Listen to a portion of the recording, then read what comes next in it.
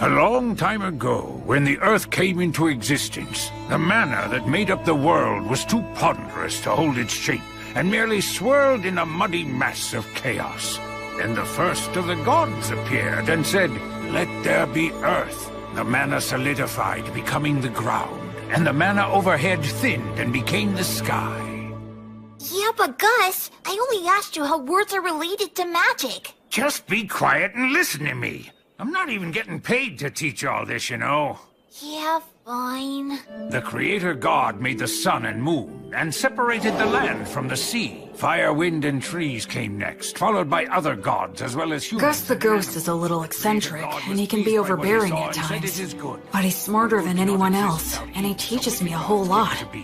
All the words and symbols that the Creator God used, what we now call writing, are referred to as the words of creation.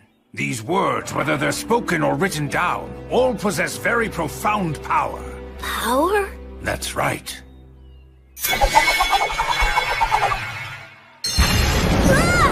If you write the word Ignis, it defines the existence of fire, and then if you speak the word Erasmus, that is, the word which means erasure, the fire will be extinguished. And that's what magic is. The power of words. Magic.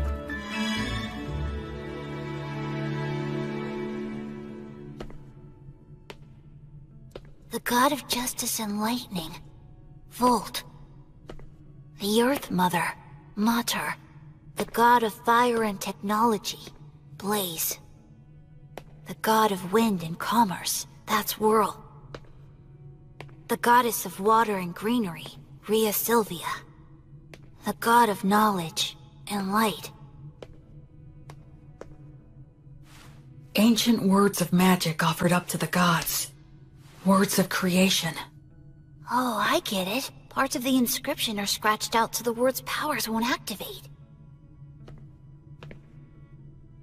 Gracefeel.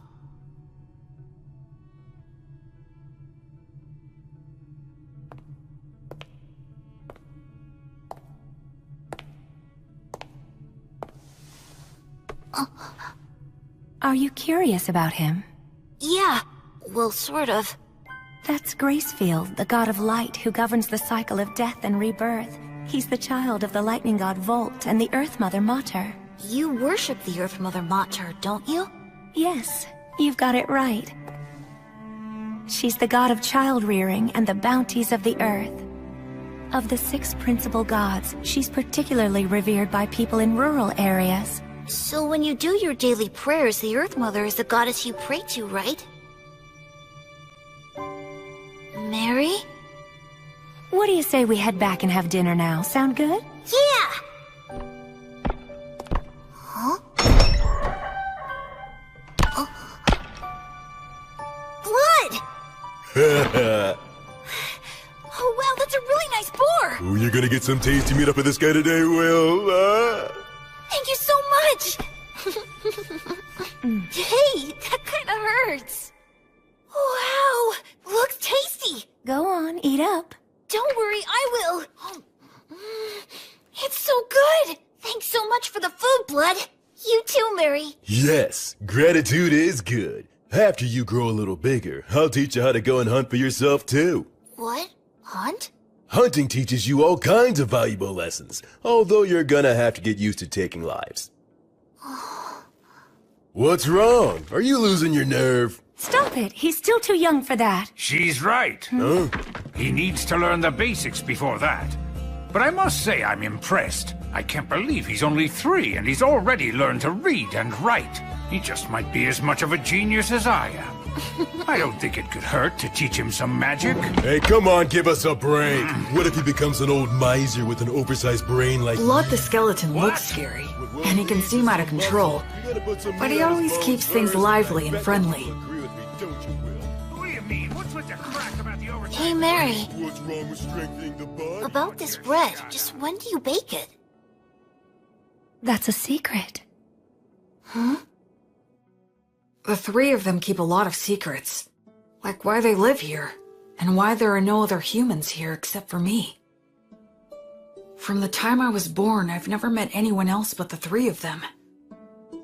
But the biggest secret is, why are they undead. There are so many things I want to ask them, but I can't. Because I'm keeping a secret from them myself. That secret is...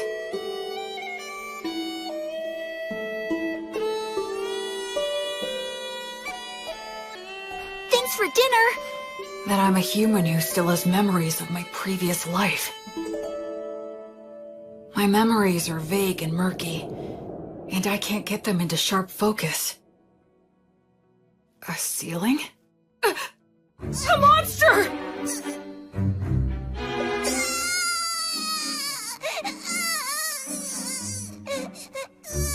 A mummy? A ghost?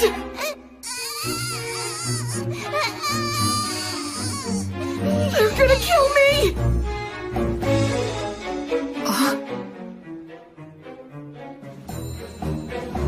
What?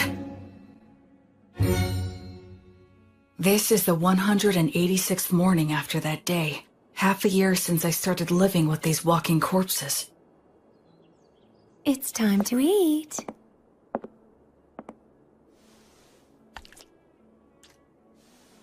What a good boy you are, Will. Oh, are you feeling full already? I can't speak it very well, but I can generally understand the language that they speak now. Shall we go take a little walk outside today?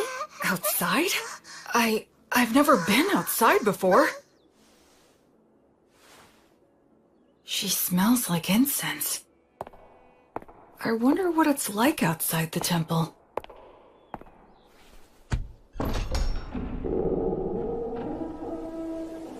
That breeze, so refreshing, and it smells of plants wet with morning dew.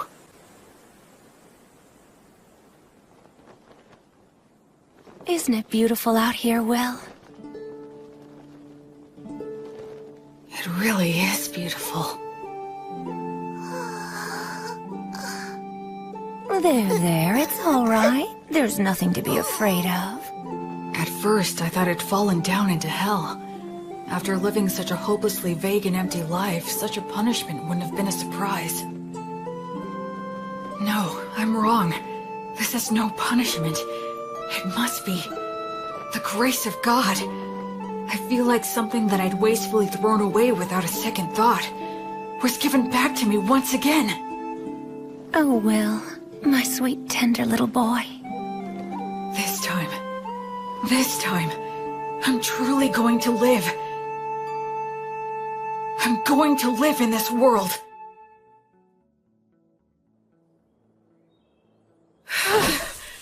I'm finally done. We gotta build your muscle and stamina first. Without the strength to back them up, your skills are useless. But couldn't you say that making up for your lack of strength is a skill? Listen, do you really think you could knock me down? Well, no. With the right skill, you might be able to knock me over, but there will be times when that skill won't work for you. But you can't separate your muscles from your body. The brute force that muscles give you can solve most of your problems in life. Learning skills comes after that. Understand? It seems like muscles are kind of masochistic, huh?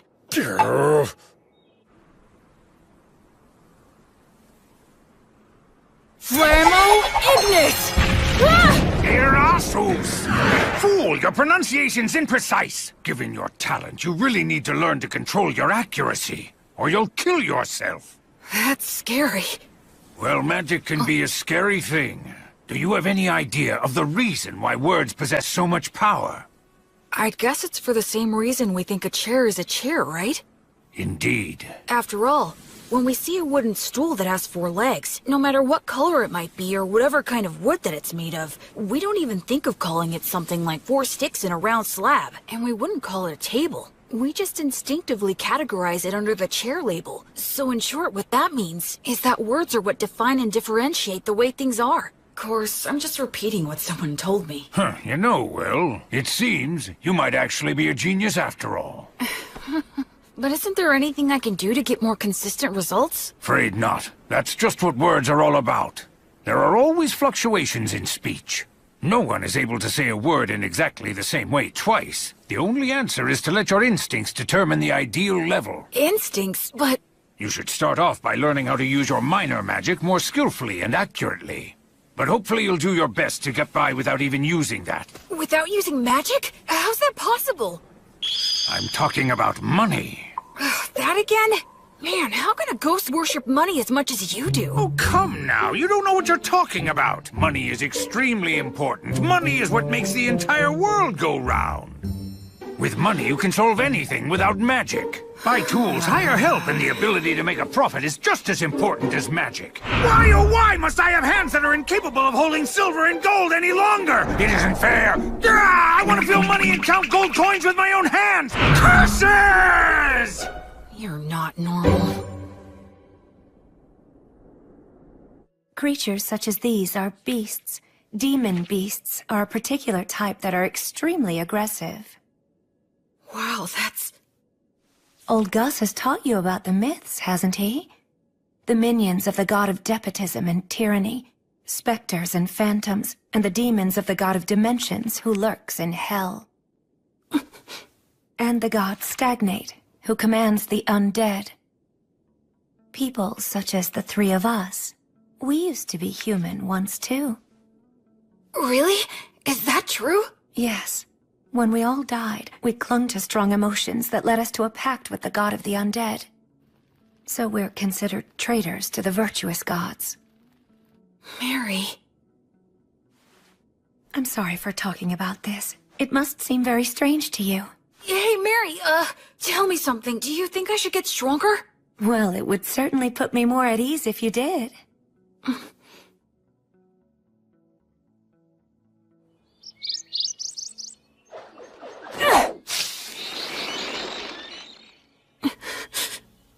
Don't make it suffer. Just snap its neck quickly.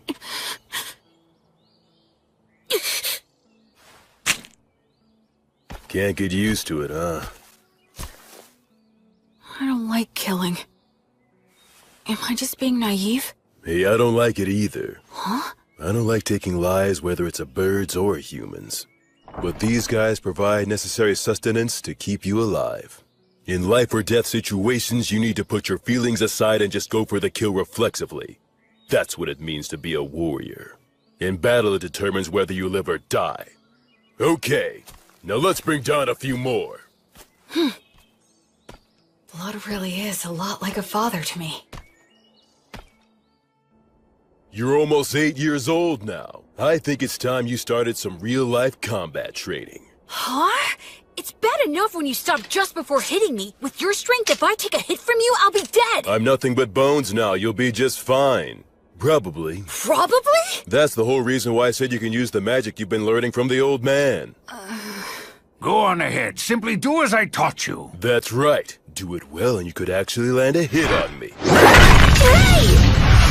Don't cry that I'm playing dirty. The battle has begun! Acceleratio! Polare! Oleum! Cadere Uranium! Not too shabby!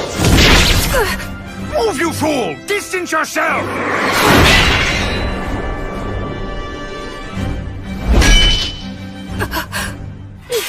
Come on! I told you never to close your eyes during a fight, didn't I? I'd like to say that you've got a long way to go, but frankly, you surprised me. I thought you'd just randomly unload a bunch of crazy magic on me.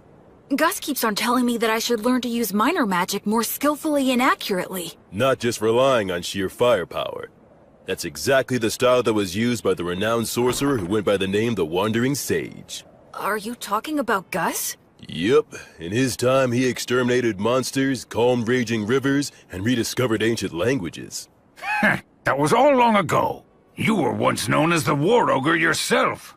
And Mary was known as the Daughter of Mater. At one time, the three of us. Yeah? Never mind. That subject runs a little too deep for right now. You were just a baby not so long ago. Look, just keep on learning and become even stronger. Oh, Blood. On the day when you brought a human child back here, my first thought was that you shouldn't have even bothered. But it occurred to me that if I educated him, he might be of use. Hey, old man! Nothing that I said was incorrect. I now recognize his true talent and am teaching him to use it, aren't I? That's not really the point. I know know that's just how you are. And frankly, I wouldn't expect you to change your ways now. I even think it suits you. But what you said wasn't necessary. Can't you imagine how it feels to hear that? You're right, it was quite thoughtless of me to say that, and I'll be more careful in the future. So I apologize to you, Will. Oh, it's okay. It didn't bother me. I can't believe it. Gus apologizing? Gus? It was rude of me to get all aggressive like that as well. Sorry. You being impolite is nothing new to me. What? Will, you might not be fully conscious of this since things have been this way for as long as you've been truly aware, but nevertheless, you know you're not like the three of us, right? Yeah. I'm the only one who breathes and who has a warm body. Though that part of the story is true, there's a lot more to it. I'm sorry. I can't explain it to you yet. I know. Listen, please don't be too upset with old Gus, alright? He never bothers to choose his words very carefully or show consideration for others. I'm really not mad. I have a whole lot of respect for Gus. Is that so? You know, you've got a big heart, Will. Once your body has at last grown big enough to match that heart of yours, then you're able to accept things as they are. I'll explain everything. Okay. Blood was genuinely angry at Gus for my sake. I wonder, could I have gotten angry on someone else's behalf in my previous life? Huh? Thank you. Blood, Mary, Gus. All three of them aren't really alive anymore. They're undead. Will? Huh? It'll be 100 years before you can land a hit on me from behind! But right now, they're my precious family. Gus is in charge of my academic education, and Blood teaches me how to fight. But Mary is the one I learn the most from. She may just teach me the little everyday things, but they're important too. Will? Huh? Can you take care of things here? Oh, it's almost time for your prayer, isn't it? Yes. A few times a day, Mary sequesters herself inside the temple dome. I've been told that I'm not allowed to go into the dome while she's in there. Alright, it's time for your physical education. I can't even lift my arms. Mary? The bread? Why is she carrying it out of the temple? About this bread, just when do you bake it? That's a secret.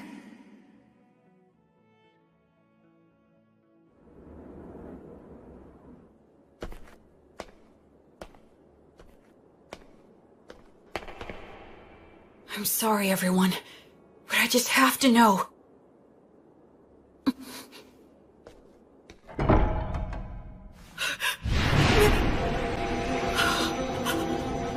No, I don't want to feel that again.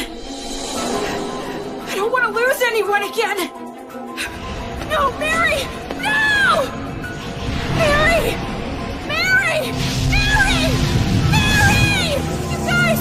Blood! Gus! Come in here quick! Help Mary! Help her!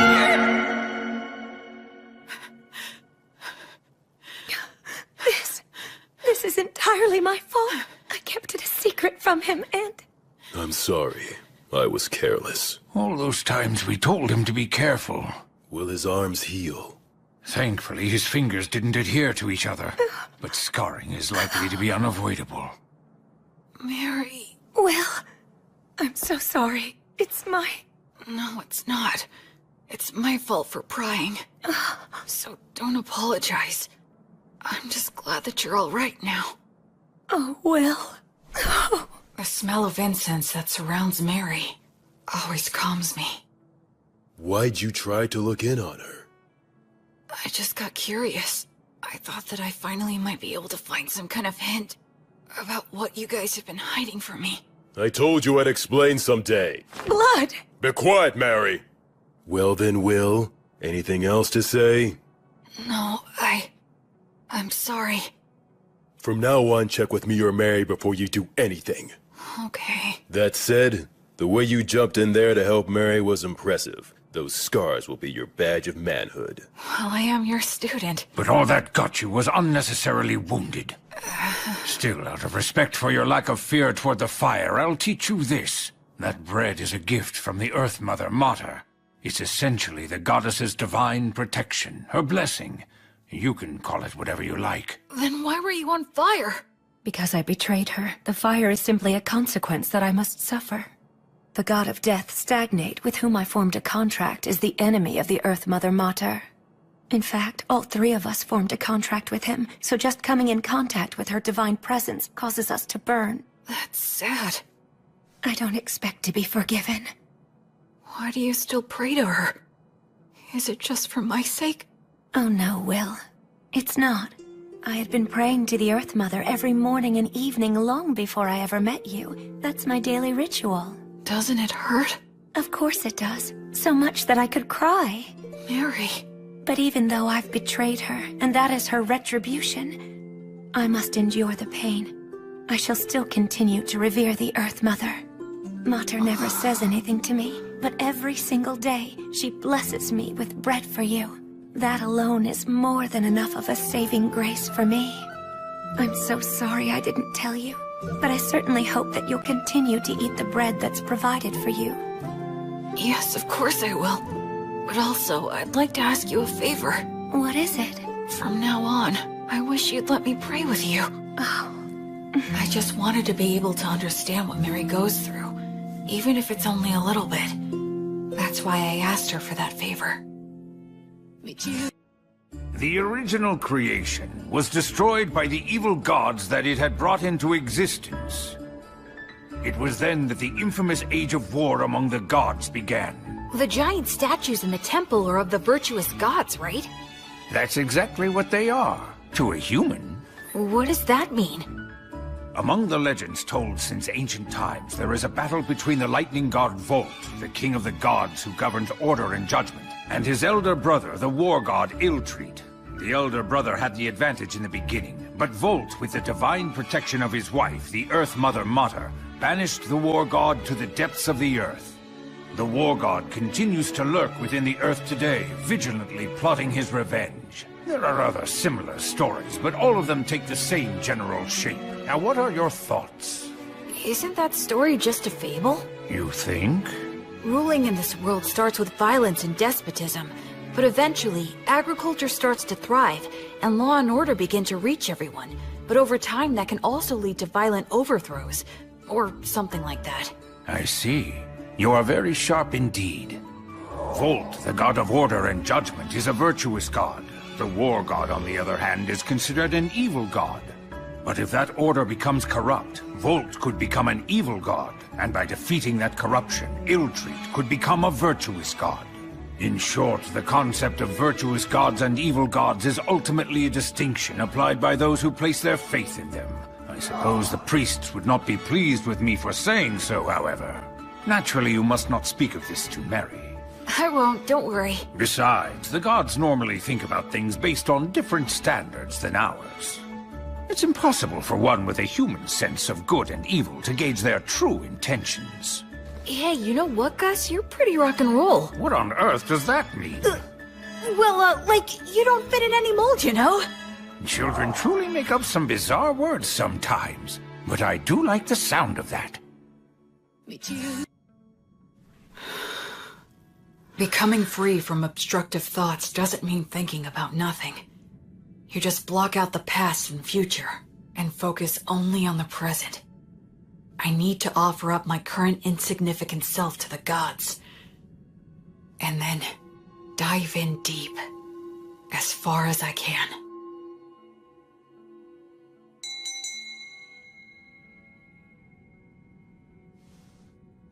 The 5-day silent prayer you've undertaken is now concluded.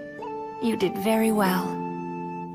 I've done nothing but pray continuously for the past 5 days. Do you feel all right physically, Will? Yeah, I'm fine. And you're only 13. How remarkable you are. Only because I've been praying with you all these years. It's been 5 years now since my arms were burned. Mary says she has the ability to heal the scars with her blessing. but I chose to keep them. Especially because Blood called them my badge of manhood. I'll prepare all of your favorite foods for dinner tonight. All right! Memorize all of this by tomorrow. Huh? Gus's lessons became more difficult. There was a lot more to keep track of. But I persisted and stuck to it for all I was worth. And then his lessons became even more intensive. It was as if he wanted me to get so fed up that I'd quit. Still, Mary and Gus were nothing when compared to... Okay now, let's move on to our main event of the day. What is that? This guy is your opponent. I got him in the woods. That's not what I meant! What's the problem? It's just a low-ranked demon corpse. Demons can become undead too? Okay, go. Wait a...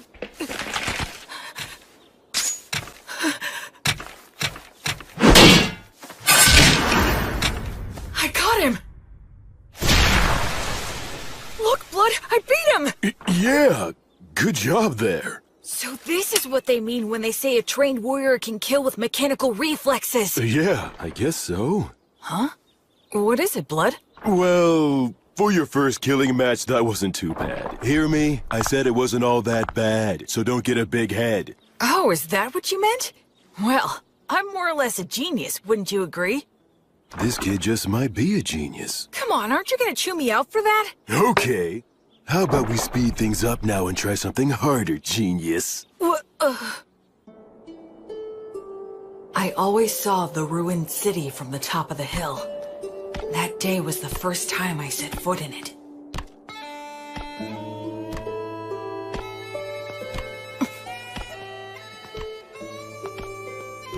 I didn't know there were passages like this underground. Yes, humans and dwarves used to inhabit this place. Their blacksmith helped me out a lot. But now it's solely a danger zone that's filled with mindless wandering undead. That's why we never allowed you to enter here before. This spot should be good. You've got your stuff with you, right? Yeah. The shield, sword, jerky, bread, and water skin. Those things will be everything to you. Okay? Now escape from here. Huh? I'll be waiting for you outside. Don't you die now. Wait a minute, Blood! He can't be serious! Lumen! Blood? The exit is this way, right? But what was it that Blood just said a minute ago? This place is... But of course...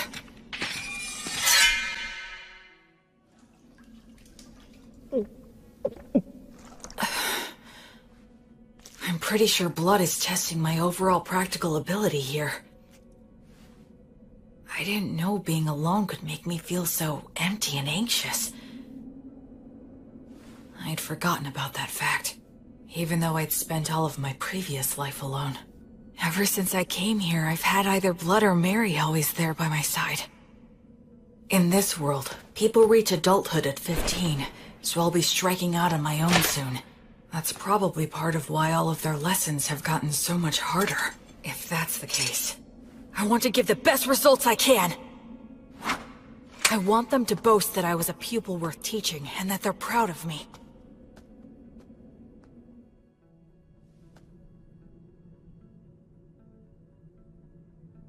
That's probably an undead Vroskus demon wandering around.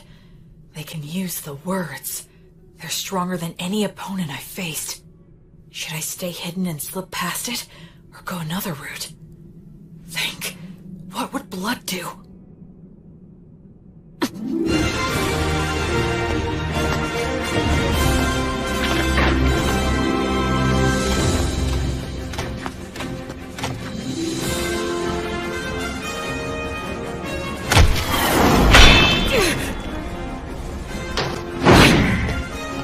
It's strong, but not as strong as Blood. There it goes!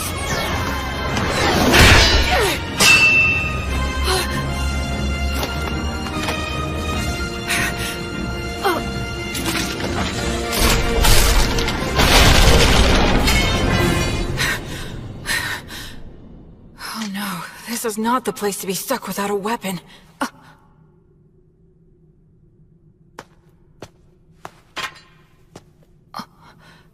This isn't a demon weapon. A dwarven magic spear, perhaps? It's better than nothing.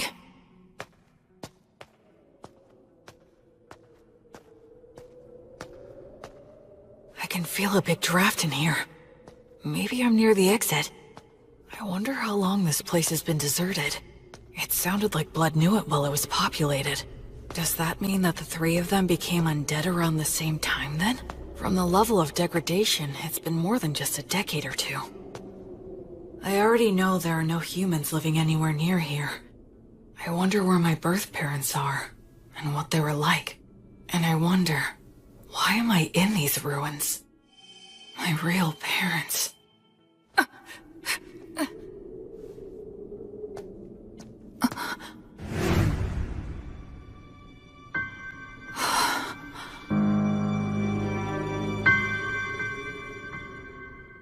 Gus? You're Gus, right? How come you're not saying anything? And also, why are you glaring at me like that? Did Blood tell you that I was here? Or maybe this is another lesson of some kind. It's a lesson, right? With conditions for... Expergiski!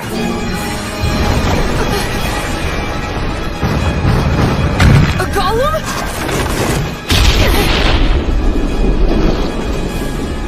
Gus! He's serious. I'm aiming for...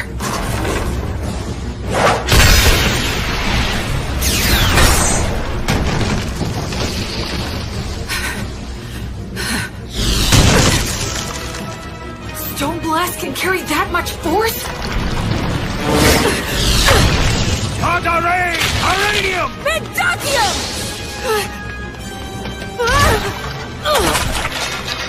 Grace magic? Since when could... His projection magic is way too quick!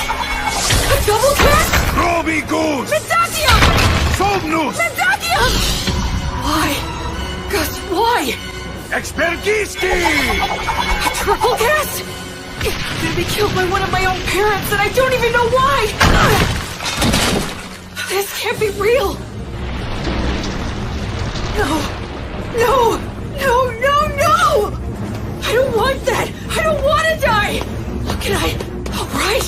This spear should work on a ghost like us! He's the one who tried to kill me first! So no one can complain if I kill him! Pierce! Pierce! Pierce him! Kill him!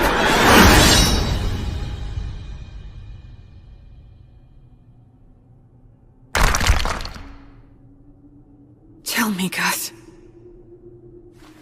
Grandpa. If you really have to kill me, there must be some reason you're being forced to do it, right? I know you wouldn't do this if you didn't have a valid reason. I know that. If Gus really was serious, he wouldn't need to play around like this. If he throws around a lot of fire magic, I'll die of oxygen deficiency and toxicity. If he makes the ceiling collapse, his ghost body won't be hurt, but I will get crushed and die. I know that, but I still don't want to do it. I don't want to fight you to the death. Because hurting you would make me feel worse than dying myself. If it's something that really is important to you, then it's fine with me. You can kill me. I'm not afraid. I'm your pupil after all.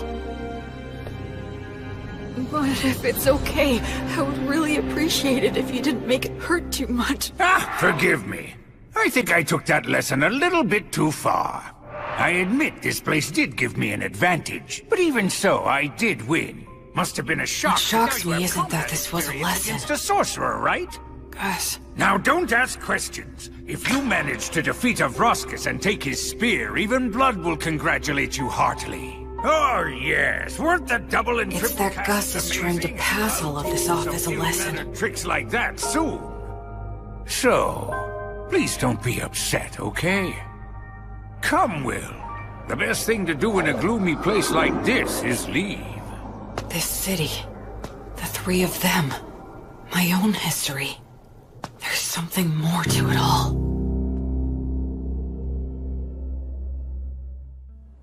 Oh my! Will found a fine spear like this beneath the ruined city? Yeah, the steel is so vivid and bright and shiny.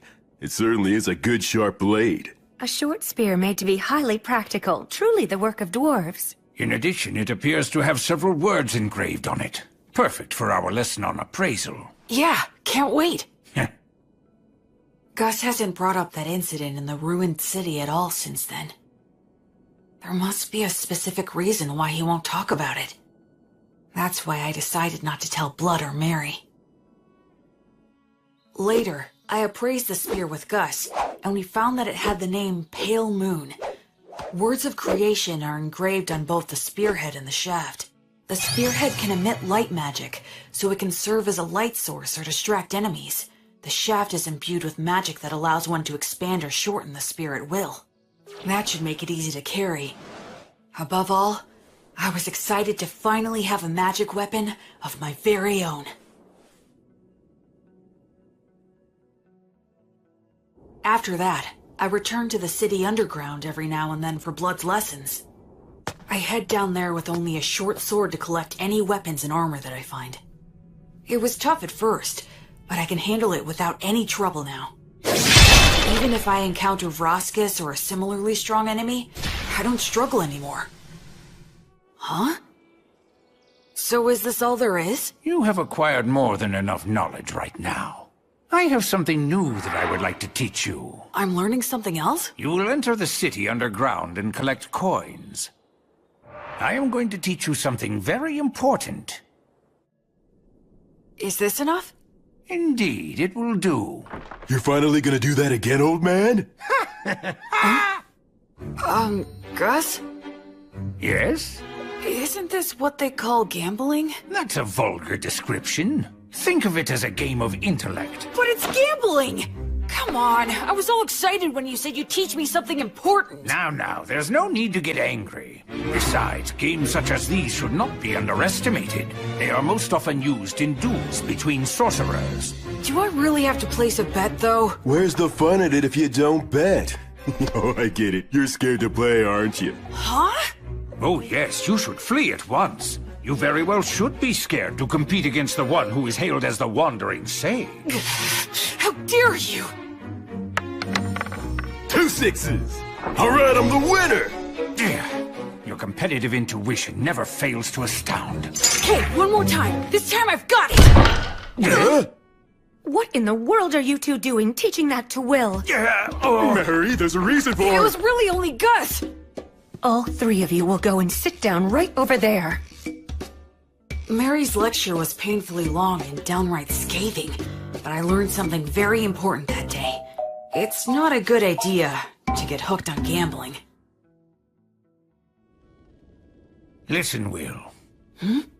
I have been observing the heavens for the past several years to pass the time, so I know when the winter solstice is. That will be the day you turn 15, and your coming-of-age ritual. I believe that shortly before your coming-of-age ritual, Blood will challenge you to a one-on-one sword fight, an earnest and passionate duel. I get that feeling as well. I know it won't be easy, but I'll do my best to win. I can't make the three of you feel at ease if I don't. I'd like you to do something for me. Sure. Do you think you could find a way to lose the duel in such a manner that Blood would never notice it? Why do that? Because I need you to. No, don't make me do it! Please tell me, why are you always leaving me out of the loop? I know you, and you would never trample on somebody else's feelings without a perfectly good reason. Haven't I said time and time again that I trust you? If you just explain your reasons, then I'd be glad to throw away the duel. I'd even risk my life like last time. So why won't you tell me anything? Don't you trust me at all? Or am I just that utterly useless to you? Forgive me. I can't explain. I see. Well then, I guess I can't help you. I'll pretend I didn't hear a word of what you just said.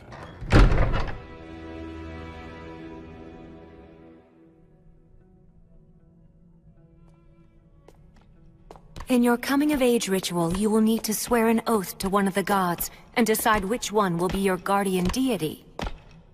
Will? Is something wrong? No, nothing.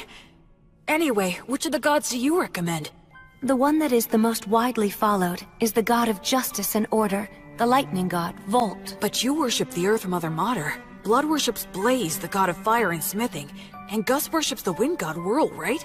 That's right, and what you swear to them is very important. I swore to Blaze that I would train every day and try to grow stronger. I swore to Mater that I would live in such a way that would honor and preserve her will. How about Gus?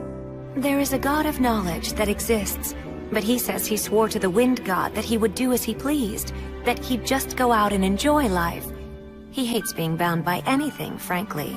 I wonder if he really is enjoying his life. Sometimes being very smart can also make you rather transparent. I'd say that goes for both you and Gus. When you swear an oath to a god, that earns you some divine protection, correct? Yeah, the stronger your vow, the easier it is to earn it.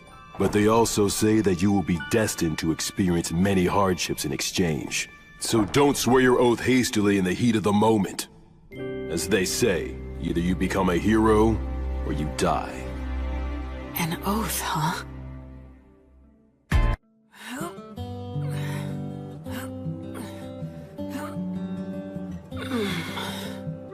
Okay, that's enough. You've gotten a lot stronger. So what are we gonna do today? Can we spar? Nope. Today is all about this. What is it? Here you go. Take a sniff. Why do you have this? I thought we could drink it together. I made it myself by mixing honey in with some forest grape juice. That honey wasn't exactly easy to get, you know? Is there something wrong? Nah, just come winter solstice, you'll be an adult. And a man's gotta get used to this stuff. But won't Mary be mad about this? Not if we keep it a secret. In fact, it'll only be between us men. Okay, let's drink. All right, here you go. Cheers! Whoa, nice! That's delicious! Even better, I get to drink it with you. Yeah, it's good.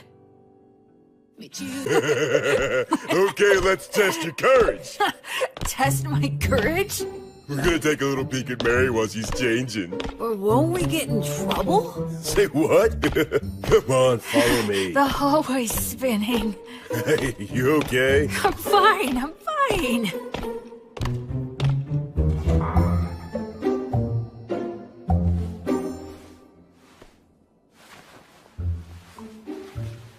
I can erase my presence easily. This'll be a piece of cake. Wait, you idiot! Who goes there? Oh, crap! Blood! What's the meaning of... Oh, you really stink. My goodness, what did you make Will drink? Oh, well, it was just... we were just gonna have a little peek while you changed. What? What do you think you're doing, you idiot?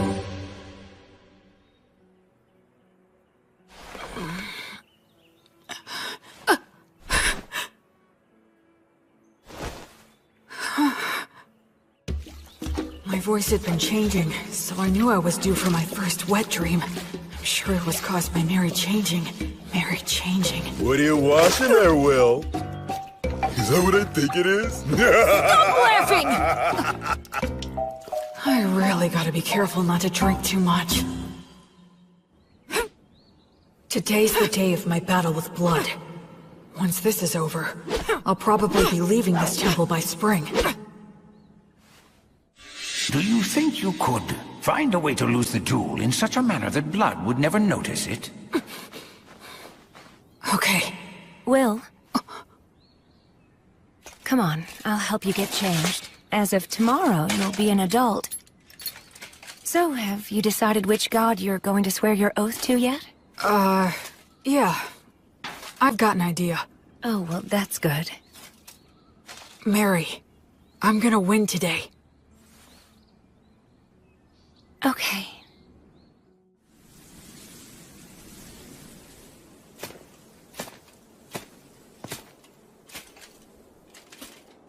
Where's Gus? Hiya, Will. Ready to do this? I'm ready anytime. Let's go! Okay, good. Let's review things one more time. No magic or trying for instant kills, otherwise anything goes. If something happens, Mary will fix it with her blessing. The first one who admits defeat or is unable to fight loses. Now try your best. Not to die!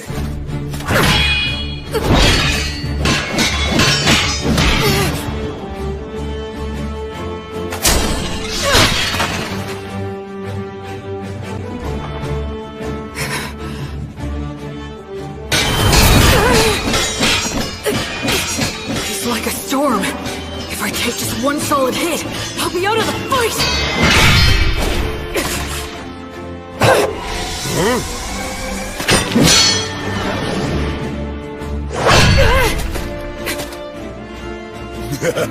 Thought you could get in close, didn't you? Oh man, this is infuriating!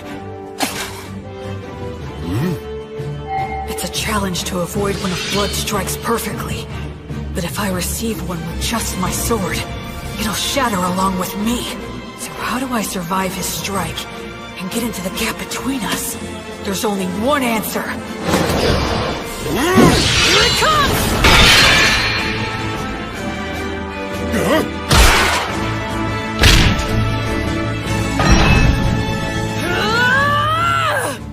Will.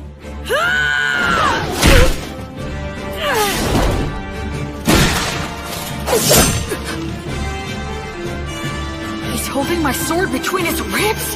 That was actually pretty good. I concede. Yep. And having no muscles really is a disadvantage. Blood, stop it! Ugh. Don't you dare give me that. You promised that you wouldn't use that trick again.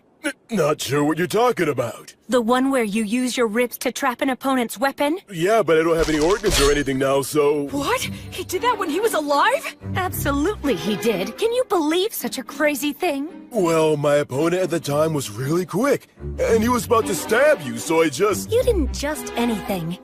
I can't believe he survived. If it hadn't been for my blessing, he wouldn't have stood a chance. Look, I only did it because I trusted that your prayer would work. I was genuinely concerned about you. I thought you had died right then and there. Didn't I ask you never to do that again? Even I know what this is. Please don't do it This again. is one of those things a dog wouldn't butt in on.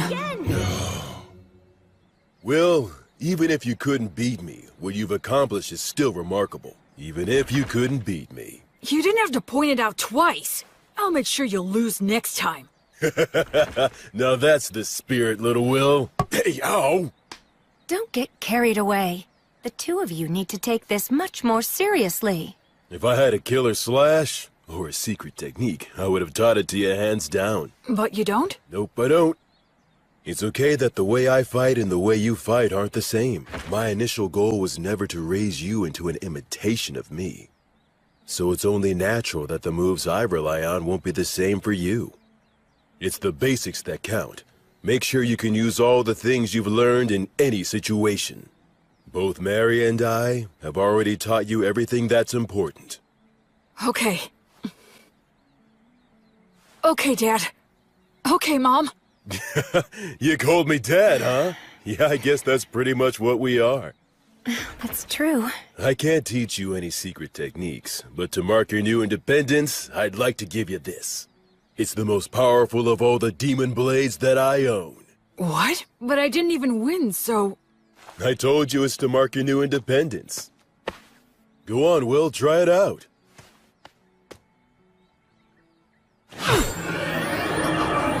It's called Overeater, and it ranks at the very highest level of demon blades. It can even cut down one of the god's echoes, so long as it can reach them. The words engraved on it are too hard to understand, but I can sum up its effects. If a living being is cut with this blade, its wielder can recover life force with each cut. Huh? Recover their life force? Uh-huh. As in, you can swing it around without even thinking about it and still be the last man who's standing. You're a smart kid, so I'm sure you understand this. But don't overuse it. It makes its wielder feel a whole lot stronger than they actually are, but it's not the type of demon blade that benefits one's spirit. The more you use it, the more you need it until you are so weak there's nothing left. And the life and death cycle starts again. That's part of what makes it a demon blade. Anyway, I've said a lot, but I'm sure you'll be fine. Both seem to have faith that I can maintain the ability to use this sword properly. But am I really someone who is worthy of their faith? Well, if I'm gonna give you a demon blade, I guess I gotta tell you about its history, too. And of course, I'll tell you what you've wanted to know all along. What? He's talking about what I've wondered all these years. You are a grown-up now, after all. I promised I'd tell you once you grew up. Your mind and body have become plenty big enough by now. Listen up. It's the tale of the king among demon kings who tried to conquer this continent. He's the one known as the High King of the Eternals. It's also the tale of the defeat and death of many heroes, including our own. It's the tale that explains the reason that you grew up here. The undying blade fiend, the king among kings, the purest evil, the inexhaustible darkness, the rider of war storms, all names for the High King of the Eternals. Approximately 200 years ago, all of the demon kings led a great uprising. An army of countless demons invaded our precious continent of Southmark. All the continents were crawling with demon kings, generals. They were the kinds of demons you really don't want to see showing up anywhere. Demons were here? And these swarms of demons offered up massive amounts of flesh and blood during a number of great rituals to their deity, the God of Dimensions. In response, the minions of the God of Tyranny ill-treat, and those of the God of the Undead stagnate, also became active all over the world. The virtuous gods expended a great deal of strength in a series of battles, intense enough to change the entire map. I know that you learned geography from Gus, but don't think it's the same now as it was then. Because of that, even we don't know much about how the other continents were back then. But what we know for certain is that the High King went on a rampage in Southmark. The High King sure has a lot of scary nicknames. Frankly, they don't even come close to the truth. His abilities were absolutely insane. He could turn any blood he shed into soldiers, and any flesh cut from his body into commanders, in unlimited amounts. In other words, he made demons from his own flesh and blood. That's some serious hacks. What does that mean? It means he's a cheater. Blades are the only thing that could harm him. Using arrows and magic wouldn't even leave a mark. His weapon of choice was Overeater. He was a madman who'd roar with laughter, creating armies by cutting down enemies and getting cut himself. Eventually, he came to be called the High King, meaning the king of all kings. This city was once a vital hub for lake transportation, but it only held out for a matter of days before it fell. The High King made his home in the city and mass-produced demons, who took advantage of the water routes to attack all the surrounding settlements. Nobody could kill the High King. The destruction of the continent of Southmark was assured, and just when everyone had begun to believe that, Gus came. Augustus, the wandering sage, suggested that now was the time to strike down the High King. Why would Gus say that now was the time? Was it even possible to kill the High King? An army of demons, a demon blade, the city underground, Blood's combat techniques, Mary's blessing, Gus's tactics. Gus was... I get it. You understand? Really? You do? Yeah, I think so.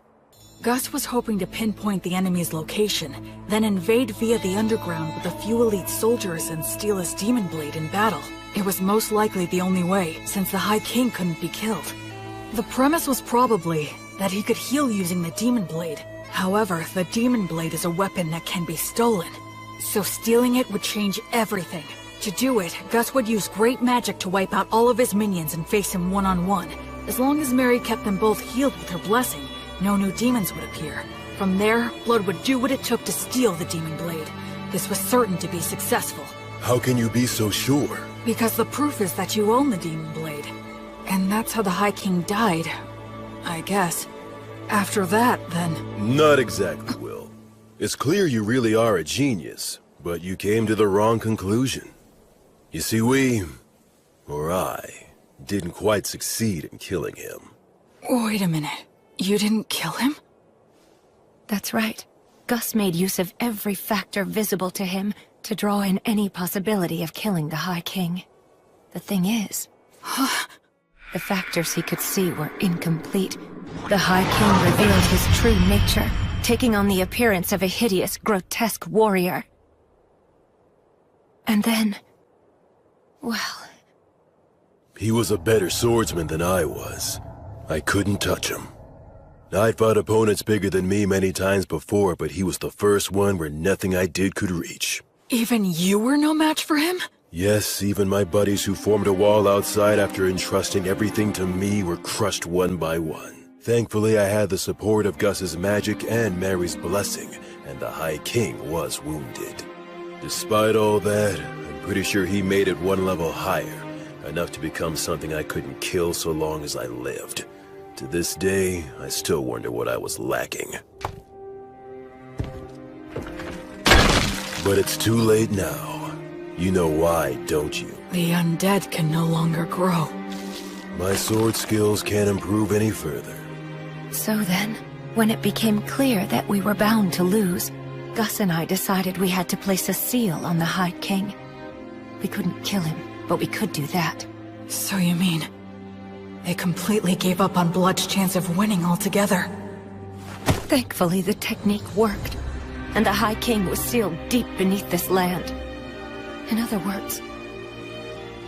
unfortunately, in the very end, we couldn't fully believe in Blood. And then... Mary? And then... an echo of Stagnate descended down on us. What? But an echo is a body double of a god, isn't it? So then why would... The evil gods act individually, each following their own principles. They'll cooperate if it's in all parties' best interests, but the opposite is also true. I guess that Stagnate wasn't too happy with any of it. The High King was a monster that could slay a god's echo using Overeater. He thought it would be better for him if the High King was sealed, so that's the reason he offered us a deal. You three are exceptionally gifted, so become undead and fight on my side, he said. But that is... If we agreed, he would get rid of the demons in this city, and after that, we could just watch over the seal as we pleased in our immortal bodies. Stagnate couldn't bear to watch the tragedies of life and death, so he hoped to create an eternally stagnant world with no more tragedies by turning as many exceptional souls as he possibly could into the undead. And we had caught Stagnate's eye. Isn't it more accurate to say he set his eyes on us? He told us to choose, but there was no choice for us to make. We willingly accepted his hand. Since my flesh was all cut up, I became a skeleton. Mary was burned by Martyr's flame, so she became a mummy. And perhaps because he had no attachment to his aged body, Gus became a ghost. Mary did tell me once. Because I betrayed her, the fire is simply a consequence that I must suffer. The god of the undead then cleared out the entire city. His power turned the lower-ranking demons undead. It's something that should not even be possible. And the undead demons still roam the city to this very day. And so that's how we became the guardians of the High King's seal, as the highest-ranking undead. In the years since then, we've buried our former allies, and Gus set up a security net that uses magic, allowing us to continue protecting our treasured city. There was nothing left for us to do. You can see that we are bound to the city by our contract. We can't even learn what goes on outside. The three of us began talking about the possibility that humanity had already died out. And then you came along. Or speaking more accurately, it was the demons who brought you here. Oh. So then, I was meant to be a sacrifice to break the High King's seal. No wonder you couldn't tell me before. You couldn't bring yourselves to do it. Yes, as crude as he is, even Blood was careful about that. I can't believe you just called me crude. After the demons were defeated, we argued with Gus a little bit over what we should do with you. Argued? Gus made it known he was against it, but Blood and I decided to go ahead and raise you anyway. That's why Gus said that. On the day when you brought a human child back here, my first thought was that you shouldn't have even bothered. The fact that the demons were able to bring you here means that there must be a place outside that's inhabited by humans relatively close by. I'm sure you're imagining that the situation outside looks pretty grim right now, but if that's the case, you simply need to build the strength to bust through it, just like you already have been doing. So that's the story of why I'm here right now, huh? I'm about to head into a nation of people who survived the Great Uprising. I'll take with me the strength that the three of them gave me. One day, I'll come back to this city. I'll bring my family and friends and introduce them. I could even rebuild this city. I know that one day... Will, be happy, and don't forget to pray so you can do good. Huh? You are the best people I could have asked for. Even in today's test in terms of substance, you bested me. You clever, precocious son of mine.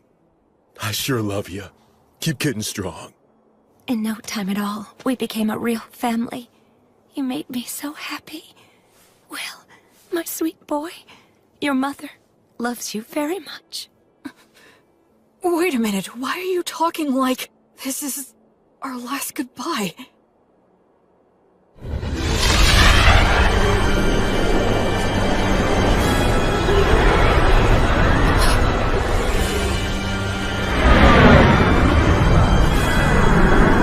Have you said your farewells, heroes? Yeah. We have. Go ahead. We're ready. At last you have lost your attachment. In accordance with our contract, place your souls in my hands right now. I can't do anything. I can't move. Why? Please, please move. Wastare!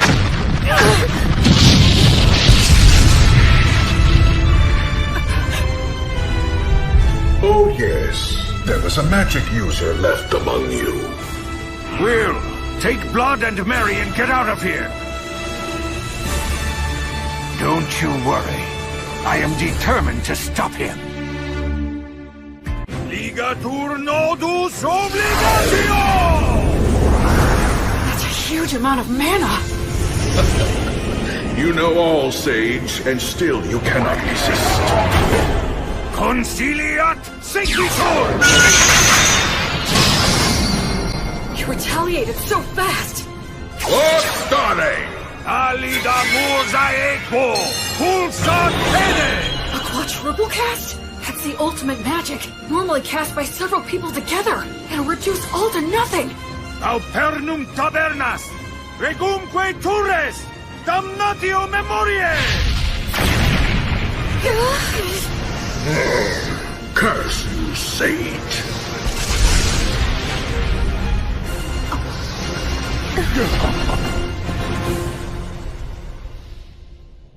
Quaerere, ambulare alle vita, noli fugito! He didn't get a hold of your souls, did he? Nah. It seems not. That must have been terrifying for you.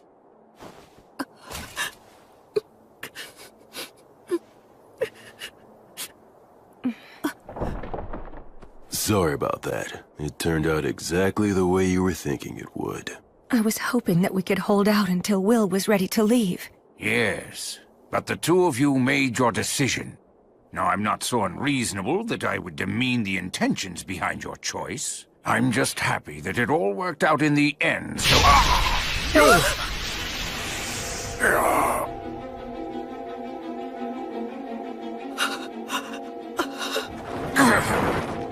Old man!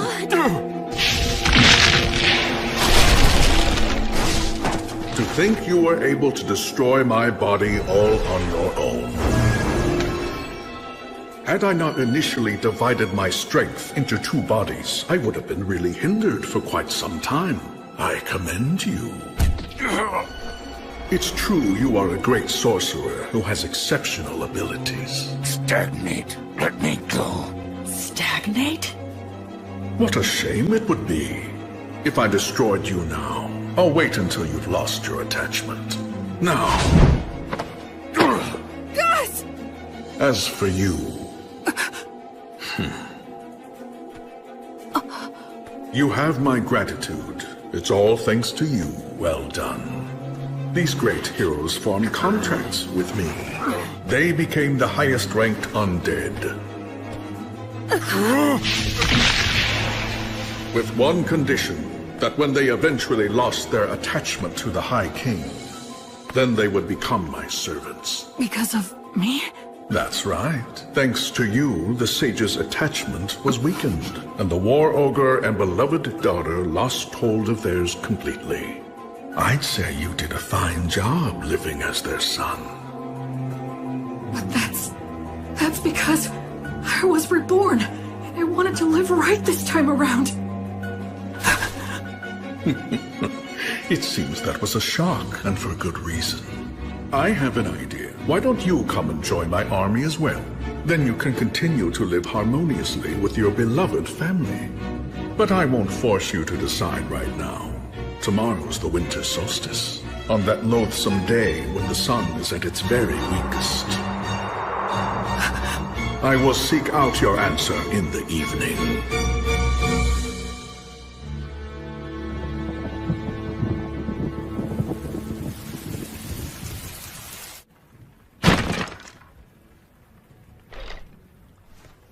It was me. I took Blood and Mary's attachment away from them. When Gus was against raising me as a baby, when he taught me excessive amounts of knowledge, when he tried to kill me, when he asked me to lose on purpose, it was all to stop the two of them from losing their attachment to the High King. Still, when Gus tried to kill me, I think he was conflicted. But I was living without a care, totally oblivious. I just sat comfortably on Gus's mental anguish and Blood and Mary's self-sacrifice. I was so excited to be living my life right this time. All I did for my parents was cause trouble. I didn't do anything in return for them, right up until they died. Why would it be different this time? They're gonna die because of me again. I've only caused trouble, and I've done nothing in return. Someone who dies in vain isn't going to be reborn any better. I'm sorry.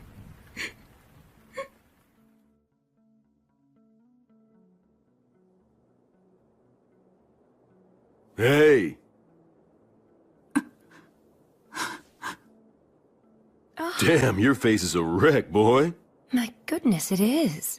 Get up, Will. You shouldn't sleep on the floor in the middle of winter. I'm so sorry. Don't be, Will. We all end up paying off our debt for the dumb stuff we did a long time ago. Though it was old Gus who knocked the debt collector into orbit, blowing up his contract and failing miserably. A contract that's forced on someone by extorting their weakness is no contract at all. He deserved to be knocked into orbit. I've got to admit that it was rather exhilarating to see Stagnate's pale face slowly being erased. Well, you took one of them down. Perhaps the strength of all three of us could take the other one down. Now that's the spirit. By all means, that sounds like a great plan. They're faking it. Well, would you look at that? It seems that you're all grown up now, Will. Get out of here already. You'll just have to be content with the idea that your farewell gift is everything that we've taught you so far. I'm sure you'll be just fine, Will. Absolutely. Those are my thoughts as well. You're wrong. You're all wrong. I'm not who the three of you think I am. Talk to us, Will. I have these memories of a past life. I was a totally worthless person. So when I was reborn, I thought that this time I could live my life right. But I made you three suffer without ever knowing it. Even in my past life when my parents died, I have no idea how I felt. Because I can't remember. I can't remember anything! After all the trouble I caused for them, I don't even know if I cried! I'm worthless. Trash. Once again, I can't do anything. I can't give you anything in return! I'm nothing but useless garbage! Will, you must grit your teeth.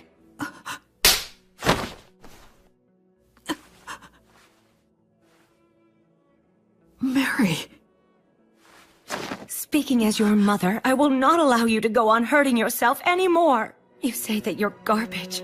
You've always been very serious and one of the most earnest people I know. So what about your past life? For goodness sake, why are you so shaken up? Just because Stagnate upset you a little? You're feeling all of this anguish because the memories of your past life are murky and vague?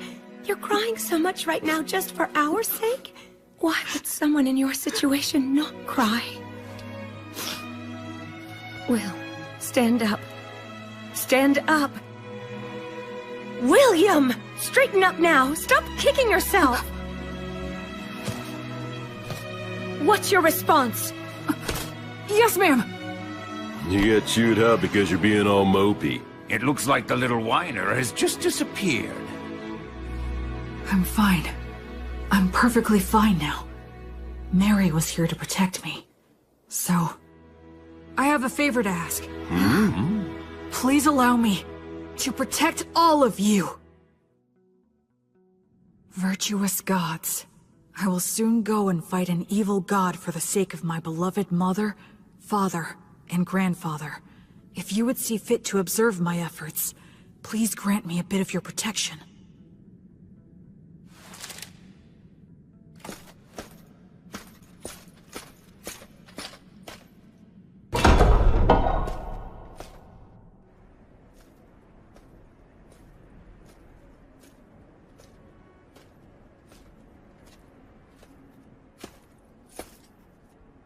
So, have you made up your mind? Yes, I have, Stagnate.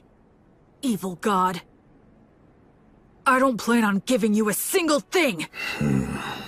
But surely a god such as yourself would never dream of running away from a human child, isn't that right? You have thought this through quite well.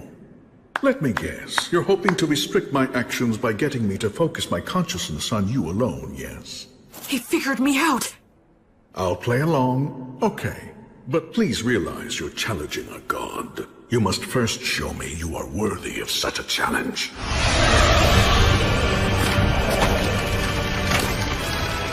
Can this be?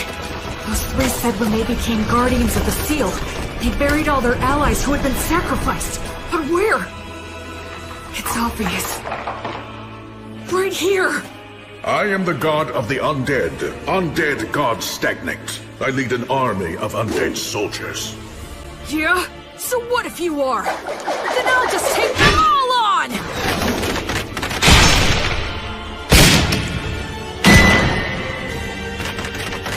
Counter-ray! Uranium!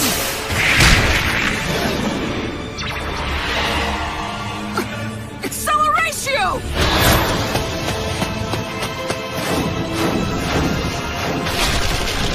Oh, he is somehow pulling this off against 100 heroes.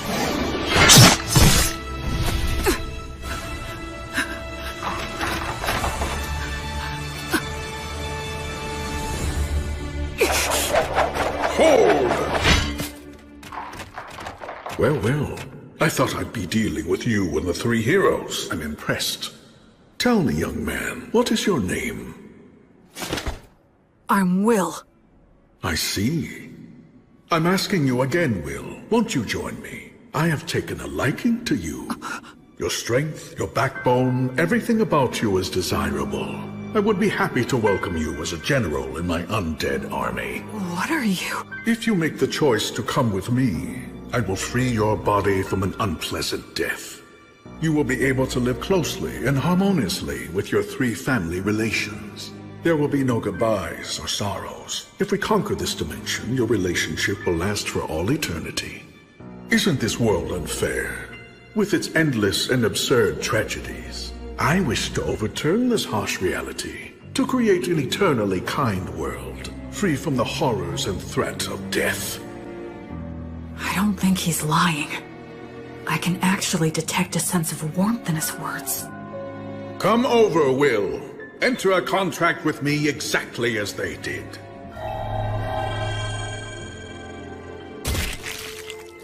Now, drink my blood.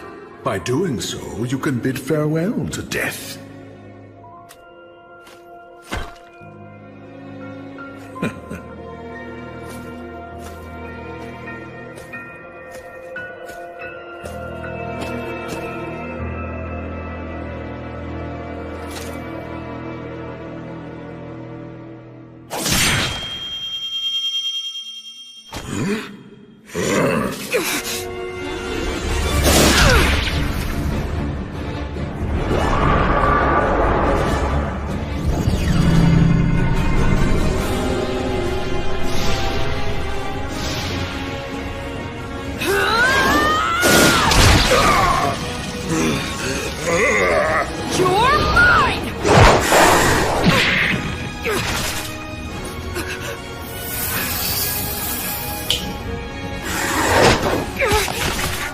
First the sage and now you.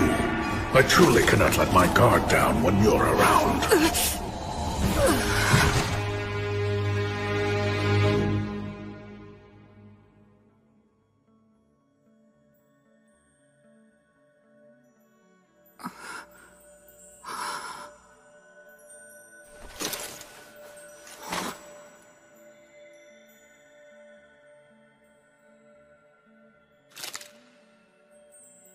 Did I die or something?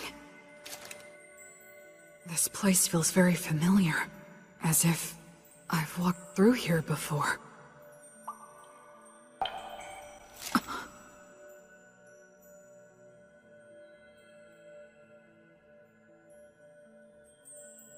It has been a long time, Goddess of Light. I'm starting to remember. Yes. I've walked under the starry sky before. She was silent then, too. But I remember her footsteps being filled with care and compassion. I thought it was a star, but it's not. It's a planet. What are those lights? Traversing souls. They cross worlds to prevent the stagnation of all things. How could I have forgotten this beautiful sight? A question.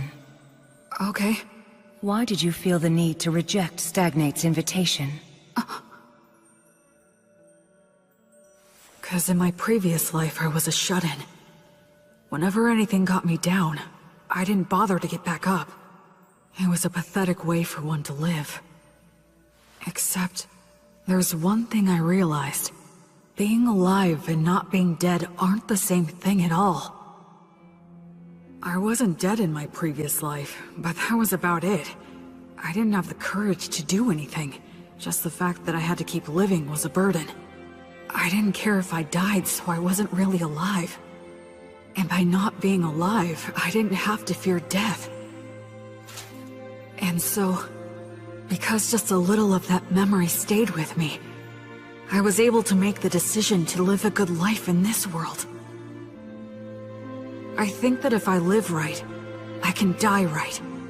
Denying death like Stagnate promised and trying to live forever would be the same as being in that room again. No matter how else he tries to sweeten it, I would still refuse. I just want to live and die with those three. They're my family. I mean, who wouldn't want to protect their family? That's all. Thanks for listening.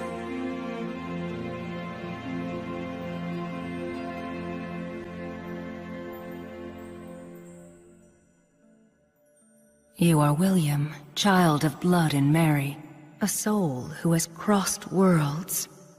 Yes. You now fully understand the gravity of life? Yes. And you are still prepared to accept death? Yes. You fully understand the despair of death, right? Yes. And you still love all of the lives that will one day burn out? Yes. I finally realized the meaning of it all. Thanks to your grace.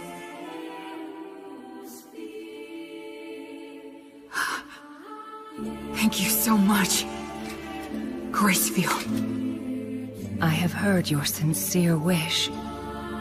William, so long as you do not forget your resolve, you've got what it takes. Wake now. Make your oath, and we shall walk together until your life ends, and I come to guide you once again. I shall be your guardian deity.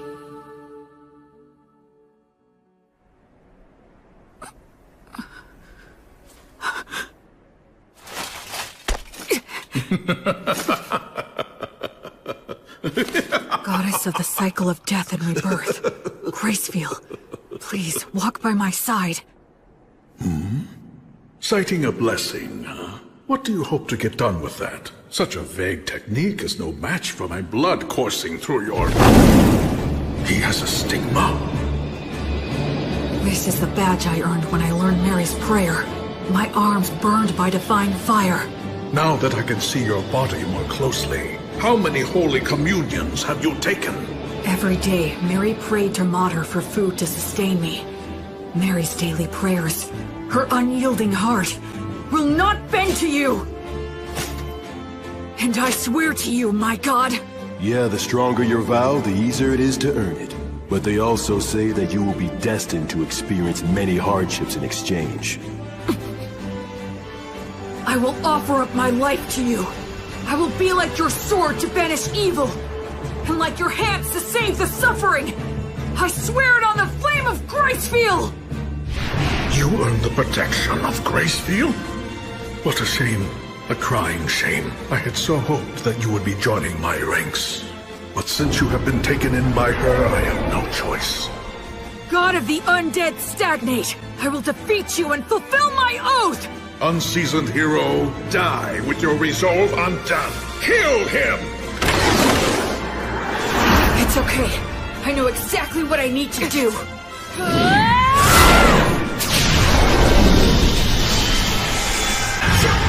Divine Torch? Gracefield's divine protection grants peace and guidance to the souls of the dead. How dare a fledgling priest put on such airs? Acceleratio! War started!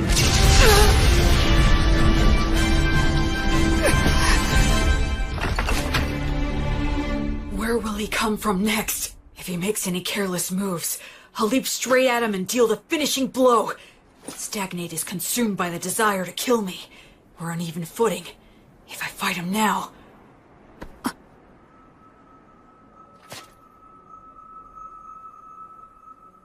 Was that some kind of warning? What about?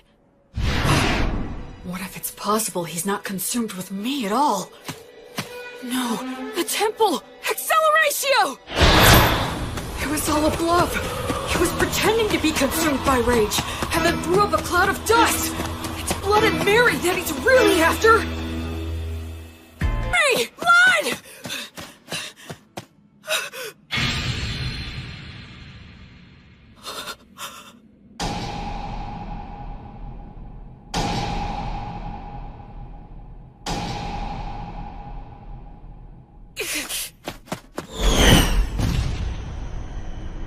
It's no use. I won't get to him in time.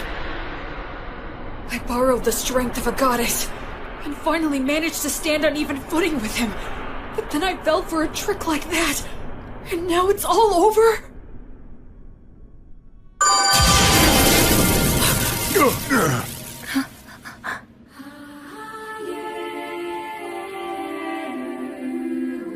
I don't remember seeing her before, but I guess...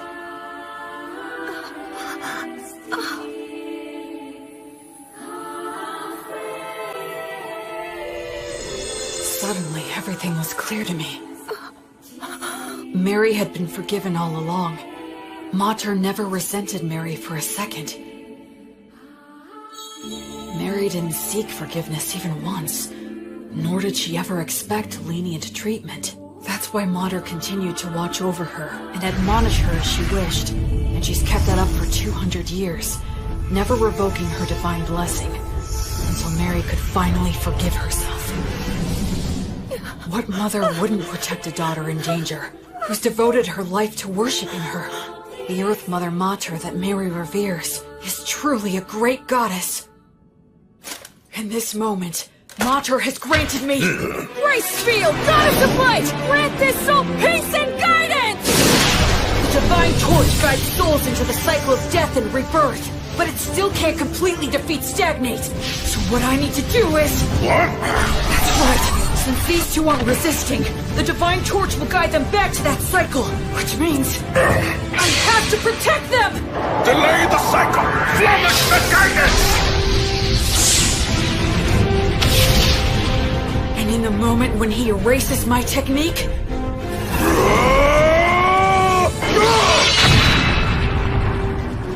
Acceleratio!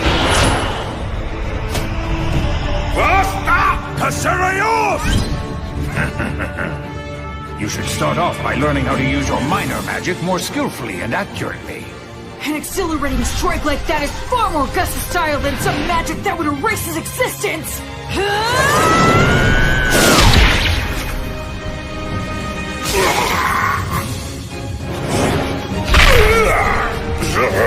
Curse you! Curse you! Will, child of blood and Mary, disciple of Gracefield! I will remember that name. Until you surrender to me, your knights will bring you no rest or repose! That's the kind of thing a third-rate villain would say. God.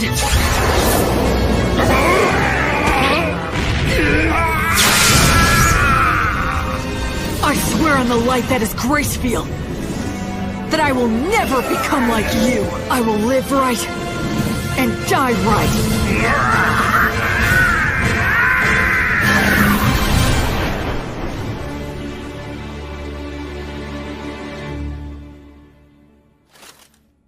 Quaerere, ambulare alivita, noli fugito, etiam sigillum.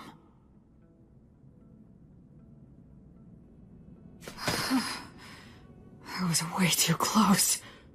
This Overeater blade that Blood gave me, then Gus mightily defeating the double of the Echo, as well as Mary's Earth Mother Mater buying me valuable time. All these things that the three of them have given me. The sword, the magic, and the prayer technique.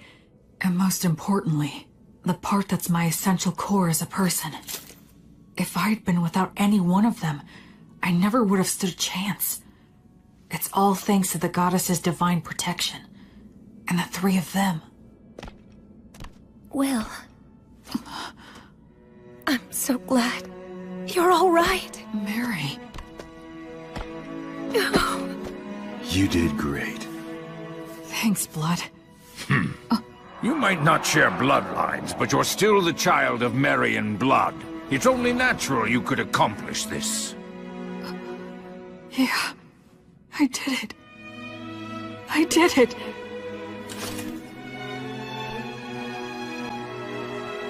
I protected them. I'm here now with the three of them. Alrighty then. Let's have a party. We can celebrate Will's victory and adulthood. Yes, you're right. Cleaning up here can wait until another day. Well then, in that case we'll have to break out the you-know-what from 200 years ago. You mean that good stuff from the dwarves? How long you been hiding that stuff, old Gus? Well, it seemed like a waste to let a child drink it. Is it good? Can I have some? Even I would drink it if I had a corporal body. You can fake it, can't you, old man? We're celebrating. Yeah, drink with us, Gus. Come on. Will. Huh? You must be careful not to drink too much. If you repeat what happened last time, I won't show mercy again. Yes, ma'am. The same for you, Blood. Of course. What on earth are you doing? Anyway, this old man'll go and get it. I guess we should go too. Yeah. Huh? Mary and Blood. I guess we can't after all, huh? It certainly seems that way, but that's how it goes.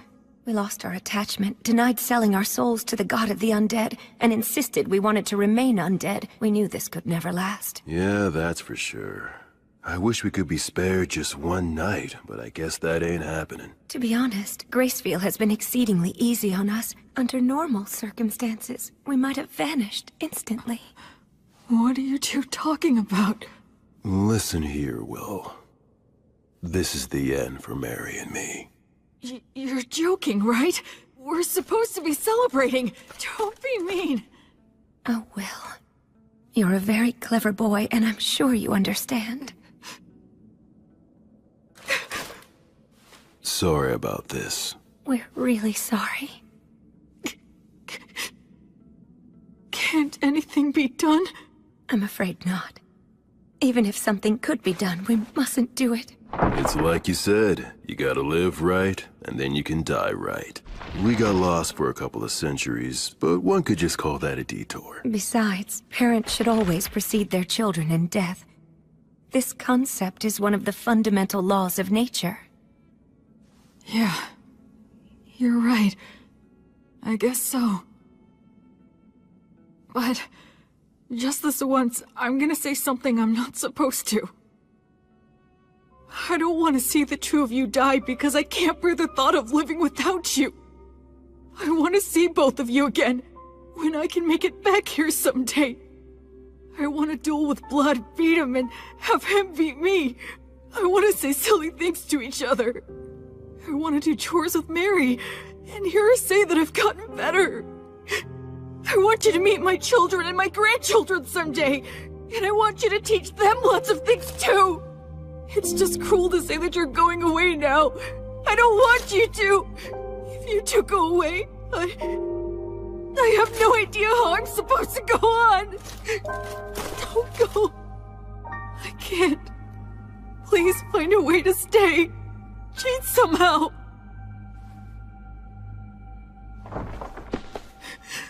Hey, there's no need to be selfish now. Blood is right, Will.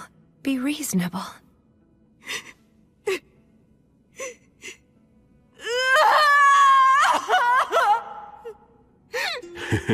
It's the first time I felt like a dad in ages. Will was always such a good boy, ever since he was a baby. Listen, Will. Even though we have to go away, humans can live just fine as long as they eat and sleep. You'll find something else to hold dear. Ultimately, you'll go on living. Once you leave here, you'll make a ton of friends. Go out and bag yourself 2 or 3 pretty girls. You'll have all kinds of fun. Blood! Don't encourage him to be disingenuous. Now, Will, you must be sincere both in love and marriage. Because you swore to the goddess of light, as well as the fact you killed a god, the path you'll walk is sure to be filled with a lot of troubles. No doubt you will experience setbacks and be a target for unjustified criticism. You may be betrayed by people you help. Your good deeds may be forgotten. You may lose all that you had gained, and you may end up with nothing but enemies. Even so, love others unconditionally. Always do good things. Do not fear loss. Forgive all sins. Build, don't destroy. Offer hope in despair. And be a source of joy for others in sad times. Most importantly, do all you can to protect the weak from any form of violence. Just like you did for us, when you challenged the undead god for our sake. Okay. Oh, dear Will, my William, you'll always be our sweet child. May the divine protection of the spirits of courage and the virtuous gods be with you forever. Listen, move forward with faith in the results you'll achieve. Once a person makes up their mind, they can do anything. You might get lost in your own thoughts sometimes, but don't get so stressed that you freeze in place. I engraved the images of them and the words they said into my heart right then and there. I will never forget them. Just like the light of the goddess, I know they will always be there to light my path. Ahem! Did I get here a bit too soon?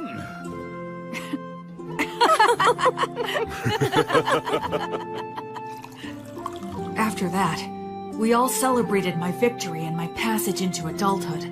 The first drink I had with all 4 of us together left a lasting impression. It had a strong burn and rich aroma.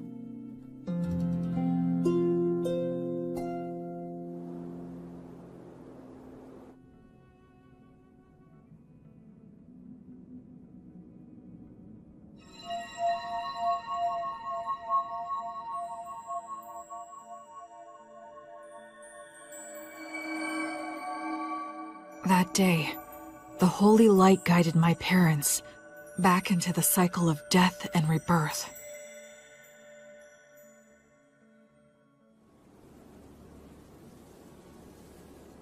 Yep. The view from right here is the very best there is.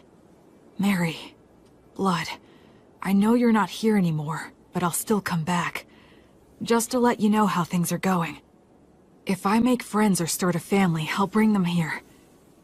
I'm determined to become an adult who can tell you with pride that your child is living really well. So for now, I'll be leaving for a while. Are you all done? Yeah. By the way, how come you didn't die as well? That was cruel! Are you aware that you just wished death upon an old man? You're evil! Aw, you're bumming me out. But actually, I was just thinking about how all of your wonderful treasures would be mine if you died. You're an evil grandchild! The evil grandchild just outed himself! Come on, I only meant that all the money you have no use for would finally have a good use. Know what I'm saying, Grandpa? Yes, fair enough. Fine, take it. Huh? What is all this? It's all my treasure. I'll lend it to you interest-free. Make it grow, you hear? But I mean... Stagnant money that never gets spent might as well be dead. I don't like stagnant money lying around, so you had better make good use of it. Gus. So I guess this is my last gift from Gus. Not that I'll be passing on, though, for a good 10 years. Huh? Well, you know, there is still the matter of guarding the High King's seal. I made a little deal last night with your goddess. She granted me permission to continue wandering this city for at least 10 more years, until the god of the undead regains his power. What? You heard me right. It seems that I've become something like Gracefield's errand boy. But then, what about Mary and Blood? As it turns out, they decided they didn't want that. They would only become more greedy and reluctant to end it. If given 10 years, they would want another 10, then another 10, and then to remain here at least until you pass on. They knew they would naturally desire this, so they consciously chose to die. Just like what you went through. You tried to appear strong when you were really crying and screaming on the inside. Granting a position for that greed to just one old man is quite enough. You really are rock and roll, Gus. What will you do with the seal in 10 years? It'll be up to you to figure that out, if you can. You're dumping that on me? It seems that the worship of Gracefield has gone out of style in the world outside. She had to use a great deal of strength recently, just intervening for us. So the future of the Goddess of Light will depend on your efforts for sure. I haven't even left and I have a ton more baggage, physical and mental. One of those hardships I'm destined to suffer. In any case, you're going to need some money. Go on and take it. Yeah, it seems like I'm gonna have a lot to do, so I'll accept it gratefully.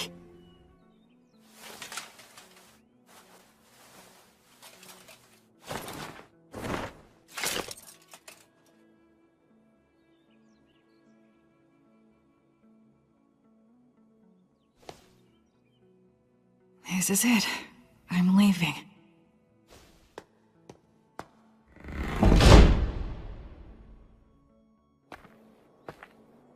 Say, Will, huh? Since you will be going into the outside world, you will need a last name to go by. William is the name those two gave you, so I thought I could be the one to give you a last name. How about it? Okay, sure thing. Then perhaps I'll hijack an old custom used by certain clans of elves and halflings. They put the name of their two parents together to form their last names. Merryblood. You are William Merryblood. William Merryblood. You will always have them with you, wherever you are. Thank you, Gus. I like that name a lot. So cool. You take care now, okay? I will. Oh, and I'll add a G for my middle name. You fool! You don't need my initial! What did you learn in those classes of yours? Well, you are Gus after all. Old Man Augustus is far too much work to spit out. What a hopeless grandson you are. Well, so long then. Goodbye, William G. Merryblood. See you again sometime! Okay, Gus? Goodbye!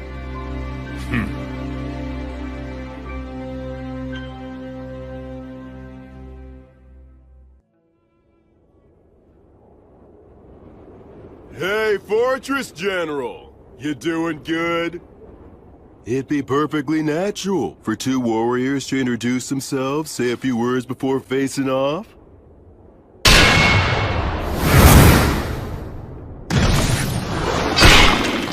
But of course you demons are always so damn rude. Being told that by the likes of you must leave that demon at a real loss. What a mean thing to say. How's it going on your end? I performed the funeral quite easily, and stopped the transformation to the undead. Looks like old Gus's group did just fine. It appears that way. In any case, we've taken down the fortress. It won't hurt anything for old Gus's group to retreat. The Fortress General fell at the hands of so few. Any more is just reckless. Don't praise me. I'll blush. I wasn't. How many days will destroying the bridge over the Grand Canyon buy us? A few at the most. We're never gonna get anywhere unless we can take out the High King. Gus seems like he has a plan in mind. Yup, probably still a one-way street, though. There won't be any way back. You are not coming. That's rather sudden. I'm a valuable asset in battle, if you don't mind me saying so myself. I know, but you're still not coming. Seeing you die would make me sick. What? Couldn't you at least add, "because I love you," to a sentence like that? It would be so gratifying for me. Like hell I'm gonna say something that irritating. You really are hopeless, you know that? What if I refuse to stay behind? I'll send you back even knocking you out. I already got old Gus's consent. I see. And I suppose it would be pointless to resist. That's right. Your skills aren't bad, but they're no match for the great and superior blood. All right then, how about this? If you leave me here, I'll kill myself on the spot. You what? Did you not hear me? I said if I can't go with you, I'll kill myself on the spot. So you will take me along, right? That is so not fair. You may be the strongest man there is around here, but no man can win against a woman's resolve. You're so damn stubborn. Man, I landed one crazy woman. We haven't even done anything, and you're already calling me your woman? Listen, Mary. If I return alive, let's find some quiet, peaceful place to get married. Okay. I would love to. I'd like to have a quiet house someday. Maybe on a hill with a view. That sounds nice. I'm sure the breeze would feel good. And we could start a vegetable garden. And if we end up having a kid, we can ask old Gus if he'd be willing to tutor them. Despite all the resistance he may put up, I believe he would agree. And if our kid turns out to be a boy, I'll teach him how to fight. Between that and old Gus's magic, he can become the strongest man, even stronger than me. What do you think? I would be terrified he'd turn out to be a strong and clever failure. Oh, that's harsh. And I suppose my role will be to teach him all of the smaller things in life. Our kid's gonna be adorable. That's right. What name should we choose? I've got one for a boy. I hope it's not some weird name. It's a perfectly good name. Remember, he'll be our kid, so he'll probably have an unbending will. And there's a name that means helmet of will. William. William. What a fine name. I really like it as well. Will, my little boy.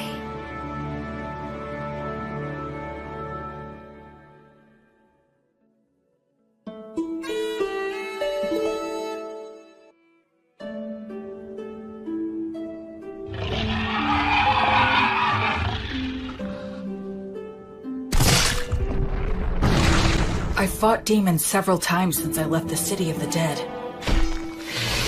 As someone trained by Blood and the others, and after fighting an undead god, everyday demon riffraff are nothing to me.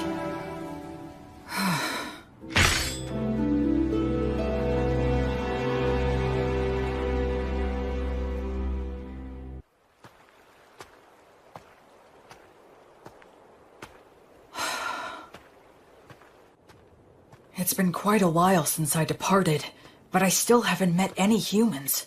All I see is the occasional wild animal and bizarre, distorted demons. It's so cold. It's been 200 years since Blood and the others were alive. Does that mean no humans have returned in 200 years? It's cold, but not cold enough for snow.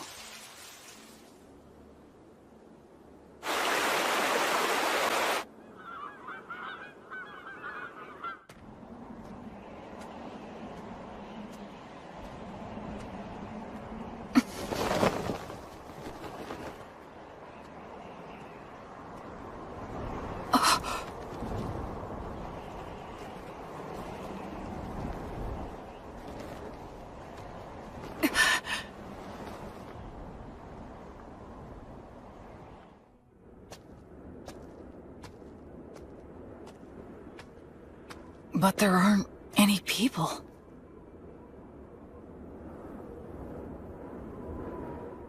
Immense magic left this?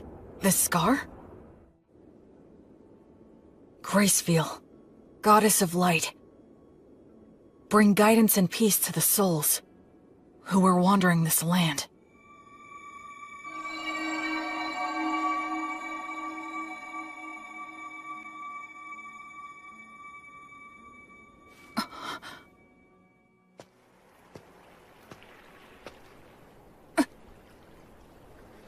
Yes, of course. It has been 200 years. The terrain's gonna change.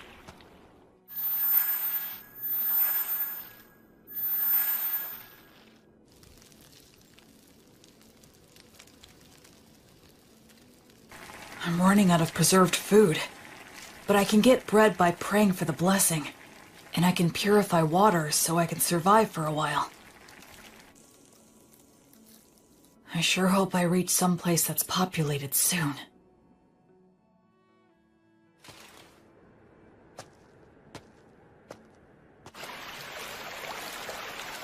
If I keep walking downriver, eventually...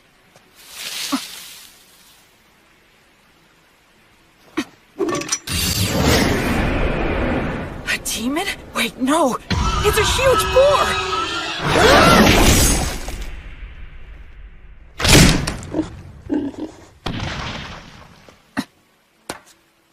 I should finish it. What's this? That's the same white fletching. Is he a hunter? Looks like I'm in a jam here. Both of our weapons are drawn and ready. It all depends on what he does. I finally met another person. I should show him I'm not a threat. Should I drop my weapon? He might attack, though.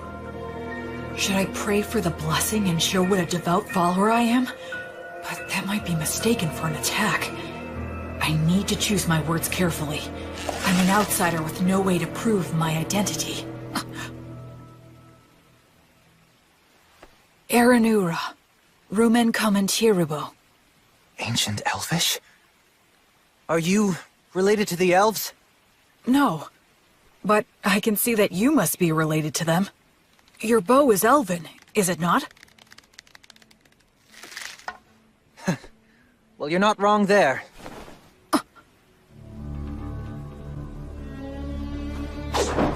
So what? The more important thing is, did you kill the boar? Oh, yes, it was me. That boar was my quarry. You took the kill from me. So... I almost said sorry out of habit from my previous life. Yes, you're right. It charged at me out of nowhere. I was forced to protect myself. Anyway, this'll take some negotiation.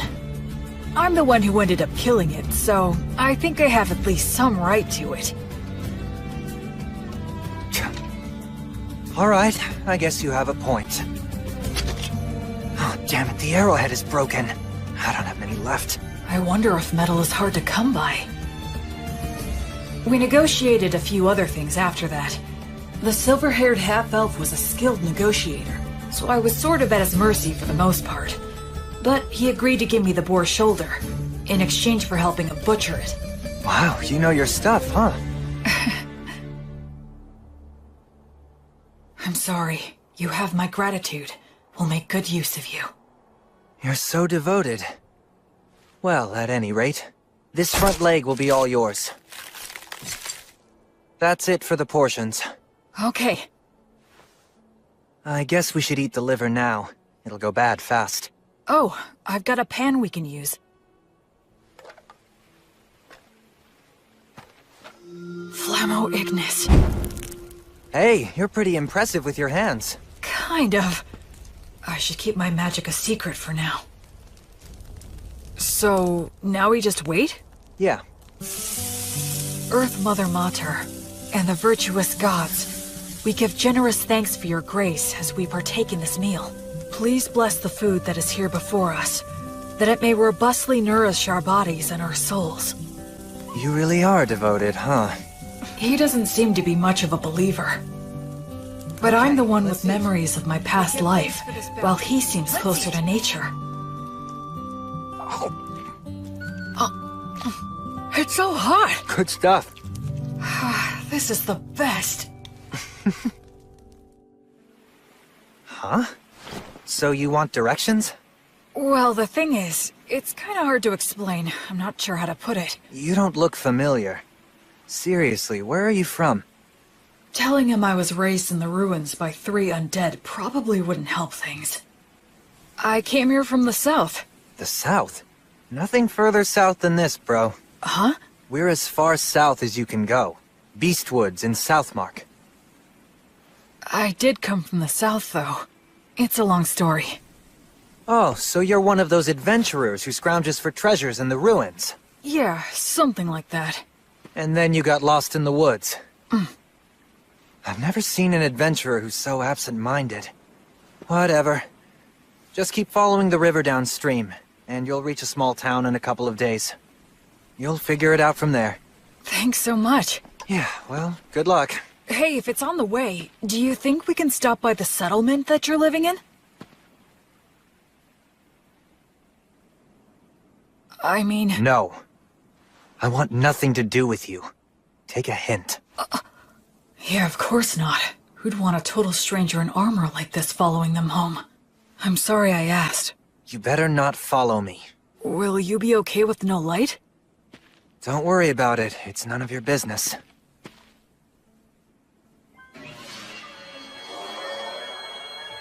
What are those? Fairies. I've never seen them. They say elves, as followers of the goddess of Fae, have a strong affinity with other Fae minions. I guess that goes for him, too. Later. My name's Will. William G. Merryblood. What's your name? Menel. Short for Meneldor. Not that we'll ever see each other again. Try not to die on the road. Meneldor. In Elvish, I think that means a very fast-flying eagle. He was a bit abrupt, but it was fun talking to him. He looked around my age, but they say half-elves are long-lived, so in reality, he might be a lot older than me. Oh, right. I should be close to a town. If I'll be getting more soon, I might as well indulge tonight. Tomorrow, I'll start by heading downriver to the town. After that, I'll try to get some information there.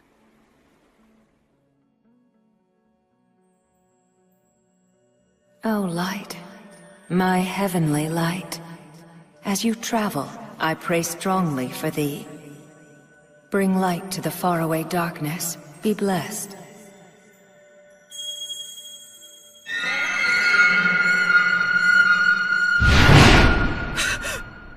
Metal, no! Was that a divine revelation?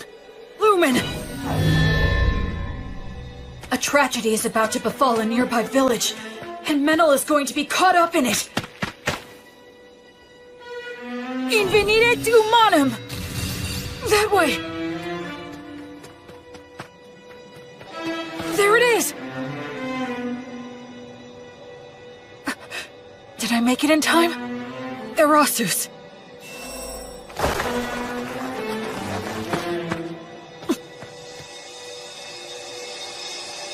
I thought I saw something shining in the forest right now. Sure you weren't just seeing things? Thank goodness. If I tell them I know Menel... Quick, hide! Get behind me! Huh? Hurry up! Are they raiders? Will Menel's village be attacked? Will he get caught up in disaster? No. A divine revelation is up to the interpreter. Oh no. It can't be. How could I have been such an ignorant fool? Meneldor isn't the victim of this tragedy. He's the perpetrator. Go. Secure the village. I'll deal with this one. Menel, what are you doing? I thought I told you not to follow me. Die. Everyone wake up! Get out here! We're under attack! Get your weapons! Acceleratio! Gnomes, oh gnomes, slip underfoot! I have no strategy against someone who can use fairies. In that case... Huh? He doesn't even realize that if your muscles are built up enough, you can solve most any problem by force. Damn it. Salamander, burn him alive!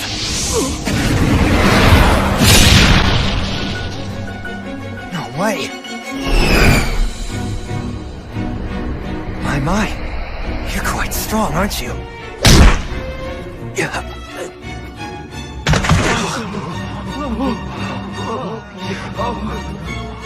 I need to subdue them all, before anyone gets hurt or killed. Uranium obligatio. I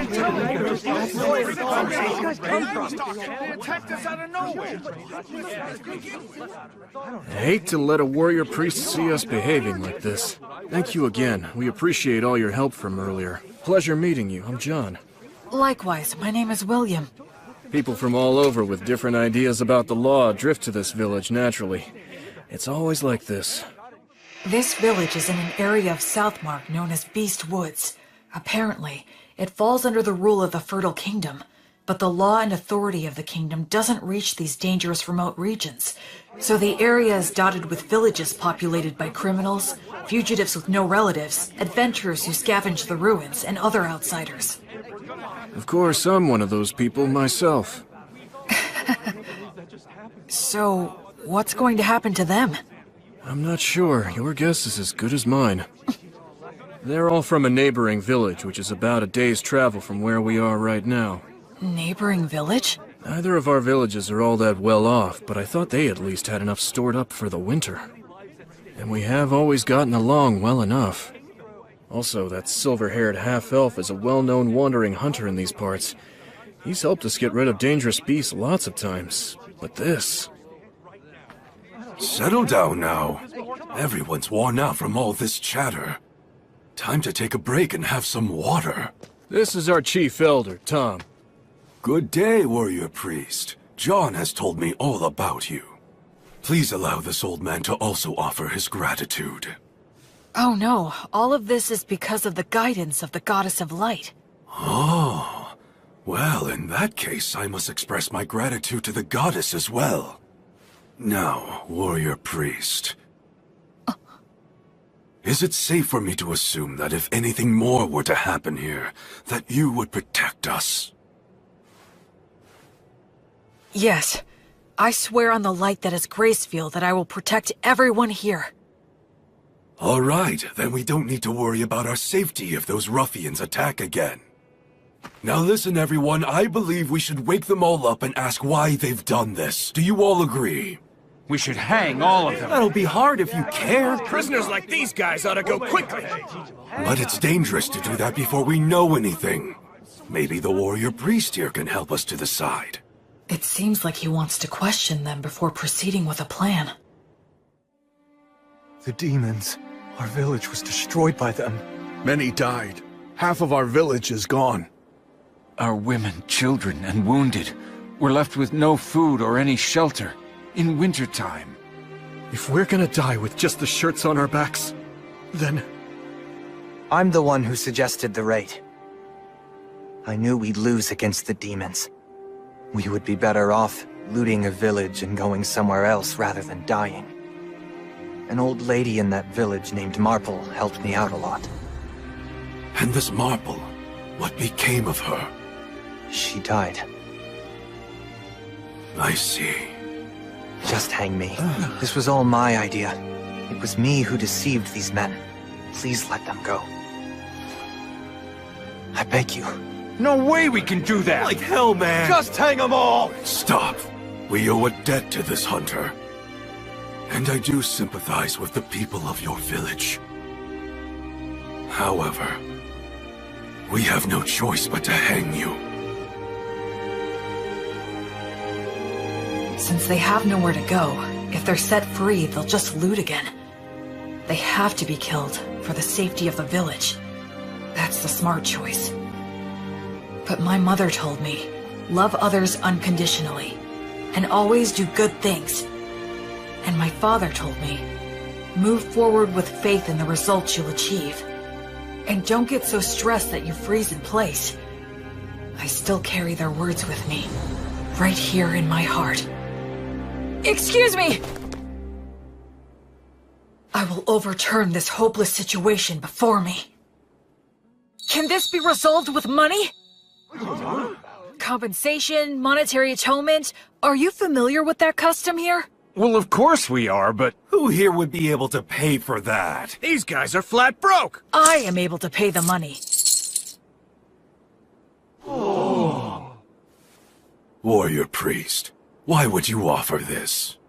Because demons are my arch enemies. They're the ones who killed my parents. Besides that, I swore an oath to the Goddess of Light that I would banish evil and save the suffering. We should readily assist those who have suffered at the hands of demons. We can't allow a village occupied by demons to exist. I'll go and fight them. Actually, I'd like to hire this young man to accompany me. He's an excellent hunter and he knows this forest, right? I'm going to need his talents to help me locate and fight the demons. And I can pay handsomely. Are you sure you want to do this? I feel like we're the only ones benefiting. It's a reward for all of your exemplary day-to-day conduct. Gracefield, the goddess of light who governs souls in the cycle of death and rebirth, is always looking upon your daily lives with her compassionate eyes.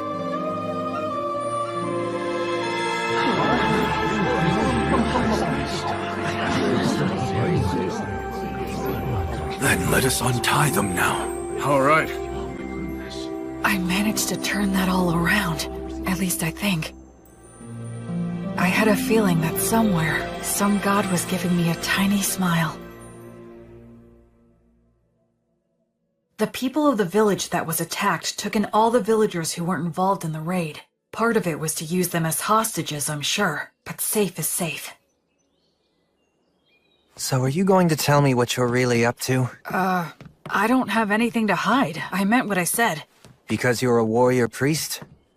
Well, I almost forgot. I know it's already after the fact, but you will let me hire you to take you back to the village and destroy the demons, right?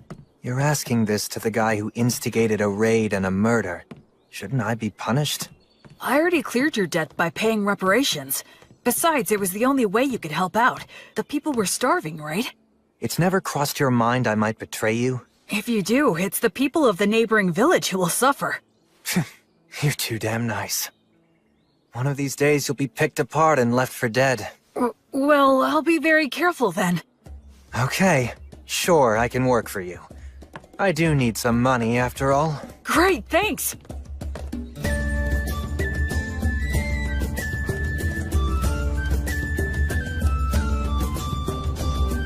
So, what are you gonna do for the time being? Huh, Mr. Bossman? Our challenge is that demons have occupied the neighboring village, right? I guess we'll just charge in. We don't have much time. Oh, what, are you insane? There are a lot of them, and they've got demon beasts. You got a plan? What are our odds? It'll be fine. I'm used to them. Well, you are right that we have to hurry. The people who died might have turned undead by now. If that's true, I need to return them to the cycle before they get lost. and end up stuck here.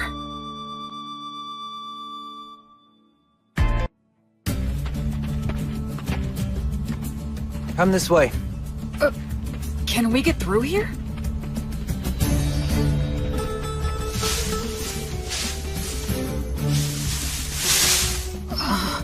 This is perfect. We'll camp here tonight. Dear green ones, grant us shelter, a bed of grass, roof of trees, and strength for any surprise guests. Wow! It's not such a big deal.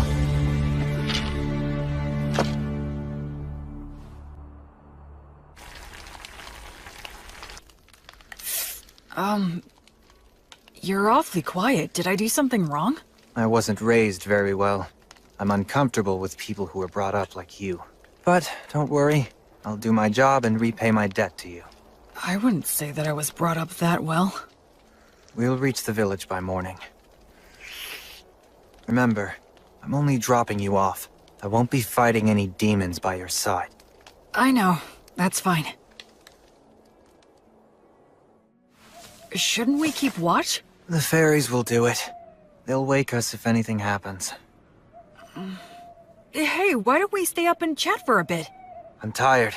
If you want to stay up, do so on your own. I wonder how long it's been since I began my travels. One thing's for certain. It's my first night spent with someone else since my departure. Ruins, huh? Used to be. The stones and stuff are pretty useful for building new things. The village is just ahead.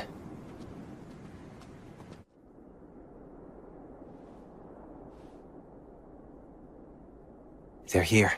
Yeah. I'll go and scout it out. You stay put.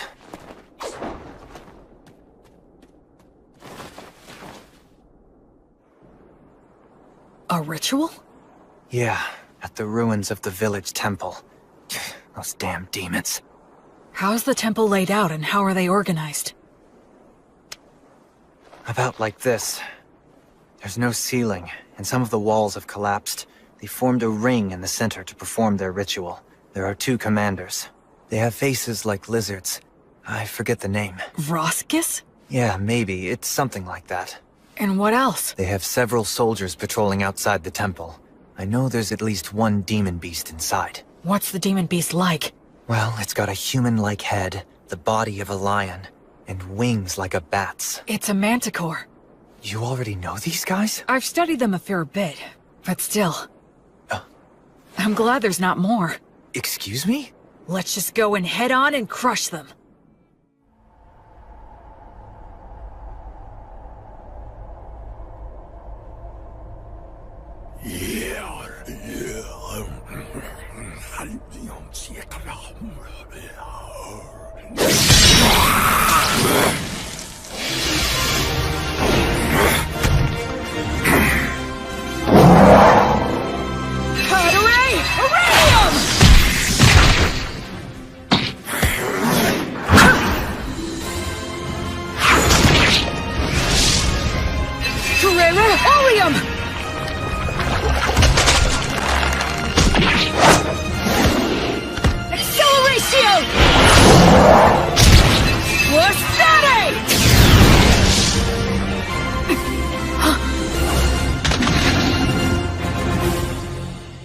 Hey, I thought you said you weren't going to fight.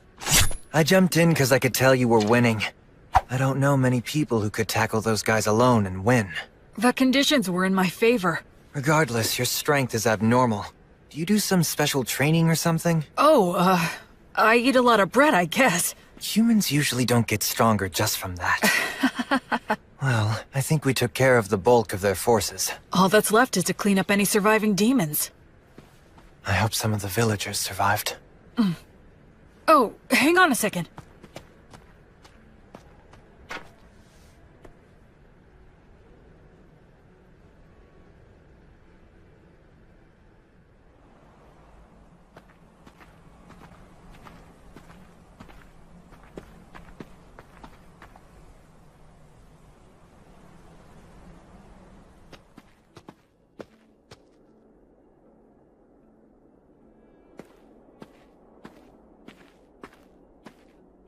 brother!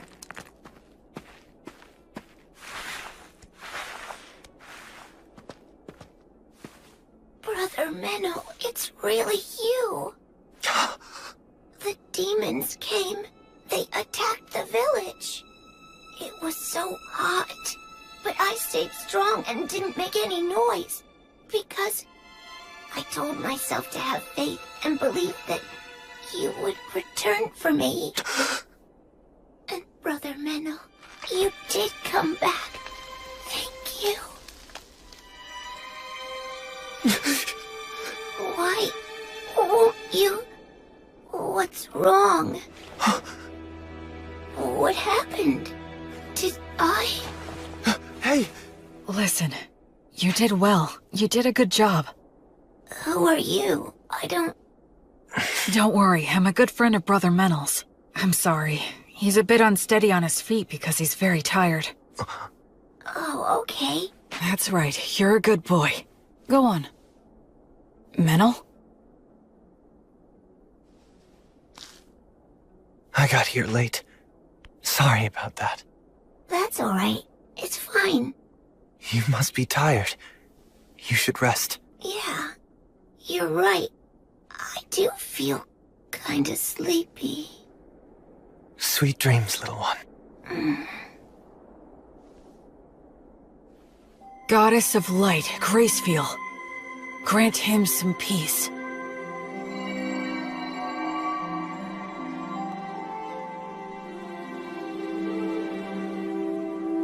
Hey. What's wrong? I'm really sorry. Sorry for what? I underestimated you.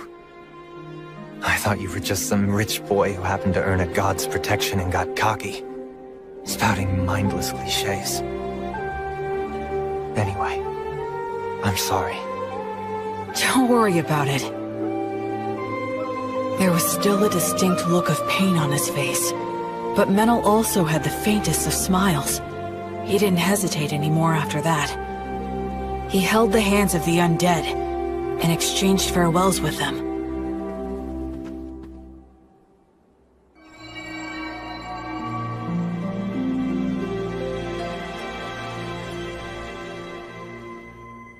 I think we checked all of the major locations. I don't sense any more demons. One more. Huh?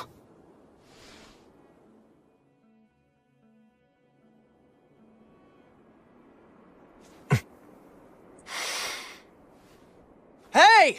You in there, old Marple? Huh? Whose voice is that? Oh, look, it's you, Menno. This ghost is close to the highest rank. Her soul must be extremely tough. If she resists, my power might not be enough. If it comes to that, I'll have to use a magic weapon that works on spirits. You really don't need to worry so much, young man. Huh? I'll have you know I haven't gone senile yet. Really? Well, that's a relief to hear. It seems you stayed behind because of some lingering attachment, but this kid here is a genuinely virtuous high priest. Returning lost souls like you to the cycle of death and rebirth and treating wounded people are what he does best. Oh? Listen, we can take care of the village now, and I think it's high time for you to move on. Unless you still have something to say. I can deliver the message for you. Menno, you've been bad again. No, I promise I haven't. And where the hell did that come from anyway? Maybe you are senile. I can read you like a book. What's that supposed to mean? You're lying, that's what. I can always tell when you're lying. You're a little hooligan, but at your core, you're honest and smart. All this killing and stealing isn't for you. My goodness, you know this more than anyone. You see now, don't you? Shut up. What did you say? Shut up! What makes you think you know anything? Just what the hell was I supposed to do, Marple? You died, and everyone else in the village was starving. What else could I have done? You think I should have prayed to the gods or something? The gods. The gods have never helped me out, not even once.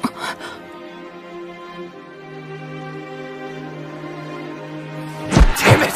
Damn it! Damn it! Damn it! Damn it!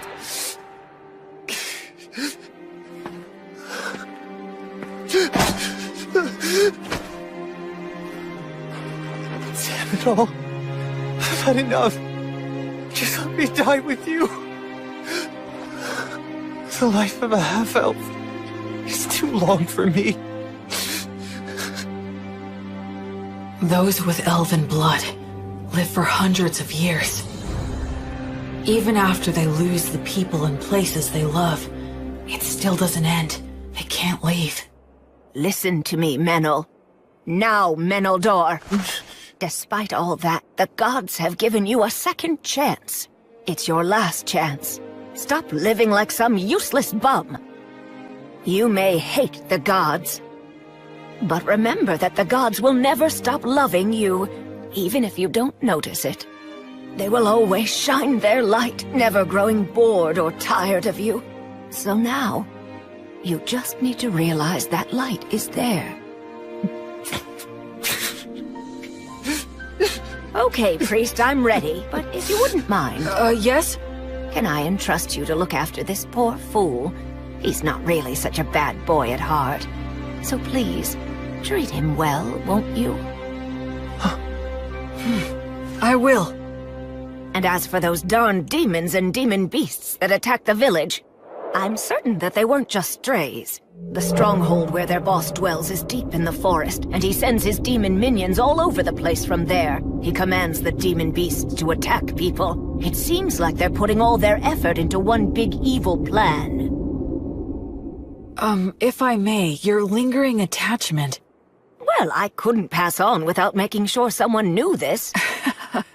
Anyway, I appreciate the offer, but I won't be needing your help. You see, someone's already waiting for me. Oh, she has someone. So it's about time for me to be on my way. Menel, dear, do take care of yourself. So many things happen in this world that can never be taken back again. So stand up and put your best foot forward. There are things you need to do. Damn it. You old woman. You're so selfish. Oh, well, so are you. Oh my goodness. What are we going to do with you?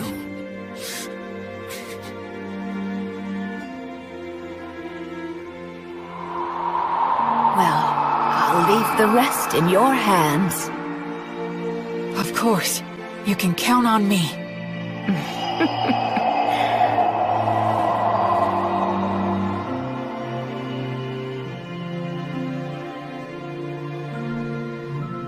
The present state of this world is dark.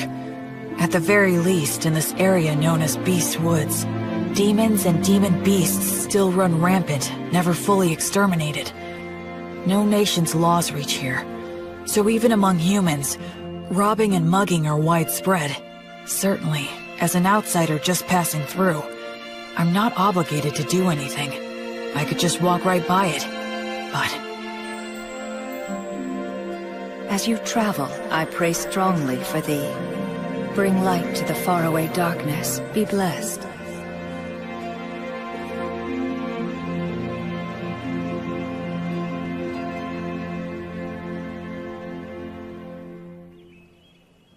A few days later, the villagers returned. Though they were shocked to see the state the village was in, they eventually gathered up their remaining farm tools and started digging holes to bury the dead. And we all laid them to rest together. So, what are you planning to do now? Well, feast your eyes on this.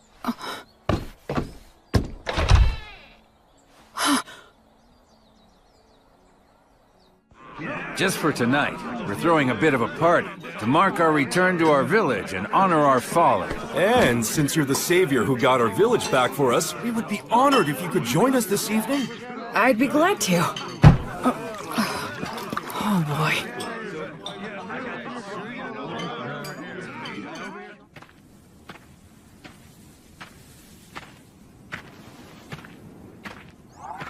Menel.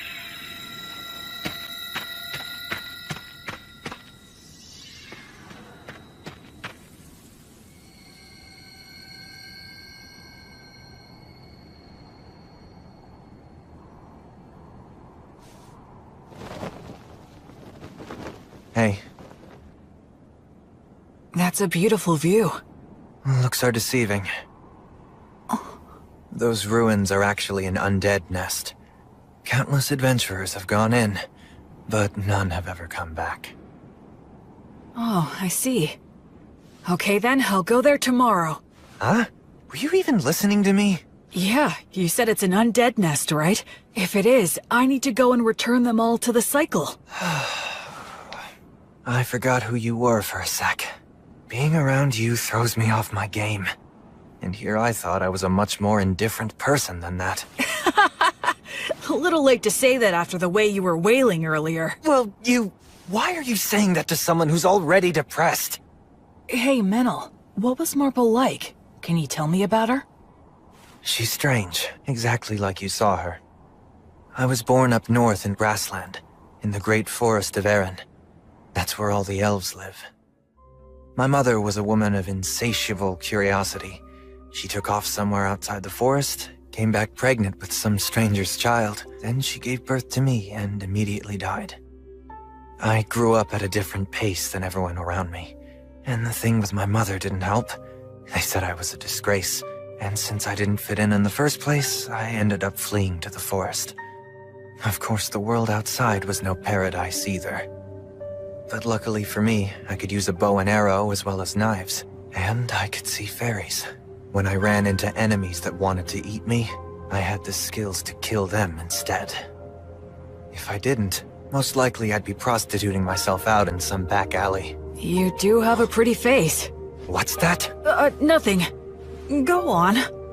Anyway, I became an adventurer and slowly made my way to Southmark, where there were a lot of old ruins still. But a member of my party betrayed me in a fight over the loot we found amongst the ruins. He poisoned my food and I nearly died. I killed him with my own hands. But all of them except me died anyway. I didn't even know where I was wandering off to. It was near that village that I finally passed out.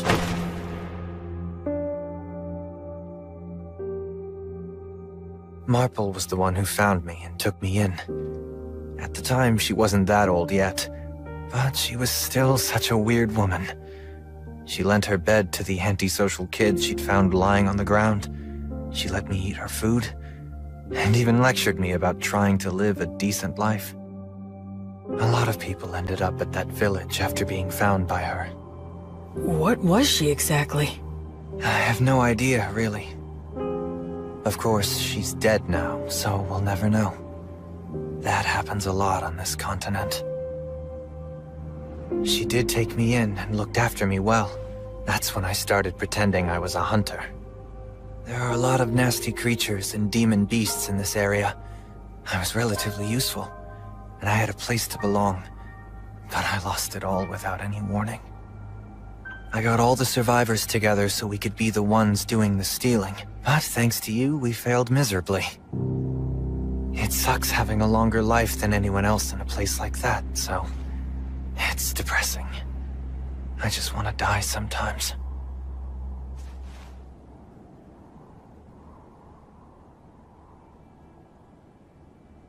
Well, I suppose I'll get back on my own 2 feet soon enough. Huh? What? Stop making faces at me. Huh? Just saying that there's a huge difference between your priest self and your normal self, huh? What? So Will, priest of the goddess of divine light, I'm grateful to you. You stopped me before I could do something irreversible, and you saved the people of the village. Hence, I'm asking to receive the light of the goddess through you. Do you accept what I ask? I will act as the medium. You can form a bond with my goddess. I will pray for you. May the divine goddess of light, Gracefield, hereby love you, illuminate you, and always walk by your side in your travels. To my guardian deity, I swear to live my life honorably. Please shine your light upon my path. Help me atone for my sins. There'll be tough times ahead, and I might want to die now and then. But I'm not gonna stay down. I'll put my best foot forward. Like the old woman said. Menel, you're really strong. It's amazing. I admire you. Come on, stop being gross. Between the two of us, you're the strong one. Where exactly does your power come from? I'm not strong. I just lucked out and happened to get amazing teachers in my life, that's all. Well, I'm not going to meddle. Anyway, ready to head back? Mm-hmm.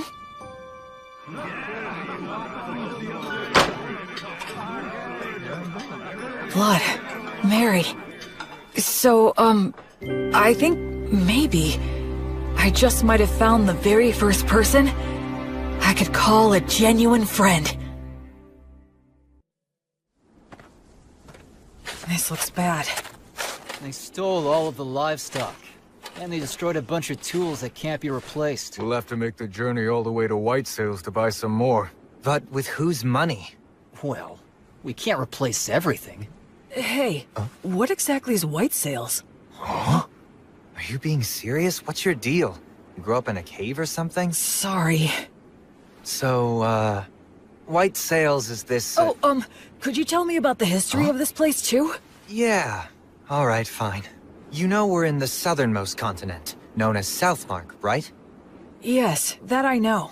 So around 200 years ago, Southmark was engulfed by a horde of demons. The 100 heroes took out the king of the demons, but the humans abandoned this continent, crossing the sea to retreat to grassland in the north. The 100 heroes? That's Blood and his buddies. Since the Fertile Kingdom unified the southwestern region of grassland, they've been cultivating the land with the intention of reclaiming it. And as for the area of White Sails, it's the port town that became the center for immigration from the north. I see.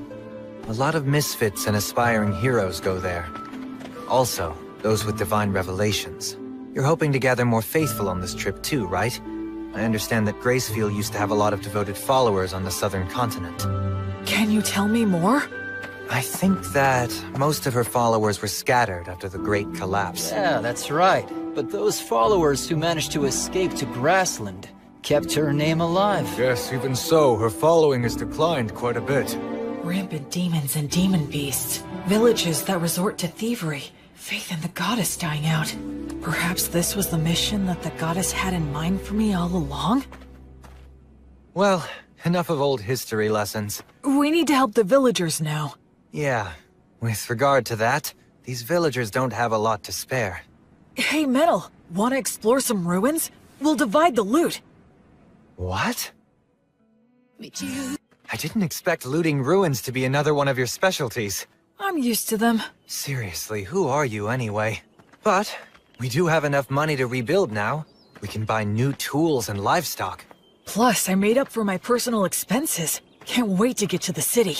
First thing we're gonna do is eat there. Seafood's in season, so... Someone!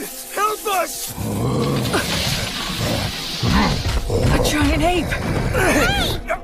The two running from it are a halfling and a hawker? Stop! No ifs, ands, or buts about it! Good grief! Stop it! Yeah.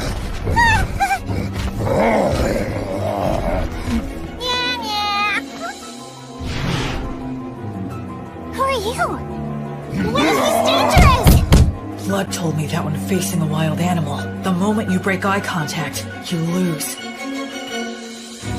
Well then, come at me if you're going to. We can do a little wrestling.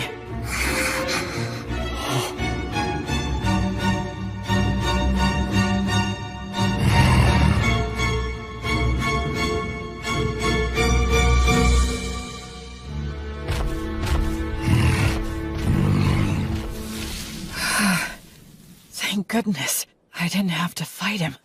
Are you okay? Wow, mister, who are you? Some kind of adventurer?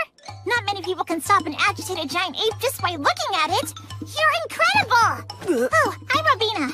Robina Goodfellow. I'm a singing, dancing troubadour. I go where the wind takes me. You can call me B for short. And that dork over there is Antonio the Hawker. I call him Tonio. The company he worked for went under, so now he passes himself off as a hawker on remote country roads. Sometimes it's hard to get a word in edgewise. We were just on our way back to White Sails, which is my home base. White Sails, huh? Boy, you really saved our hides. Thank you very much. My name's Menaldor. I'm a hunter around here. We were about to do some shopping in town. And this guy is... I'm William. William G. Merryblood. I'm a priest in service to Gracefield, the goddess of light. You can call me Will. Wow, that's a noble name! Gracefield's the one they love in the southern continent, right? Oh, wow! I didn't know she still had priests. And not just any priest, a warrior priest, am I right? Am I right? It's true. He may look spacey, but he's got mad skills. I mean, I hardly ever get attacked when I'm walking with him. Are you saying that the beasts know how strong he is and avoid him? What the heck? How cool is that? What? You usually see more of them? Yes, of course. That's why it's called Beastwoods. It feels like their eyes are piercing me. Anyway, is it just the two of you? No guide? Or were they killed? Well, actually, when we came across that giant ape in the forest, I'm embarrassed to say that they ran away. Some guys conned you out of their upfront pay and then bailed? You need to get way more savvy about people, Mr. Peddler Guy. I'm rather ashamed. And they made a big old racket when they ran too. It was really nuts. Giant apes don't even normally attack. They just look scary. They both lost their guides? So now what are you two gonna do? We'd be more than happy to take you with us if you want. We'll just say you owe us one. I'll do the deal-making, not you. So, we'll owe you one of what? We want to buy livestock, and some other stuff in White Sails. Ah, I get it. If that's what you want, then I'd be glad to help. I can introduce you to a dealer that I know. We appreciate it. And sorry for butting in. This guy has no idea how the world works. So were you really born as a true noble? He has that air about him, like he's pure and untainted. Nah. If I told you about my origins, I suspect you'd have a hard time even believing me. You mean you're of such noble birth that you can't talk about your family? And a priest to an unsung god too! Wow, that's fantastic! My poetic heart is bursting with inspiration! Wait. No matter what I say next, it'll probably only make it worse. Now what? Okay, it's settled. Let's get moving. Yup, time's a-wasting!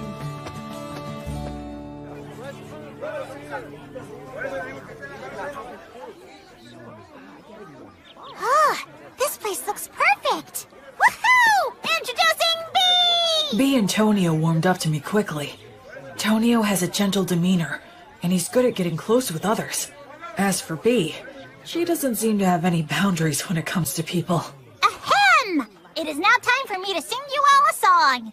I'm counting on you to clap along for me, and you collect the donations, Will. Sure! You got it, B!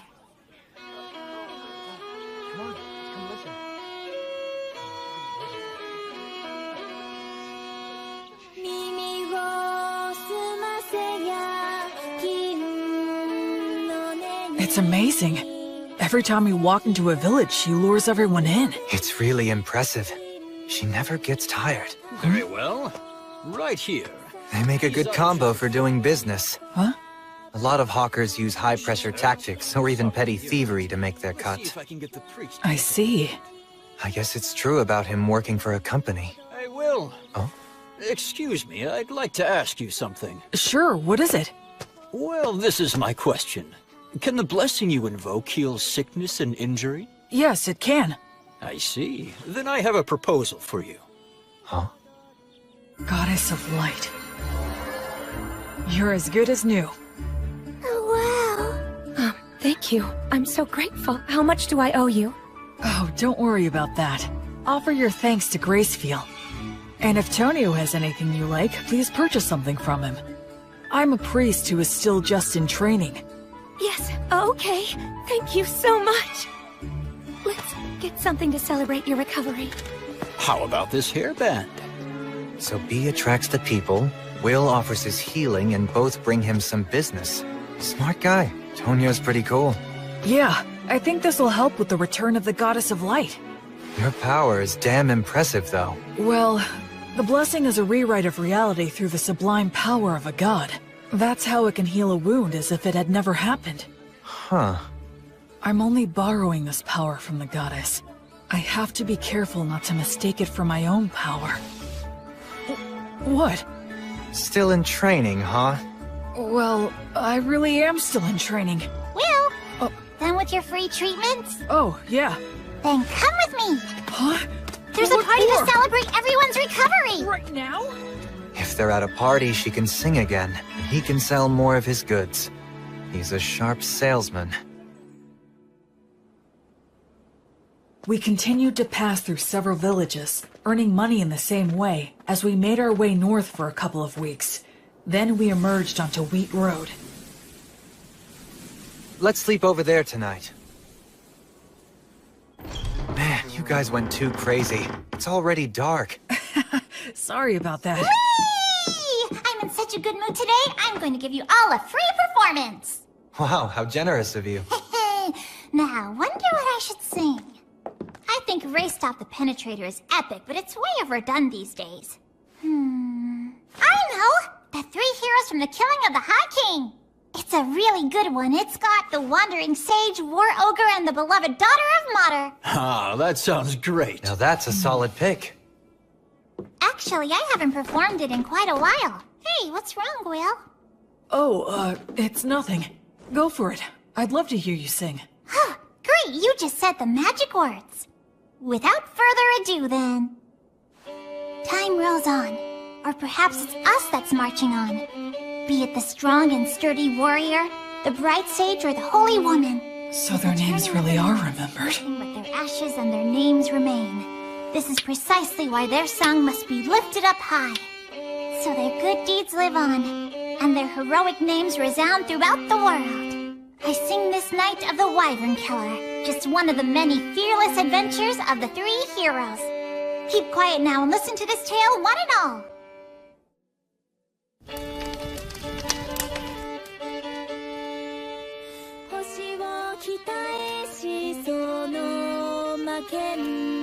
Jeez, Blood. You never talked about yourself at all. So this is what your past was like.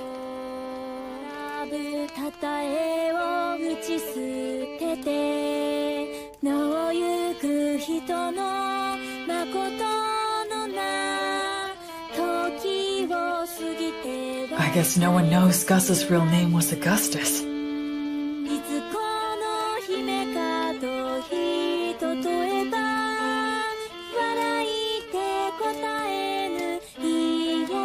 Mary's refined manner definitely gave the impression of noble origins, but I'd believe it if someone told me she came from a poor village, too. These are bygone days, now far away in the past. Oh, countless wishes now left with no way home. I can only play your melody loudly, to be carried upon the passing winds. The story takes place before they were known as heroes, when the 3 of them were traveling together. A certain remote village that they visited was attacked by a wyvern, and a beautiful half-elf was chosen as a sacrifice to appease it. Upon hearing of this, Mary said they should save her, but Blood asked where they could possibly get the money, and Gus said nothing. Their personalities in the song are slightly off, I think, but still, it brings their voices, words, and expressions clearly to my mind.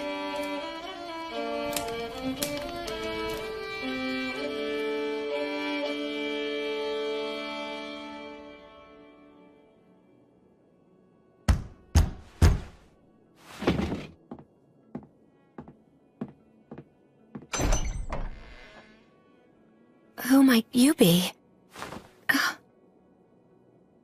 You think we're gonna take on a wyvern for that amount?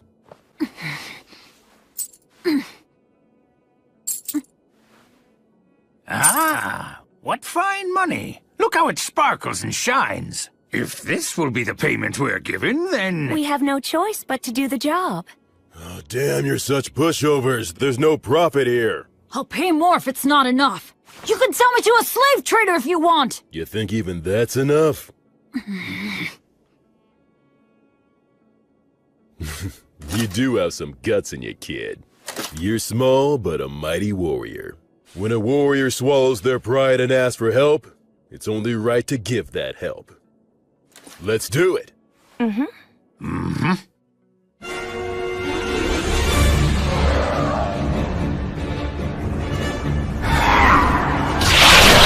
Liga Ligatur! Nodus obligatio!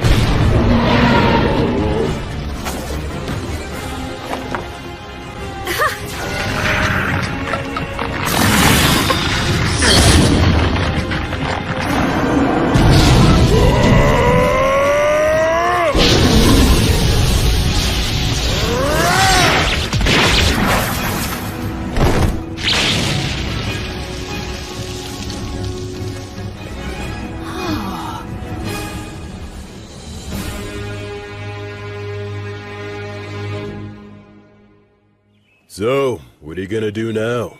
Neither one of you can stay in that village anymore. We'll manage. Then take this with you. Old Gus here carved words on it. It'll serve you better than some cheap good luck charm. You certainly can't be a warrior if you don't have at least one dagger with you. Please take this as well. Take care of yourselves, and be good to one another. You will face many difficulties, but never forget the value of perseverance. But this is more than what I paid you. We can't accept it. Ha! Who said we're giving it to you? It's an investment, merely a loan. A loan? Listen, you two must live the best you can and build up fame and fortune for yourselves. If your names reach our ears someday, well then, we will come to collect what we've lent you, plus interest. In case that should ever happen, I will leave you with my real name. It'll be our password, too. So listen well. Thus, the boy and girl learned the true name of the Wandering Sage, known to no one else in the world today. Hand in hand, the boy and girl began to make their way to the city, while the three heroes walked back down the road in search of bold and thrilling new adventures. That's the end of this sweet song. But there's a follow-up to the story. Count Dagger of the Fertile Kingdom, his actual surname was Wizard's Dagger. To this day, an elderly half-elf woman still waits at his mansion. Does that mean? She believes someone who knows the sage's true name will hopefully come to her one day, so that she can return what he lent to her, along with what he lent to her husband. She plans to offer her thanks to him when that day comes. That's what this story's about. A story of three great heroes that still echoes to this day. What's wrong? Will, are you crying? No, I'm not. I'm not crying. Aw, come on now. It must have been Bee's great storytelling that moved you to tears, huh? No, it's not that. I promise you. Ah, don't be shy. There are still so many people in this world who fondly remember the three of you. There always were. That makes me happy beyond words.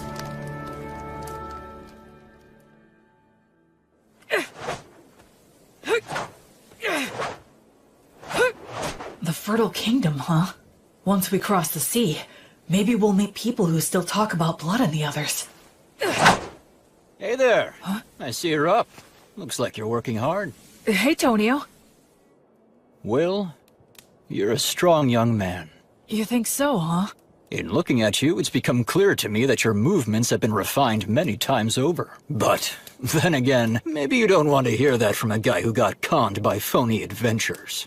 In any case, it's obvious that you're used to handling that fine dwarven spear. And those who can handle that masterpiece have to be a master themselves. But there is one thing I don't understand. Something you don't understand? I'm curious to know what it is that you desire. Why are you asking me this? Well, because I'm a merchant. It's my job. I move product and grant people's wishes for fair wages. Satisfaction is a merchant's specialty. You are quite a mystery to me. I can honestly say that I have never met anyone like you before. You are strong and you have courage. You're educated and have good manners. And you're not hurting for money. But you're not really like a noble. You're more like a holy knight that I've only heard stories about. And so, that's the reason I decided to ask you directly. What is it that you as an individual desire in life? Or is it that you're strictly a representative for your divine goddess of light? I had a happy little life up until now, but I lost it shortly before I set out on my own. I gained the divine protection of the goddess of light in its place. There's still so much stuff that I don't know about in this world. And so, I'd like to start learning about it. I'm sure that in the process of learning, I'll naturally find out what it is I want. Oh, I'd like to have friends and companions, I guess. Is Menel not someone you'd call a friend? Well, actually, I think he and I get along fairly well, but he seems hesitant to acknowledge me as his friend. He only ever calls me priest, like he has to put me on a pedestal or something. Yeah, having friends is important to me. Yes, I understand. Then perhaps I will nominate myself to be in third place position. Huh? Because I'm sure Menel and Robina would be mad if I jumped in line ahead of them. The very thought scares me. Well, shall we get some water and start preparing breakfast for everyone? Yep. Okay, here you go. Wow, so good! It really is. You're a fantastic cook, Tonio. He sure is. Honestly, it's one of the only reasons I travel with him. We're eating a lot better now, thanks to Tonio's good cooking. That's right, you can't cook to save your life. Well, it's just that... Hey, Menel, your cooking isn't all that hot either. What? You ate it. Well, we always get good bread from Will at lunchtime. Isn't that so cool? He prays and it suddenly appears. I'd prefer to stop as little as possible. I'm grateful to have food I can eat as I walk. Cool. Let's get ready to leave as soon as we're done eating. Yeah. You asked...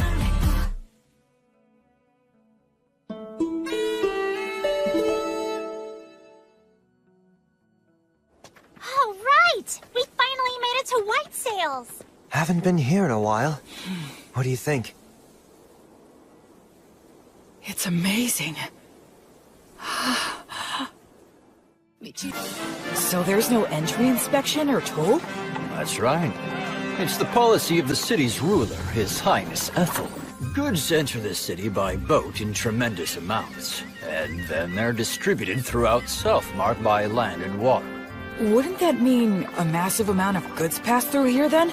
Yes, and if all of them are checked at the gate, it would be a hotbed for the smuggling of both goods and people. Oh, I see. So, Ethel imposed docking fees for ships and rental fees for companies setting up shop here to make money for the city, keeping the movement of people and goods as unrestricted as possible. Oh. It seems like the economy is their top priority. It's a very advanced city with a real sense of freedom. Quit talking about all that boring stuff. It's Will's first time here. Let's have fun. Come on, this way. Will, this is the city's biggest market. Wow, real people. That surprises you? Oh, look! So beautiful. All this jewelry is in style right now. In style? Yeah, you betcha. They have the latest styles here? That means these people are doing well enough to contemplate things like fashion. It's just one shock after another in this city. Is that... Yeah, that's a street light. Street light? You don't know what those are? Gosh, you're behind the times. Every evening, the apprentices come out. They're from the Academy of Sages, and they light up all the posts which have the words of light engraved on them. So the people here have light even at night. This assignment serves as training for apprentice sorcerers, and they can earn a little pocket money as well.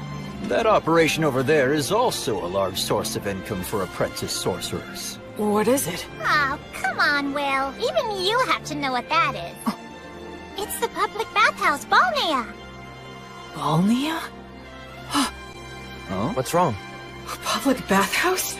They have baths here? The water's so clean, you can see right through it. Oh yes, so that's an effect of the words of purification. Instead of the massive amounts of fuel it would take to heat the baths, they can use words of heat. That's amazing. So it's less like a bath, and more like a sauna and a cold water pool. But still, it's incredible. The breeze feels so nice. I used words of purification to keep up good hygiene on the road, but it's great to have an actual bath. La, la, la. Boy, it feels good to have a bath after so long. That's for sure. I just hope things don't get all messy again now. What are we gonna do next? One of the best things ever! I'm always so hungry after a bath. You two must have been super starving, huh? The food is quite good here. Agreed. I think we all could have used a little more broth, though. It's absorbed the flavor of the fish so well, and the saltiness is just right. I haven't eaten anything like this since I left the temple. It tastes like civilization. All these dishes are so delicious, I can't remember what we were talking about. This is also delicious. Excuse me, could I get a refill? For me too. Coming right up. When we're done eating here, we can head over to the temple. Will, since you're a priest, you need to pay your respects, right? Oh, yes, you're right. Wow, that must have cost a fortune. Ah, don't be like that, Menel. I'll be back as soon as I'm done. Please wait here for just a bit. Are temples in cities always this big? It looks like a beautiful work of art. It feels more like a tourist destination. Excuse me? Yes. Can I help you? I was wondering if you could tell me if there's a high-ranking priest here. I've received divine protection and become a priest, so I wanted to pay my respects. Pardon my asking, but which deity do you serve? I serve the goddess of light named Gracefeel. Oh, the goddess of light. That's a problem. Why's that? Priests of the goddess of light are quite uncommon, so our rules compel me to use the prayer of faith detection. Okay, that's fine. I guess that makes sense. It's inevitable that people would be skeptical of a priest to a minor god. I could be a priest to an evil god in disguise. The thing is, all those individuals with the divine protection that qualifies them to determine another's faith are out at the moment. They're all out? Yes. It's because attacks by demon beasts have been on the rise everywhere recently. All but the vice bishop are extremely busy right now. Vice? What are you doing in the middle of the aisle? Bishop Bagley! Answer me, I asked you what you're doing. Well, I just... It's an honor to meet you. My name is William G. Merryblood. I have earned the divine protection of Gracefeel, the goddess of light, and I have come to the Temple of White Sails to pay my respects. I see. I am Bart Bagley. I am in charge of this temple. Gracefield, huh? The deity who has been completely lost as of late? And what if you're a suspicious person using her name, planning a very dangerous plot? You have every right to be suspicious. Is there anything I can bless to prove myself? Ha! You novices are so quick to rely on your divine protection. Listen to me. Divine protection is not something to be used lightly, nor is it something to use ostentatiously either. He has a point. Gus said the same thing about using magic. I was using my blessing freely since it poses little risk, but... Yes, of course, you are correct. I truly thank you for reminding me of my lack of experience. Ha! Explain what the teachings of the Goddess of Light mean to you. Light only exists in the dark. Words only exist with silence. And life can only exist where there is death. You enter his name in the registry and show him around the temple. Yes, but we haven't performed the prayer of faith detection or the prayer of lie detection. You fool! What did I just say, you idiot? Right now, I need to go make an appearance at the Weavers Guild banquet. Spend your time as you please, but do not cause any trouble, and make sure to offer some money. Well then, right this way, sir. Oh, right. I realize how unpleasant it must have been for you to have met Bishop Bagley, but you handled yourself very well. Huh? Well, the head of the temple loses himself in parties and pleasure-seeking. He's quick to anger and always complains. Despite all he says, he never uses his blessing. The vice bishop, on the other hand, is a most wonderful and virtuous person. I'm sorry, don't tell anyone I said that, okay? Sure. Hey, what do you know about the head of the temple? Well, I've only ever heard bad things about that guy. Like he's really vulgar. He seems to have some sort of influence behind the scenes of the city's commercial and industrial guilds as well. So that's how he's seen around here? Still, talk about living it up. I mean, he's letting us use the temple's guest room. 2 of them even. Anyway, what should we plan to do next? We could take in sights, or visit some guilds nearby. Oh, if we do that, then I'd recommend going to the... Wait a second. What was that? Those don't sound like clock tower bells. Is there a fire? That sounds like an emergency alert. It's a wyvern! Everybody run!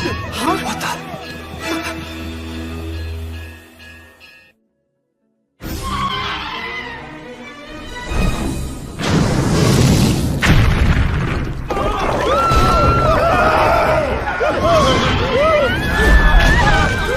Move it and be ready for anything!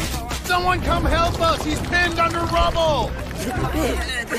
What's going on? Stop pushing! Where is my child? Oh, gods.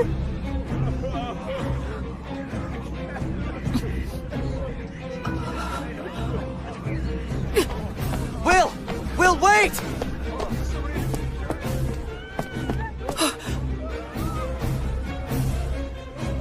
Why is a wyvern here? Fire! He said all the high-ranking clergy are out right now.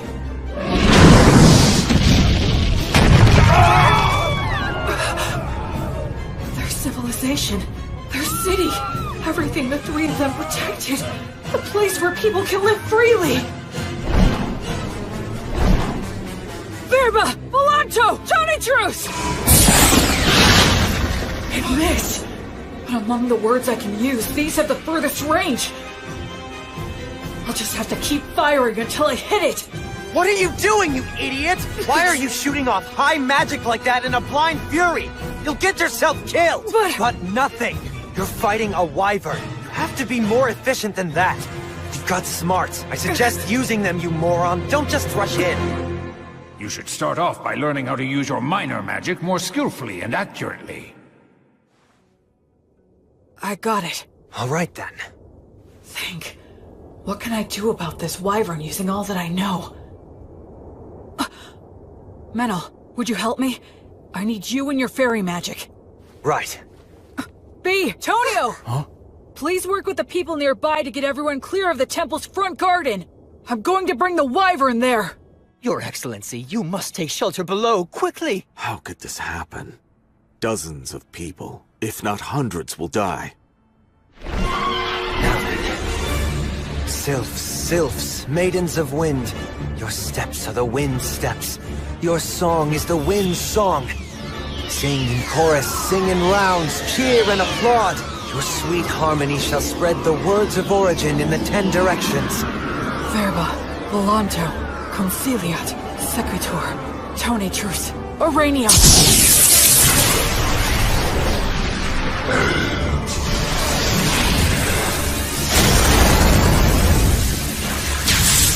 Is that magic? There's a fairy user too? Oh man, are we lucky. We've got this. We can do it. Hurry!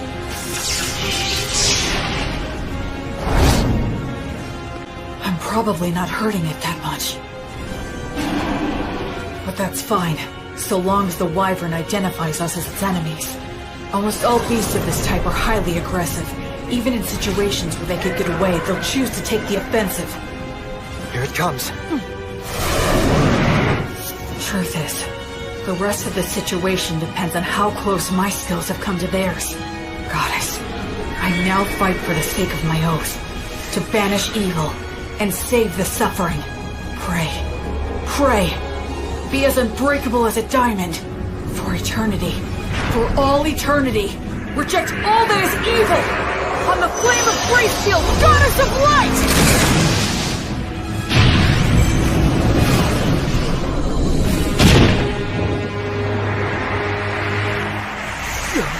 What the heck is that stuff?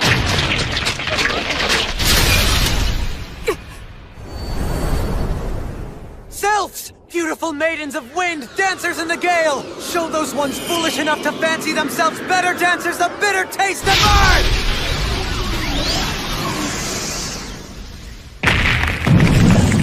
Ligatur! Notice! Obligatio! It's bound up. No, it's trying to tear them off! Damn, it's strong! Acceleratio!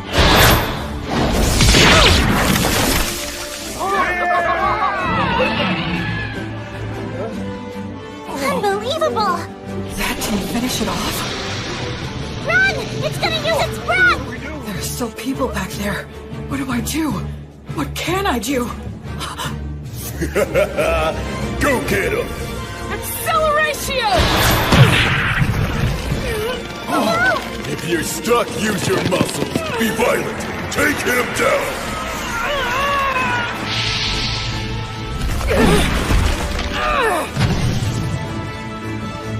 A neck throw? You're not getting away! Oh! I won't let your fangs or claws hurt one single person!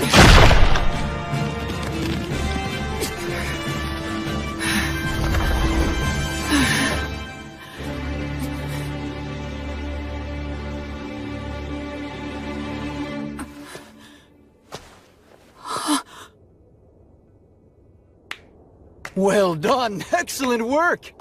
I praise you and give thanks to all the gods for allowing me to serve a great hero such as yourself. It's the birth of a new wyvern killer! A brand new hero! Sing his praises with your applause! Thank you so much! That was wonderful! You saved us! Guess we were too late, huh? I had no idea so many magic users and a warrior strong enough to kill a wyvern were staying here. It is truly divine providence.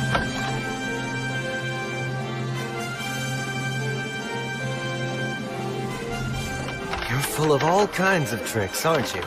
You're surprised? I'm used to your crazy antics by now. All I could think of was how inexperienced I am. Huh? It was great for a first attempt, and I was just lucky to land a surprise attack. But what was that black miasma stuff around it? Hey, you brought down a real monster. Reflect all you want, but be happy. It's hard for me to be happy if you're not happy. When he puts it that way, there's a lot I could have done better. But now I'm a wyvern killer like the three of them. And that does make me happy. Yeah. Menel, thank you. I owe it all to you. Yeah, we did it. Come on, you know damn well it was almost all your doing, you idiot. Is the wyvern killer here? Yes, that's me. How can I help you? Please, come with me, quickly. His Excellency, the Crown Prince, wishes to see you right away. Welcome to my mansion. You're a great hero. So, this is the Crown Prince of the Fertile Kingdom, the Lord of White Sails, and the ruler of Southmark. It's more than I deserve to stand here in front of you, Your Highness. I came immediately when I heard your request. My name is William G. Merryblood. Oh, you are well versed in the old etiquette. I assume you are of high birth, correct? No, if Your Highness could please refrain from asking about my origins. That must be some story. So be it then. Please, have a seat. Thank you.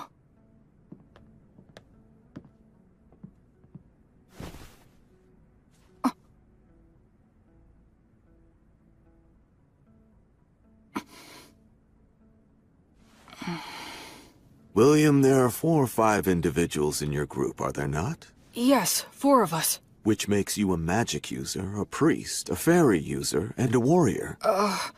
Well? Actually, we are a traveling priest, hunter, merchant, and a bard. One who shot lightning at the wyvern, one who made the light, one who dealt with the air, and one who broke its neck. That is 4. If that makes 4 people, it is indeed correct that we are 2 of them.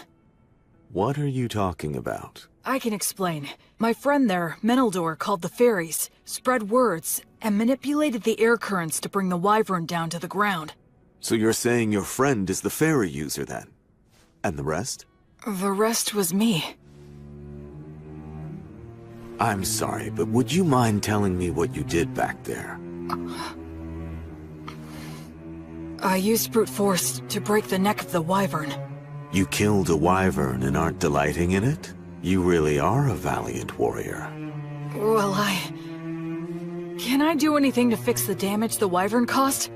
Of course, work has already been done, and more is yet to come. But there's something even more important that must be done. And it has to do with offering my thanks to the hero, for example. Oh no, Don't be modest, William. I do not want my people to see me as an ungrateful man.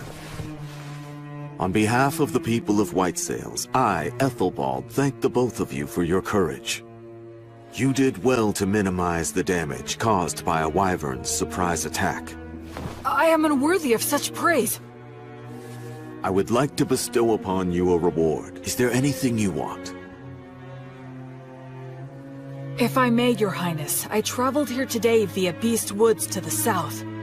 The villages in that area are currently under threat by an army of demons commanding savage demon beasts. I see.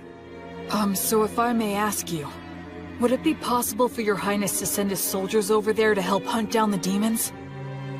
It's not impossible, but it would be difficult. You saw that wyvern. Within parts of Southmark that I govern, demon beasts like it have caused frequent incidents. You mean... Of course, it's that toxic miasma. Any being it touches is corrupted and turns savage. Are you certain you are well yourself, William? I am naturally resistant to poisons. Oh, that is good to hear. Under the previous king's policies, we expanded our domain too much. We cannot even sufficiently protect the villages we directly govern at the moment. Do you understand what I'm saying? Then, would you give me permission to hire adventurers and mercenaries with my own money and organize an army to drive out the demons? William, are you certain you recognize the full extent of what that could potentially mean? Yes, I understand that I am asking a considerable thing of you, Your Excellency. Yet you stand by your request. Yes. Because if I don't, then how many more tragedies would we be forced to simply overlook? Except to save everyone here is a task not even gods can achieve.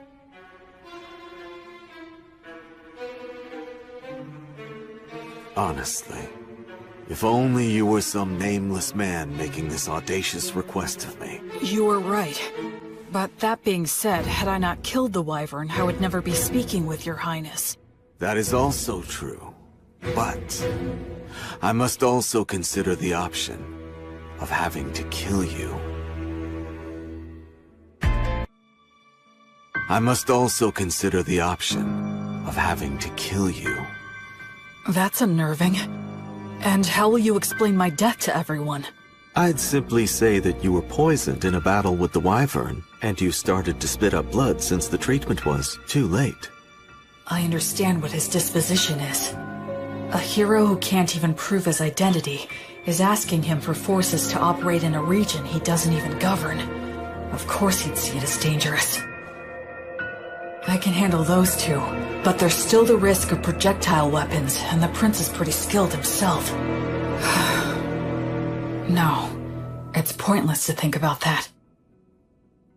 In any case, I have to get through this somehow. I need to speak from the heart and plead my case as earnestly as I can. Your Highness. Go ahead.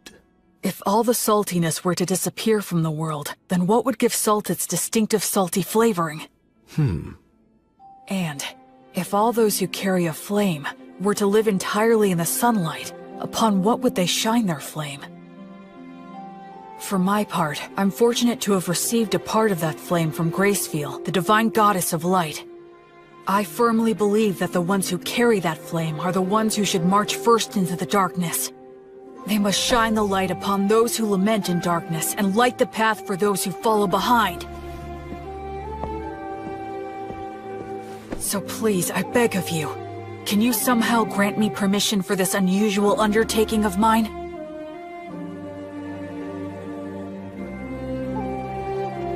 Young William, this path will only lead to despair. It won't work, and even if it does, you will pay the price. But I have some business with that despair you're speaking about. Oh really? And what is that? I don't like how its face looks, so I want to go and kick it in as hard as I can.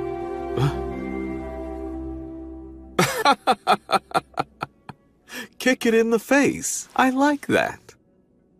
Come to think of it, you are a high priest, aren't you? And you have quite a good friend, too. What, you didn't notice the quick reaction that he had? When I said that I was going to kill you, that half-elf over there gave me the most murderous glare I think I've ever seen. What are you talking about? I did that because I thought you were gonna kill me as well. Damn it, don't look so happy. Bishop, please stop. Please wait, Father. This is with a guest at the moment. Stay out of my way. You damned ridiculous fools! Prince Ethelbald, please, I beseech thee, do not act irrationally. Who, me? Why, Bishop Bagley. I have no idea what you're talking about. Do not play dumb with me. This young man is registered with my temple. He is in the books. Though it may be temporary, he is a member of the temple. And you beckon him here without a word to me? Do you mean to disregard the temple's authority? Oh, I had no idea about that. Is this true? Yes, that's true. Claiming ignorance is not an acceptable excuse. You cannot forego the verification protocol simply because I was away. So you say, but the people from your temple seemed very happy to send him to me. A total lack of discipline. I will give them a stern talking to later. In any case, he must... The thing is, Bishop Bagley, he is not what you think he is. Huh? He came here and asked me to assemble a private army. He says he wants to save the poor people of Beastwoods. What? You... I would be lying if I said it never crossed my mind to kill him right here and now. But he's so frank in the way he expresses himself that somehow I started to find it amusing. Which is why I was just sitting here thinking of officially appointing him as a knight. Would your temple be willing to give him its blessing? You know, he would become a paladin. The temple and I can share the profits and responsibility. What do you say to that idea? What? Of course, naturally, he would fall under our joint authority. You could always have him excommunicated if need be. That's not even the issue we're talking about! The temple can attest to his character. And as the Wyvern Killer, he should have no problems with all the rest. This is proceeding too quickly. I'll return to the temple and think it over. Would that be all right? Yes.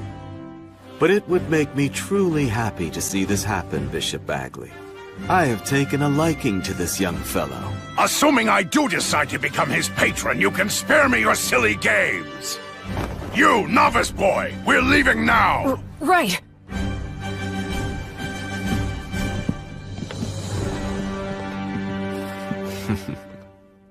Honestly, what a troublemaker you are. Demanding a private army. What's the old geezer's deal?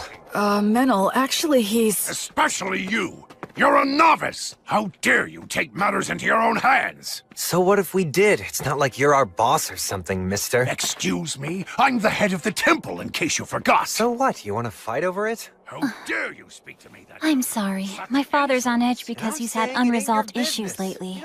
No, I apologize for my friend's behavior. Anyway, so you're Bishop Bagley's daughter then? Yes, I am, though we're not related through bloodlines. At one time, the bishop was in charge of a temple in the capital city that accommodated a large orphanage. Ah, yes, I got it. When His Highness Ethelbald asked my father to relocate here, I came to this continent along with a dozen or so other families. So that's what happened. He's in a position where he can throw his weight around. He has connections everywhere, and he has loyal subordinates, too. Bishop Bagley! Thank you for all your help. Your intervention with the Crown Prince saved us. Thank you. I did nothing to warrant your gratitude. I only defended the temple's authority from the Crown Prince's utter selfishness. You just happen to be a part of that. Besides, when he's amused by something, he has a habit of doing absurd things. It's a real problem. But be that as it may, I still must respect his royal stature and worldly authority. I'll take his proposal into consideration. You will remain in the chapel after the evening prayer. All right, I understand. The thing is, What? What's the evening prayer? You unbelievable fool! You know the prayers that are called Vespers and Compline? Those holy practices were revised 200 years ago. Did you serve your apprenticeship with one of such a long-lived race? Sure. I guess that would be a good way to put it. So it seems that you are not entirely ignorant then. Anna, Go fetch some books on the revisions to the liturgy, and while you're at it, find a suitable teacher for him as well. Yes, Father. This boy is a novice, and on top of that, an ancient who's come here from 200 years in the past. He'll take a lot of work.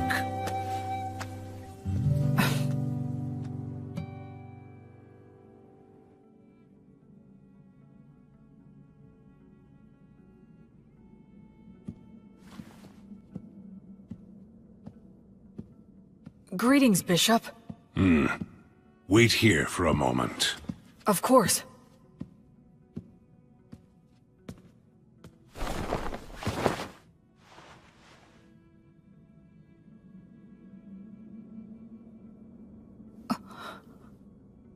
His praying form looks frighteningly masterful. Other than Mary, I've never seen such an expert.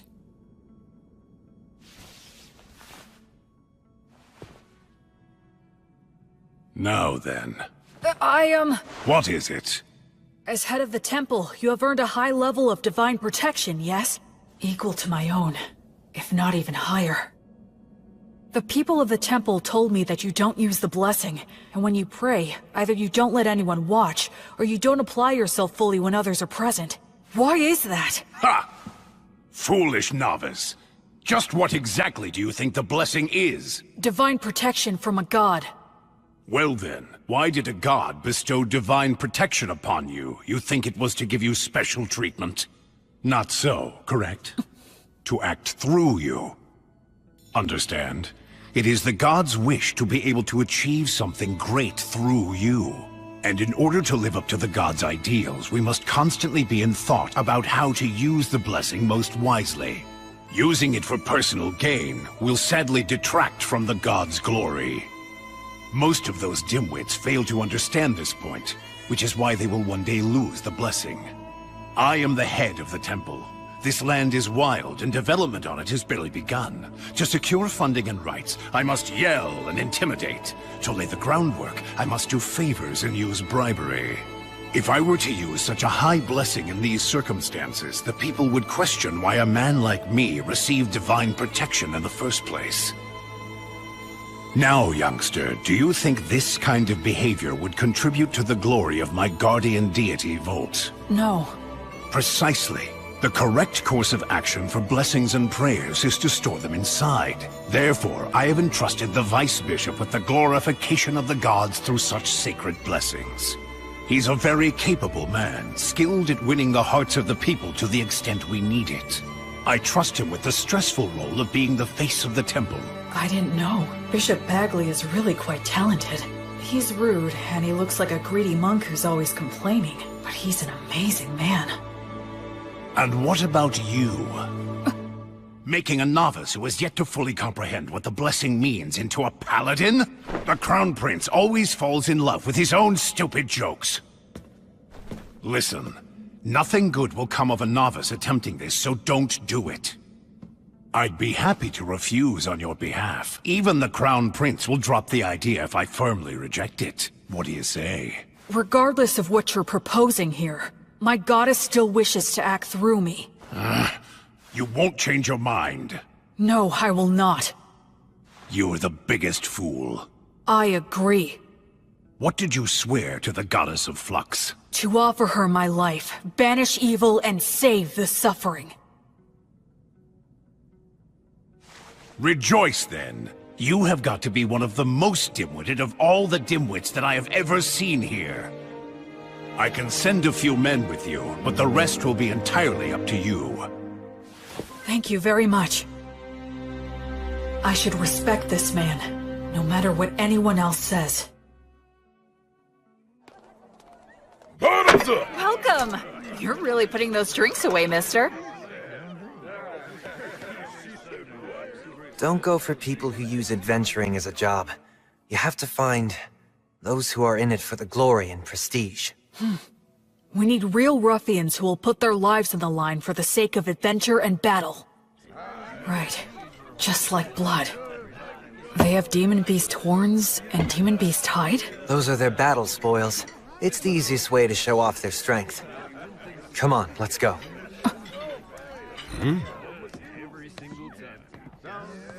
a red-headed boy with a friend who looks to be half-elf? There's no doubt.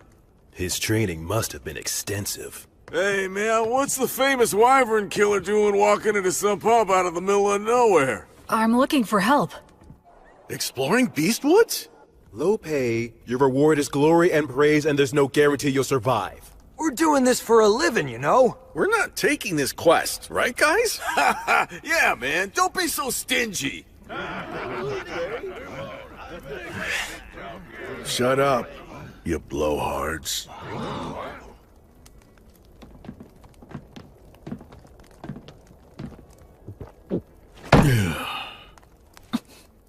Look at the fingers of a swordsman. You can tell a lot by looking at his hands and whether or not he'll allow any wandering thoughts that prevent him from drawing his weapon. Sounds to me like what you want is a madman, am I right? Not a bunch of blowhards with good manners but no skills, or who picked up the etiquette and patience to do any job, but who are just a bunch of shitheads who have no fear. The worst kind of scumball adventurers who'll risk their lives for the dumbest ideals, right? Yes, that's the reason we've come here. Hey, you hear that? I called it from the start. Bunch of damn lunatics. Gotta buy our drinks for a change. Yeah, that's right. What do you hope to get out of exploring Beastwoods? Where are we going? To the ruins or the forest? We don't deal with small potatoes. We want the demon boss. The leader of the demons running amok in Western Beast Woods. The subordinate demons are thought to command demon beasts. That's a big fish. It is. The location is unclear. Just finding him there will be hell. And we're talking instant death if we're ambushed during the search. That is highly likely. In other words, this is gonna be a nice, fun, stupid little jaunt into the woods.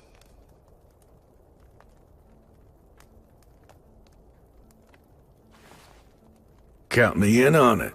All I need is food and a bed. And a little pocket change will be nice. Yeah, me too. And me. Count on us, too. I'll provide everything. I'm William G. Merryblood. I'm Raistov.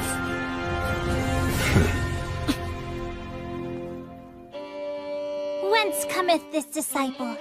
To the lost goddess of flux.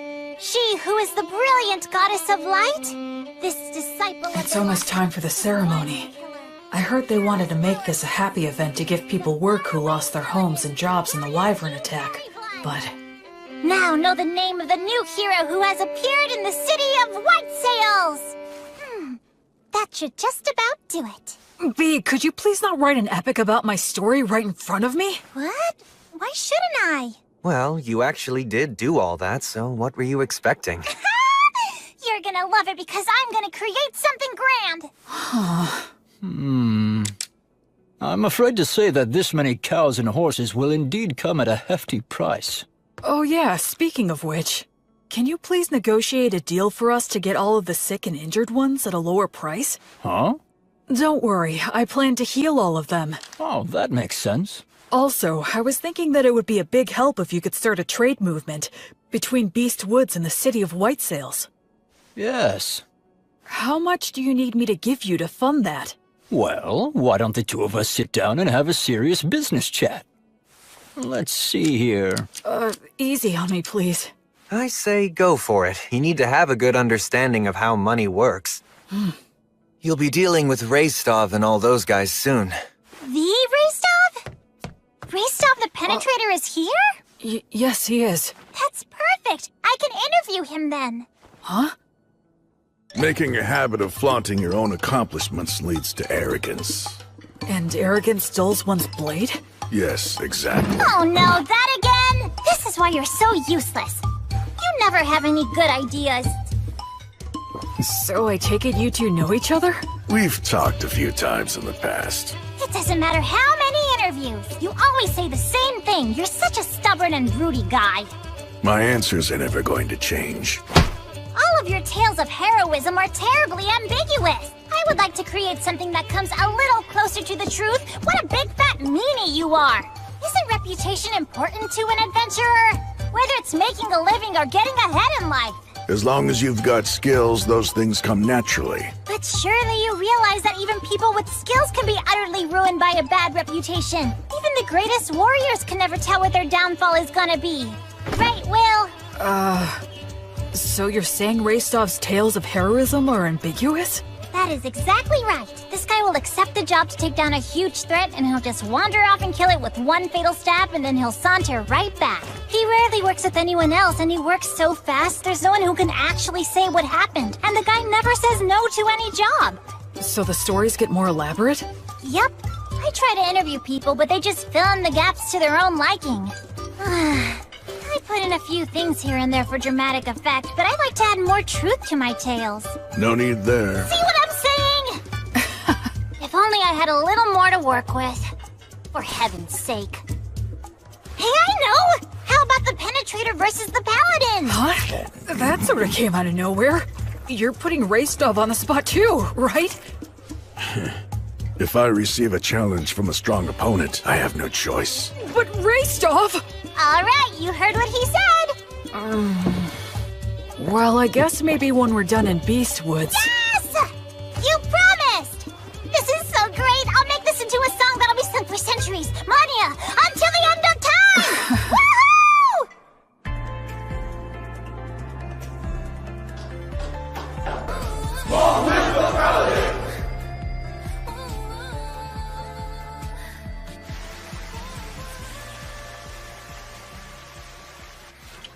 Vice Bishop, thank you for blessing me. Please think nothing of it. It was an honor to receive such an important duty from the bishop. Ordinarily, of course, this would be his job, but... I asked him, but he said he finds it bothersome to show people his pious side. It's too bad. I agree, for a man of his caliber to be so unknown to the public. So this is where you've been hiding. Oh? We're having a few grappling matches over there. Come on and join us for a round. Okay. Come with us, Metal. No way, man. Hey, it's the Paladin's servant. Huh? He's not my servant. He's my friend. I'm not your friend. Huh? Will! We're making a fortune now, and guess what? It's all thanks to your song! Goddess of Light, are you watching? I'm getting by somehow, and I'll continue to. And that's how I became the faraway Paladin.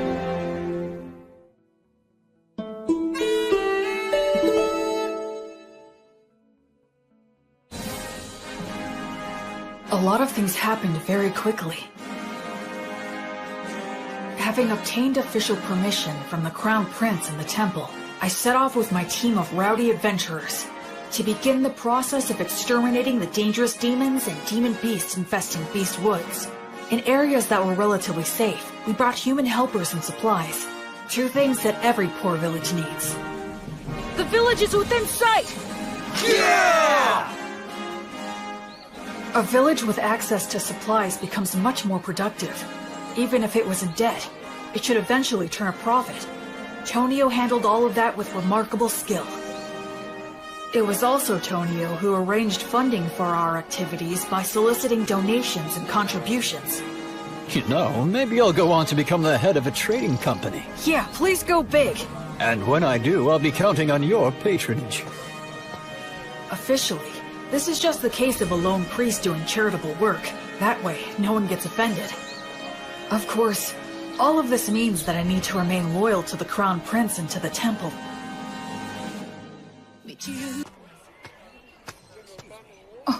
Oh, Will. I see that you've come back now. I appreciate the work all of you have done here. Bishop Bagley agreed to assign a few priests to me, and Anna is included among them. They're all experienced and are able to use the blessing. They're also capable of leading ceremonies such as festivals and funerals. I'm pretty sure that Raistov's party ought to be returning soon as well. Whenever we received reports about demons or demon beasts appearing, Raistov and the other adventurers would head out in a hunting party to pursue them. Incredible! They were all killed with a single fatal blow. No wonder they call him the Penetrator. Can you do this to wyverns too? If one's within my sword's reach. I would intervene in any disputes between villagers and try to help them settle things peacefully. You know, I wasn't really planning on doing all of this. Well, the thing is, once you've done it the first time, then you're kinda stuck. Word of my intervention spread, and I was called to intervene in other villages' disputes. My unexpected role as an arbitrator suddenly gave me a lot more to do. Whenever I had to visit other villages for benevolent purposes like that, or I had a message that I wanted to get out, B proved to be a really big help.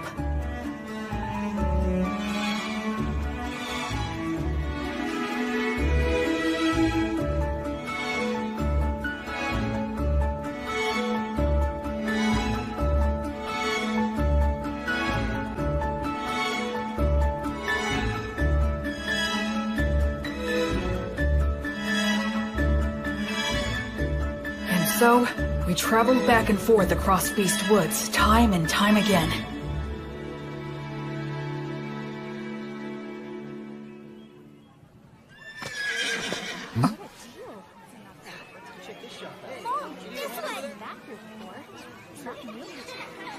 The atmosphere's so different now. This whole area has become relatively safe, so it's getting a lot more merchant traffic. A village that once had a dark cloud hanging over it, now full of life and smiles. Gus, I finally understand now. Money is extremely important. Money is what makes the entire world go round. With money, you can solve anything without magic. Buy tools, hire help, and the ability to make a profit is just as important as magic. Everything you taught me was exactly right. Making people smile and giving them hope is more magical than actual magic.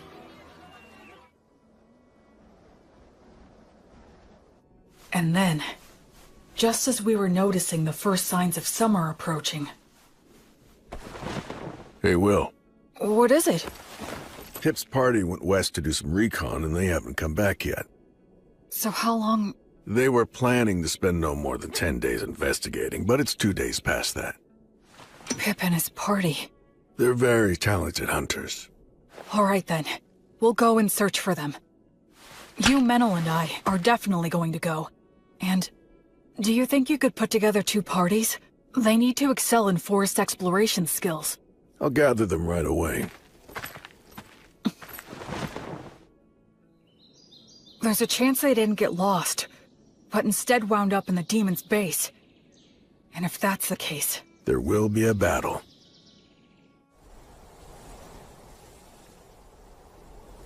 What do you think?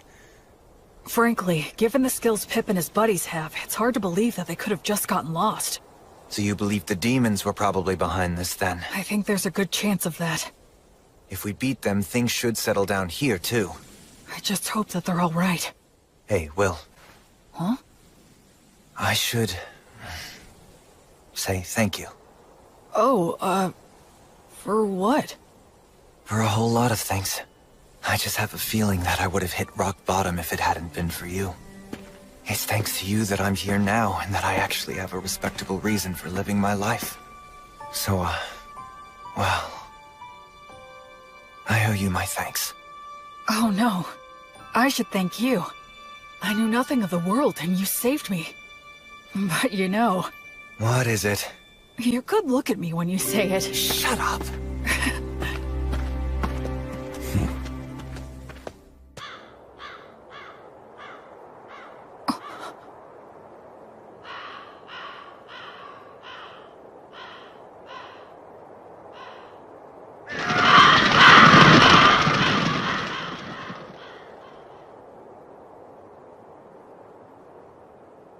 Hey.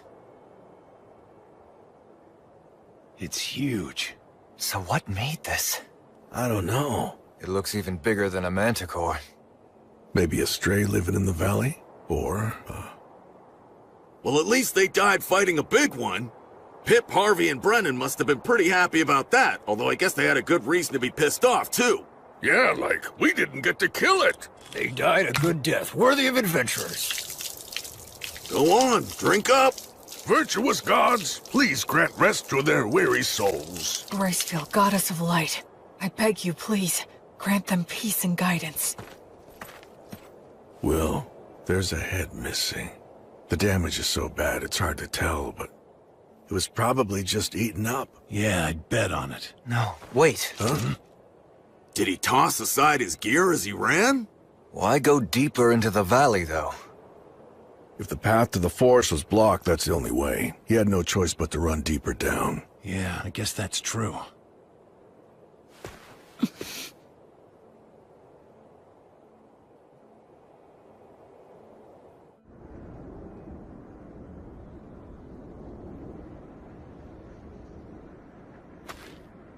How strange. Yeah. Feels off. What do you mean? What's wrong? The footing here. It's very poor in this valley. Even if they fled, getting this far would be... It's a trap! Retreat!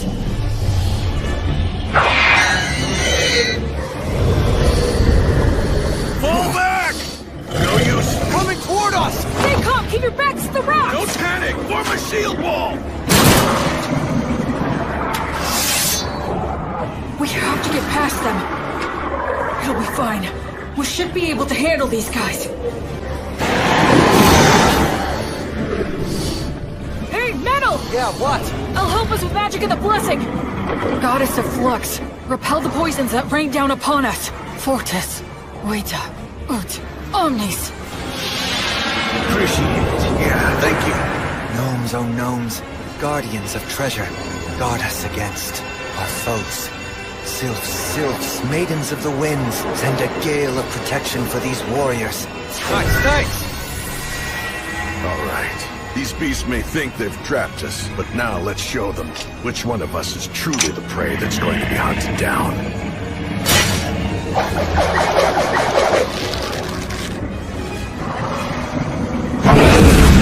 Shoot now!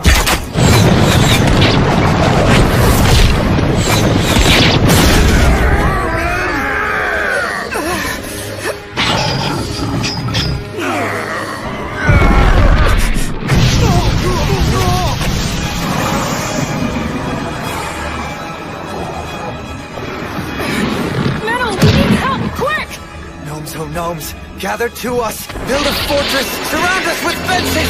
If you can just buy me some time!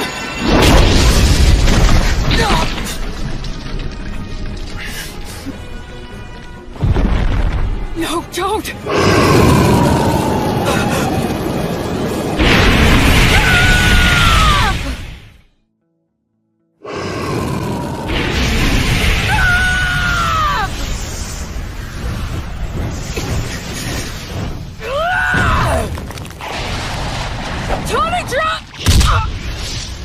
Stop me from finishing my words! What happened? Misfire? Why? Everything was going so well up till now. And yet, where did I... What did I do wrong?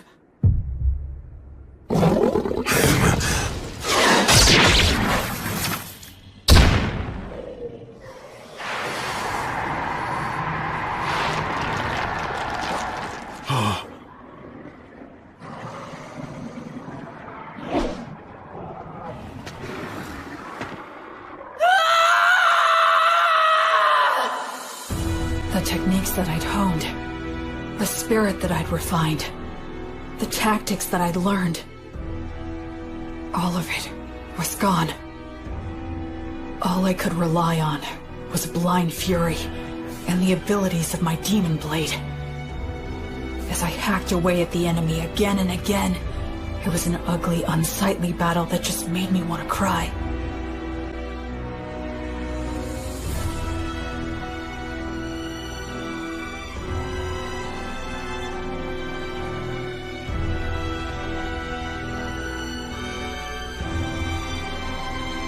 It felt like I'd wronged the three of them. I felt pathetic. That's enough! Stop it!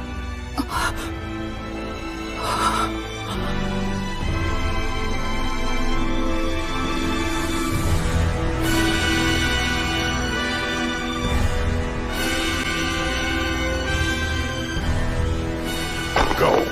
Quick, heal Menildor. He'll die. Menel!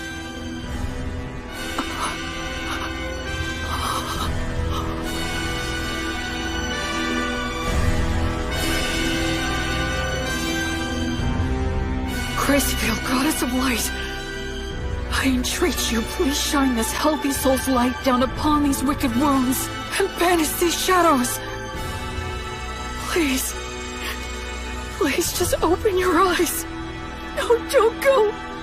No, please don't leave me. My head feels fuzzy. Is it 'cause I used the Demon Plate's power? But I have to heal Menel. William! Snap out of it!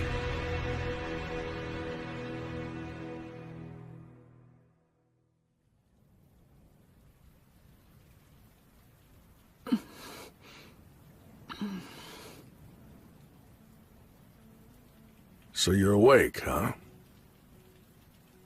Where am I? A village not far from the valley. After that battle ended, we retreated, bearing you and Menildor here upon our backs. The Chimera fled. I see. Where's Menel? He remains alive. Between the magic and protection you put on him before the fight, and Menildor's own quick reaction, it seems your blessing came just in time. Thank goodness. Although he still hasn't woken up yet. Then I have to go to him. You still need to rest a bit longer. But if I... Menildor's condition is stable now. He's already had all the care that he needs. You burned up far too much of your strength. So rest.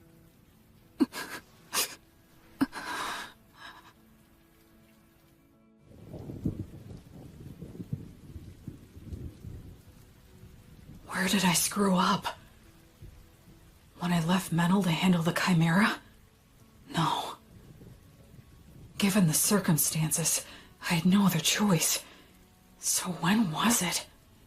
Was it just getting caught in that trap in the first place? If I'd been more careful, and took the time to send out scouts in every direction, we wouldn't have wandered blindly into that valley. We had plenty of people at our disposal. Up until that point, we'd been successful.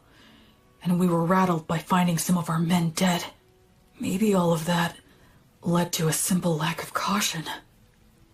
No, I think I'm missing something. Some kind of fatal flaw. So they retreated, huh? Really? The Wyvern Killer and the Penetrator? I heard they ran into some absurdly huge mixed-up demon beast called a Chimera. Wonder what they're gonna do. Also, that elf mix was hurt bad, wasn't he? Yeah, he's really got it rough. When you're stuck with a monster like the Wyvern Killer, no amount of lives is ever gonna be enough. Yeah. A monster? Yeah, guess I am.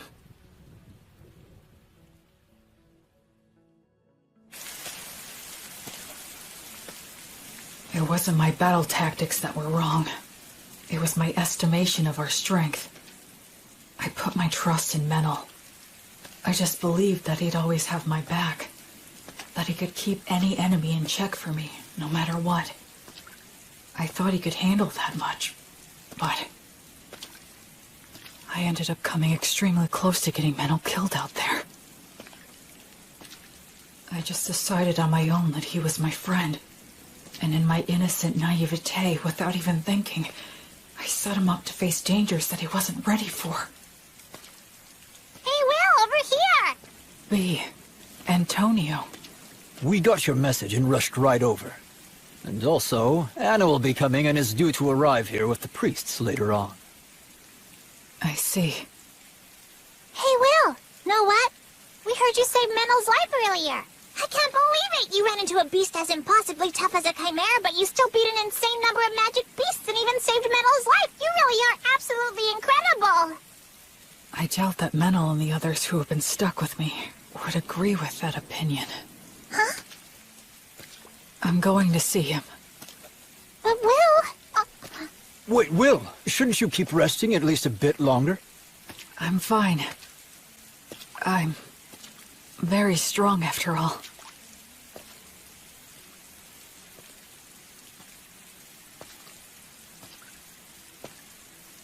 Ever since I left the city of the dead, people have said things like that to me, touting my strength in no uncertain terms. But every time I've just laughed wryly and shrugged it off. I believe that subconsciously, I was trying not to think about it. But the fact is, I can't avoid it anymore. Because in this world, my strength is simply far outside the norm.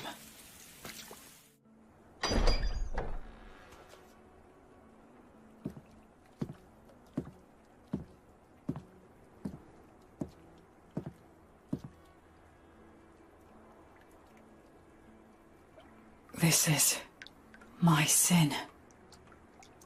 Menel, I'll fix you up right now. Gods, please take pity on Menel and heal him. I'm sorry, Menel. I just wanted a friend who could be my equal. I wanted what the three of them had. Comrades who had each other's backs, supported each other, and respected each other. But maybe I was just trying to force that on you without even realizing it. I didn't want to acknowledge just how strong I am. Because if I did that, if I set myself above everyone else, and had to admit that I was different, then I'm scared. I'm lonely. It hurts. I hate this. Oh, of course. It really is just as simple as that. I was afraid to be alone. I couldn't bear not having someone beside me. That's the reason why I tried to see the people I should have been protecting, the people I should have been saving, as my equals. I was averting my eyes from the truth, when really, I was just scared. And for that despicable reason. Because of that, I almost got you killed. But I finally get it now. I just couldn't keep going on that way.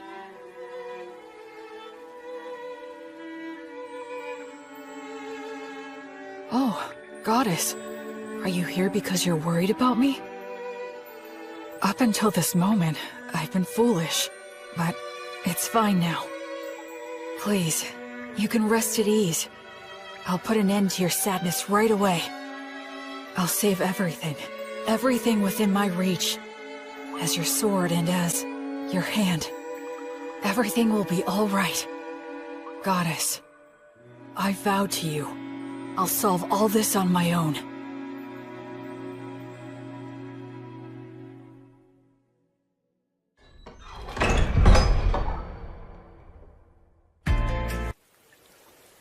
Where do you think you're going, huh?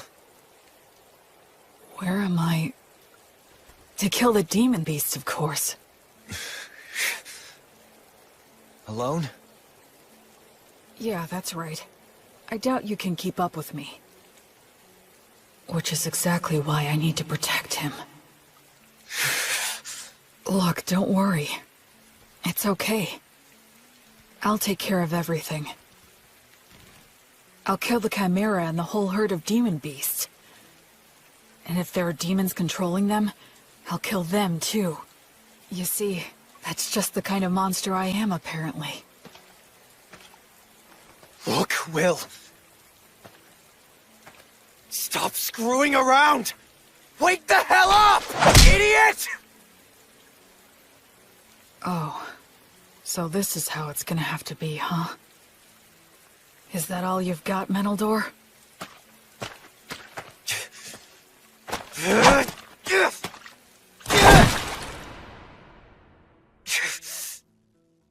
Damn it!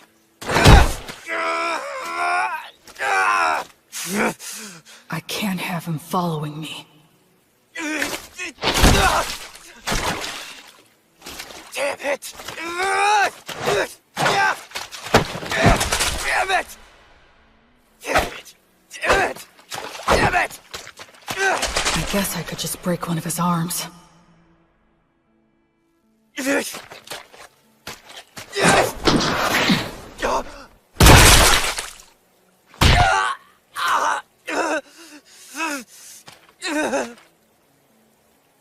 go and get someone to heal you. I'm not done. Oh, yeah? You're more resilient than I thought. What should I do now? Use words to make him stay here? No, I'll constrict his carotid so he loses consciousness. Gnomes, oh gnomes! Clench your fists! Use them to strike the enemy! Useless incantation. No! If I dodge it, the magic will hit metal!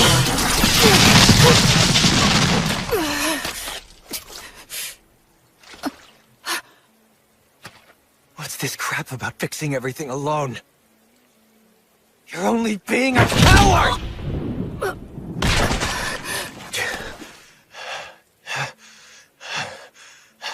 Did you really have to go that far?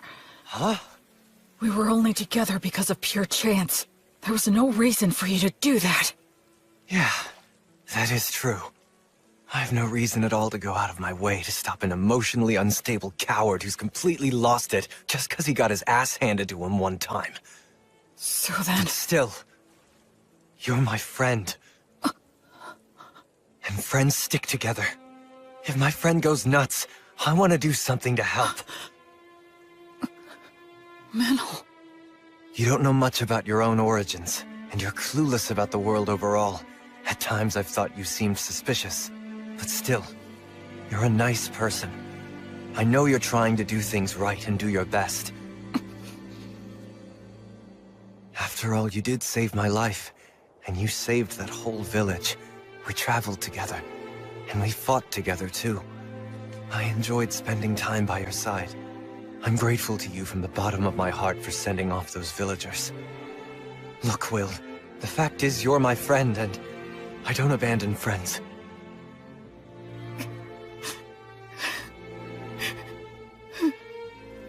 Well, you still want to fight? I surrender. I know that I'm still weaker than you now, but just you wait. I'll catch up before you know it. Menel. And soon enough, I'm going to prove that you are no monster.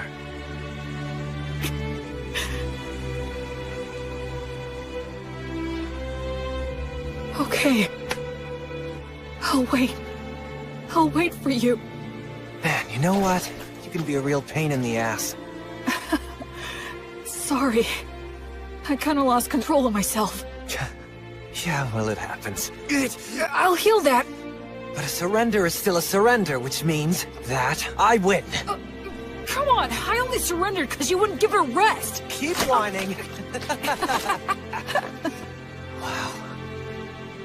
And so, we just kept on making dumb jokes and laughing about it all. What? You want me to break your other It was my first ever argument with a friend. And I guess I lost that too. Welcome back! Oh, you're back, huh? Will, Menel! Good to have you back! You jerks! You had me worried! I'm sorry, V. Will. Huh? If you don't mind, do you think that you could please tell me just what happened? Sure.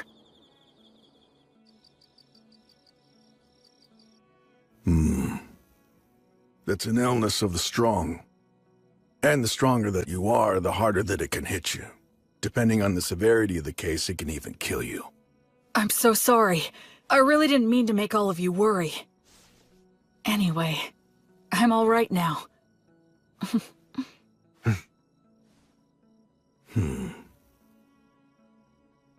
You two were stuck in bed not long ago, and you were off slugging it out? We even set a trap for a surprise attack. That Chimera's got no chance. I've got a debt to repay to that bastard. I won't be shown up like that. You mean you're gonna go fight that thing again? That's right. We're gonna have a little rematch. I won't get beat up and just leave it at that. I'll split its head open. I mean all three of them. Chimeras don't occur naturally, so there's no doubt that this thing is the product of a demonic ritual. I say we take them all out at once before they can escape. You want to go after it this soon after it roughed us up? I won't just give up and leave it like this. Let's bust them up good. All right. Guess we should round up some help, huh? This'll be a good, fun, stupid-as-hell adventure! A silver coin for a demon beast's head. And 10 gold coins for the demon bosses!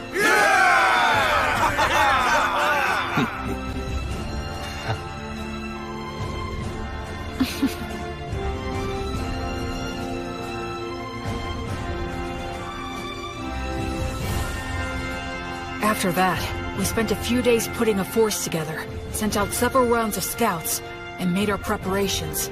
We didn't arrange any special tricks. We decided just to get enough people together, make preparations beforehand, and face our enemy head-on.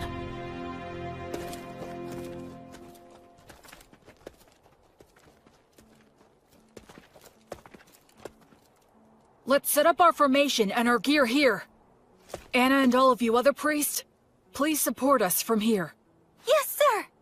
When we're all ready, we'll send our front line to the battle zone!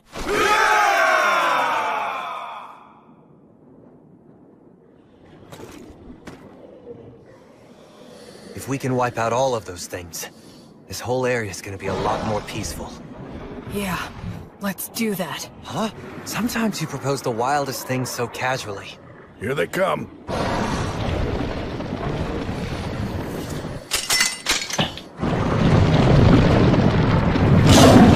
I've got your back. Thanks. I'm counting on you, Menel. We'll break through head-on! By Volt's blade of lightning, let us triumph! Burn bright! Blazes flames of courage! World, send us a tailwind of good fortune! Virtuous gods, righteous protection! Shoot! Sagita Flamium!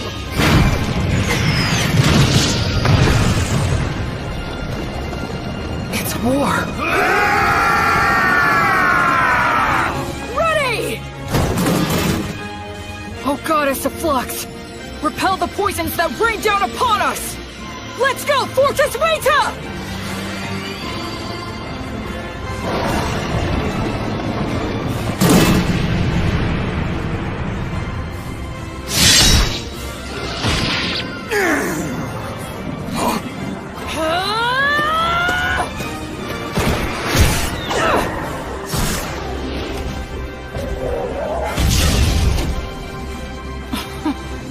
How could I ever think that I'd fix this all alone?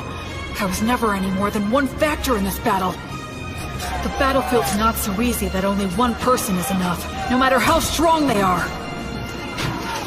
By the flame of Gracefield!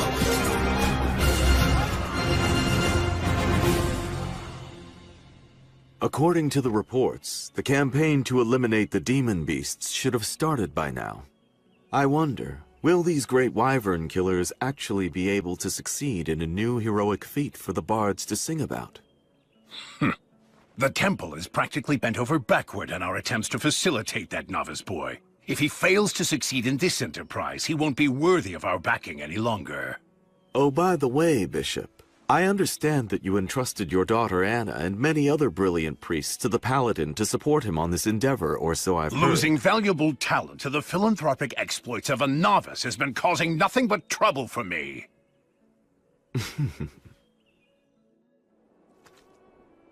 What's this? The remains of an abandoned monastery? It looks like we're the first ones to make it here. Be careful. Watch for traps.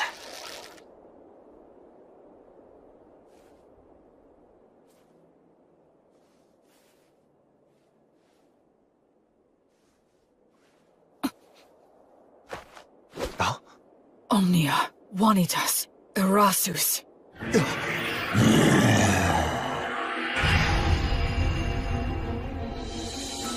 Hi there. It was laying in ambush with invisibility?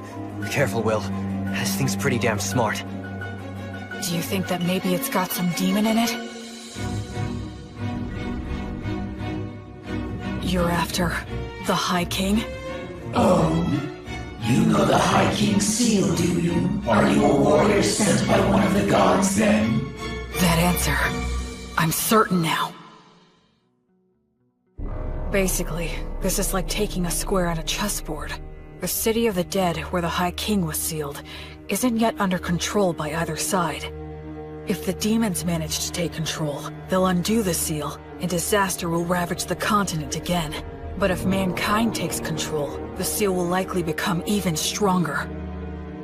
The demons are in a position where they need to keep Beast Woods permanently devastated, and keep it in a state of chaos, destitution, and lawlessness. That's why they're commanding demon beasts to attack villages and keep the pressure on. They can't let mankind advance any farther south. They can't let people head in that direction. They can't let them think that there's hope in the south. If you consider the existence of their king, it's incredibly easy to figure out what their objective is. In the name of the goddess of Flux, I will destroy all of you. Oh yeah? But wait. There seems to be some sort of mistake or perhaps a misunderstanding. A misunderstanding, huh? That's right. That's the truth!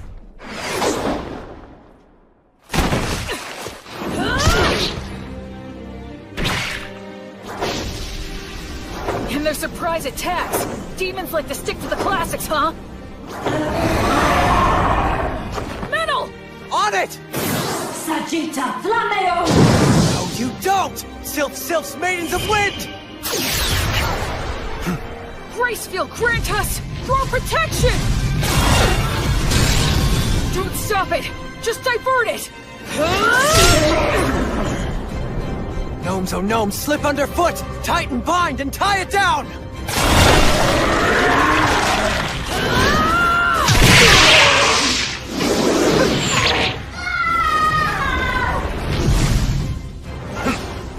It has 3 separate heads. If each one reacts differently, they're bound to end up becoming confused. This demon beast is unnatural. It shouldn't exist! I don't need to score a clean victory in one strike. I just need to fight it the right way and win by being better. I don't need to use a flashy secret technique. I'll just use all 3 of their teachings and do what it takes to win! That's the fighting style that works best for me! Maidens of Wind! Bless this arrow with your kiss!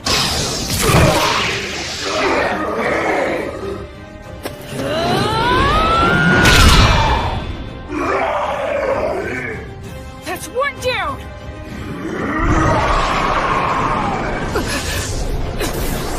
You give me no choice. Although I detest this dragon's power, I must use it! Dragon?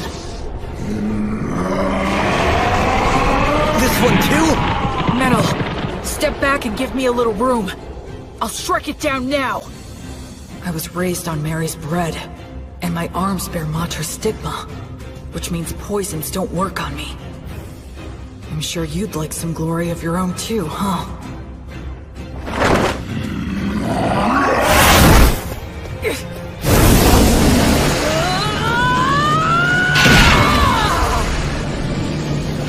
Gnomes, oh gnomes, clench your fists! Use them to strike the enemy!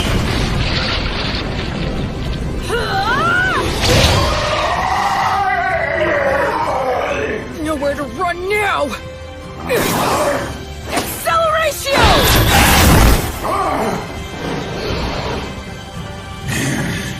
Now gnomes, oh gnomes, slip underfoot, tighten, bind, and tie it down!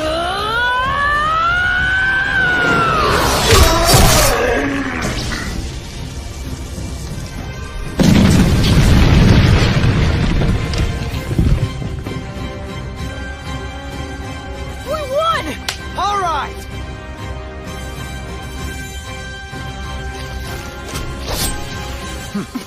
On to the next one. Yep.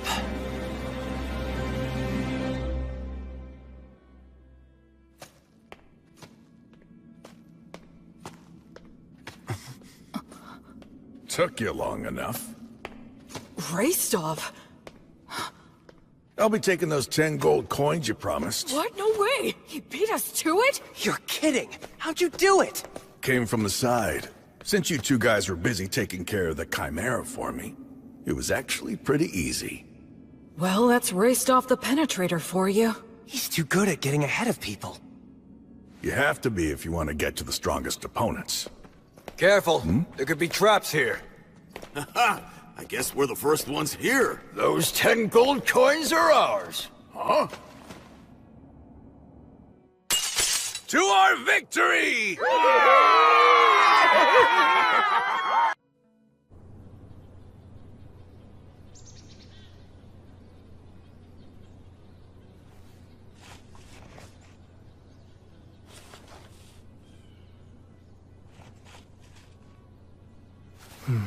You're awfully cheery about a little stack of papers, Will.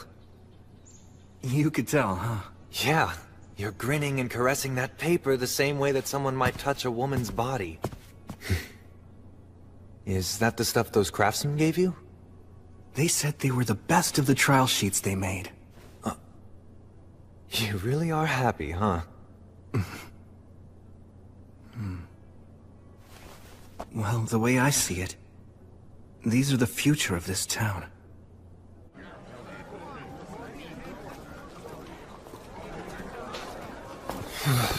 So cold. It's nearly the winter solstice. It's so busy here now. Yeah.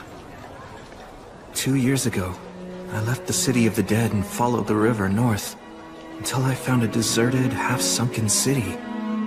Now, 2 years after rebuilding began, people have given this place the name Torchport, the Port of Light. Hey, Will, what did you mean when you said that paper was this town's future? We have to do more than cut down the local trees and sell the lumber to white sales. Eventually, we'll run out of trees. So, we need to diversify the trade in this town. It'll pay off later on. And that paper of yours will do that? It's the first step and one worth celebrating. You know, you think like an elf sometimes. Oh. And you're the type that just lives in the moment.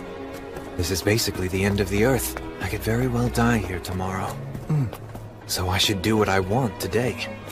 And I'm pretty confident that most of the people who are living here feel exactly the same way as I do. I know. I want to change that.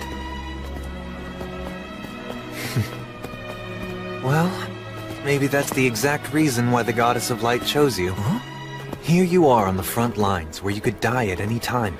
And yet you're talking about planting the seeds that'll grow fruit years from now. By the way, we heard from the Crown Prince of Whitesail's brother. We're invited to the New Year's ceremony. You gonna go? Oh, that's right.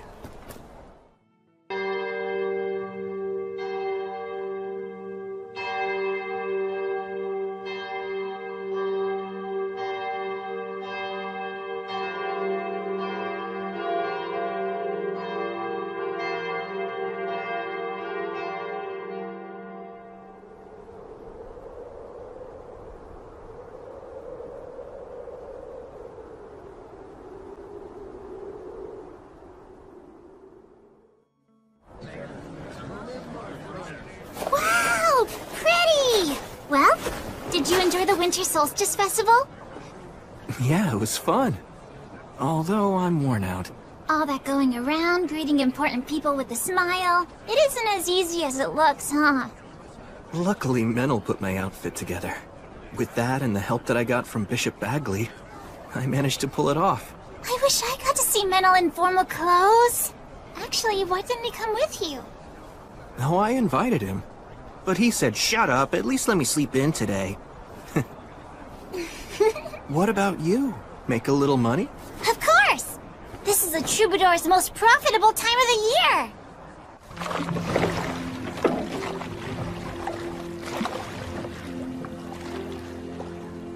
What's the matter?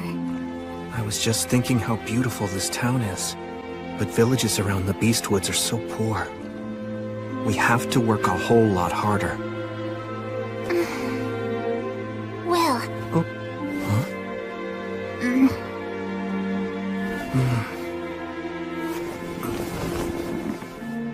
Huh?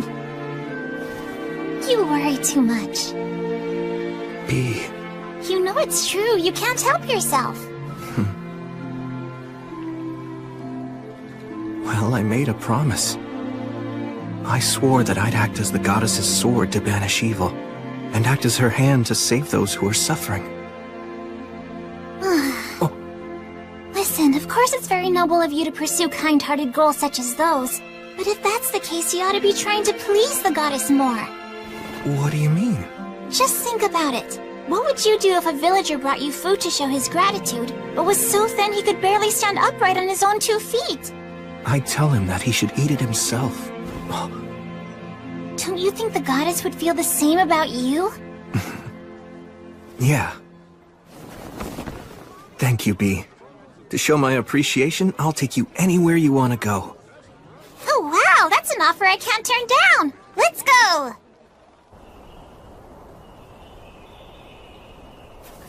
Bee, you sure about this? Yeah, absolutely! There's something I want to see. But unfortunately, it isn't the kind of place a lowly troubadour can get into just by asking nicely.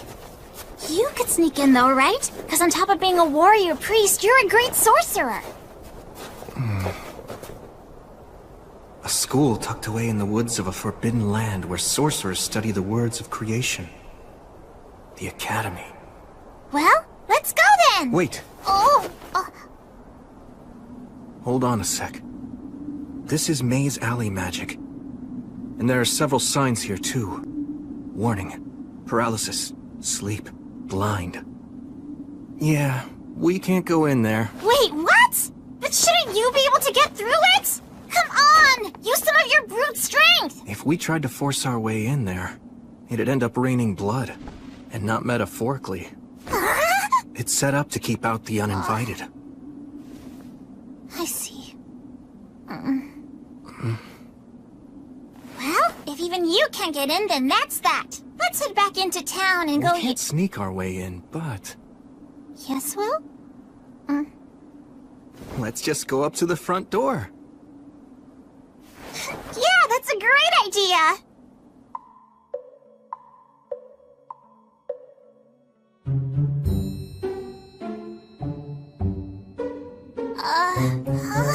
Do you remember how we got to this spot in the first place? I mean, I know in my head where it came from, but... It's okay. Just keep holding my hand.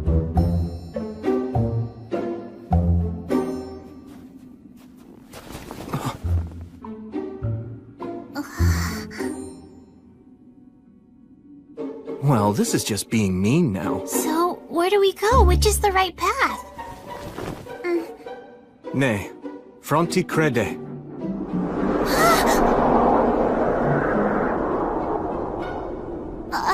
This is the right one. Either learn or leave. So, does that mean if you won't learn, you have to leave? Will. Huh? Don't push it, okay? Even the wandering sage in his youth couldn't pass through this route. Or at least he wasn't able to make it all on his own. What? Gus couldn't? He was a child prodigy. But even so, he wasn't able to visit the academy without getting his master's help. That's how he found out how much he still had to learn. I see. So even Gus couldn't get through here when he was young. What is this? A curse? Looking at it makes me feel really uneasy. I can't sense any mana at work here. But doesn't that make it even more suspicious? Setting a trap in something that's obviously questionable is a classic move! You're right. There's a sign carved in it that makes you feel uneasy. Man, talk about super twisted. I could write a song about this alone!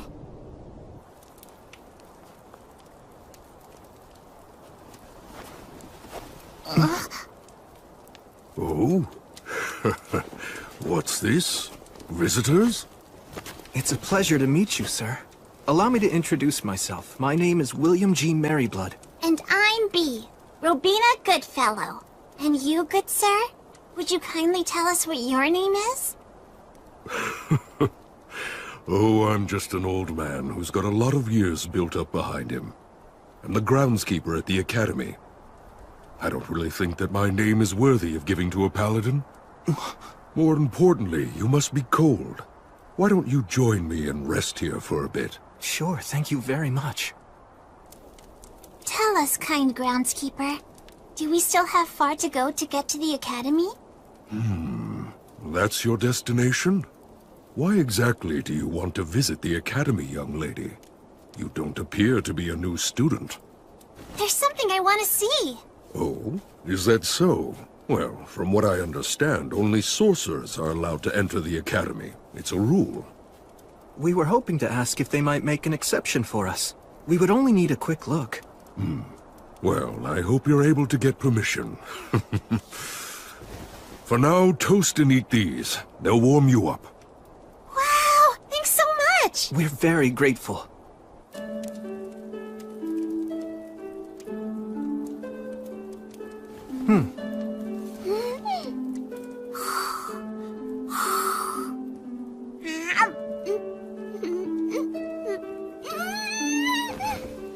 This is so tasty! It's goat milk cheese, right? That's right. It really is good. Incidentally, I've heard that the faraway paladin knows how to do magic. That's true. I can't deny that I have learned a bit. As the Academy's groundskeeper, I do witness magic from time to time, of course. But nonetheless, I'd be very interested in seeing firsthand just what sort of magic you're able to perform. I see. I think I'm being tested. I'm sorry, but I can't use my magic simply to show off. Please understand. Even if I beg to see it? Please forgive me. Has that always been your stance? Yes. My master taught me that. I want to uphold his ideals as best I can. Well, in that case, might I ask a favor of you? Yes, of course. Last night's snow has left all the trees quite damp, so my fire just keeps on smoldering today. It's rather tough on these old bones of mine.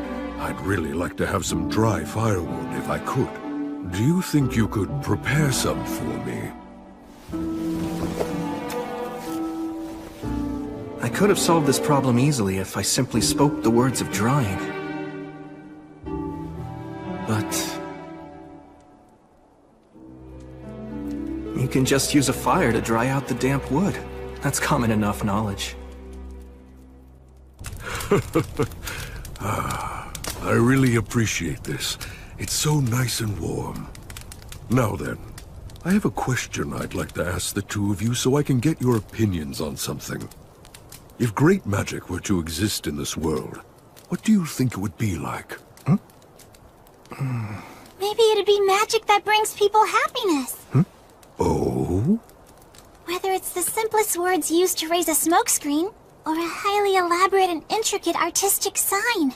If it was woven with the prayer that's intended to bring someone happiness, I think that's plenty great. What an intriguing opinion. And just why is it that you feel that way?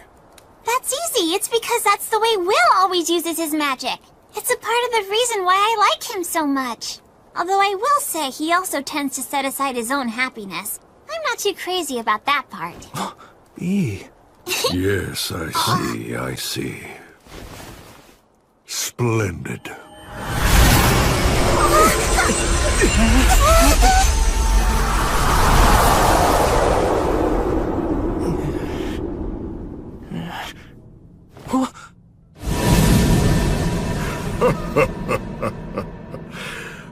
Allow me to properly introduce myself. My name is Hiram. I am a professor at the Academy, and I'm also the Master of the Woods. And I serve as groundskeeper as well. Groundskeeper? I'll have to make a bit of a special exception, but I'll assume the responsibility and allow you to tour the Academy. Now then, young lady, what part of the Academy was it you wished to see exactly? Oh, well... Yes, I see. Of course. In that case, let's go.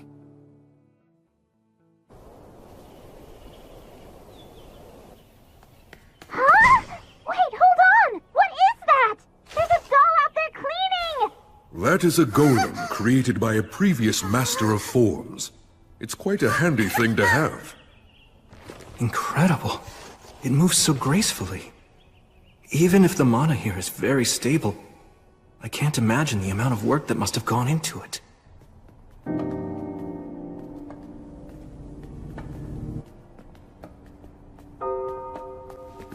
By the way, just how do you determine whether or not someone possesses a talent for magic? The words of those with magical talent have power behind them. Although both our words of creation and the everyday words that we use in simple conversation have the same roots, the words of a child who possesses true talent just naturally make things happen. I know about that. When a kid like that really puts their all into cheering for you, then you can feel an inexplicable rush. Or if someone who hates you says mean things to you, you can actually end up getting hurt. Exactly. It's said that the ones who make ideal sorcerers are often docile, easygoing, patient, and quiet. Those who are fiery by nature cannot help but use intense language, and if one continues to use words in such a manner, they will ultimately bring about their own ruin. Back when I was little, Gus used to tell me stories like that as a warning. It seems it's a lesson that's shared amongst everyone who uses magic. And it's clearly a sentiment that's alive and well here at the Academy. Well, this is it. Here we are. This is what you wish to see. The Academy's library.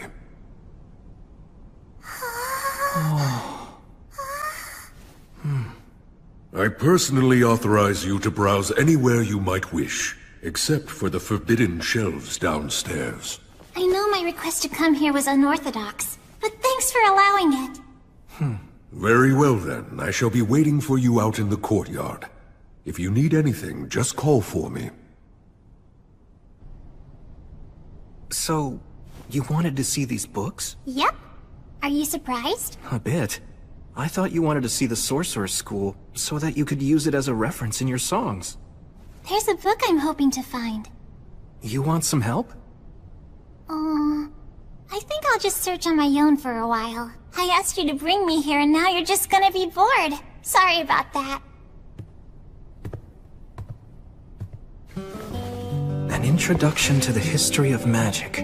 I learned a lot from Gus, but I wonder what's changed over the past 200 years that he wasn't even aware of. Huh? B? I'll carry those. Thank you. Huh? A record of Academy graduates and a collection of local historical records?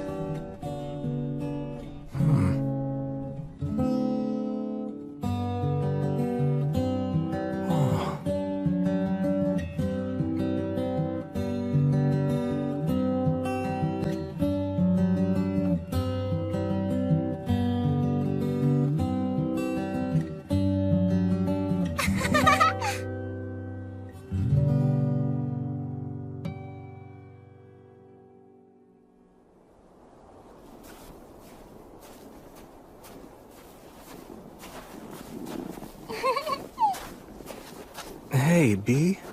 Are you wondering why I was looking for books like those? Back in the past, a long time before I ever became a troubadour, I traveled quite a bit with someone else. She was a lady with dirty blonde hair and eyes the same beautiful blue as the sea. We ended up together only by chance, but we got along pretty well. Later on, I came to learn that she was an amazing sorcerer. Apparently, she was traveling all over the place searching for lost signs in any ruins she could find. But she was so nice that she took on a lot of people's problems along the way. It wasn't like she was famous or anything. But in certain places, she was known as a hero. I was having fun, so I made all kinds of detours to stay with her. When it was time for us to go our separate ways, we waved at each other and said, "See you later." But then, she died not long after we parted. I heard she died fighting to protect a town from a group of specters.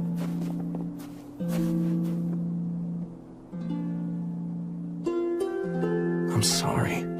Oh, don't get the wrong idea. It isn't that I'm feeling upset because she died or anything. I mean, yeah, of course I'm sad, but she'd made up her mind, right? I'm not really big on regretting the choices other people make.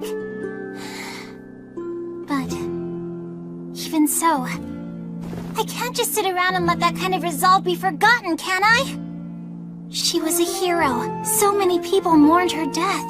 But even that grief was washed away by the passage of time. And she was forgotten. Eventually, nobody spoke her name again. This world is full of dangers. Every hero who is born is one day quickly forgotten. I guess that's just how it works. But still, they praised her and thanked her, and when she died, that was it. I can't stand that. Someone's determination isn't something to use up and throw away. So I've been singing about her to keep her story alive. And along the way, I realized something. What's that? Those songs about heroes, they create hope. Do they? Those songs tell people that there's someone out there trying to save them with exceptional strength or magic. That there's someone who's fighting for them. That maybe there always has been. That brings a lot of hope to people. It's just the same as the 3 heroes that you're so fond of. And maybe like you too. Hey, look!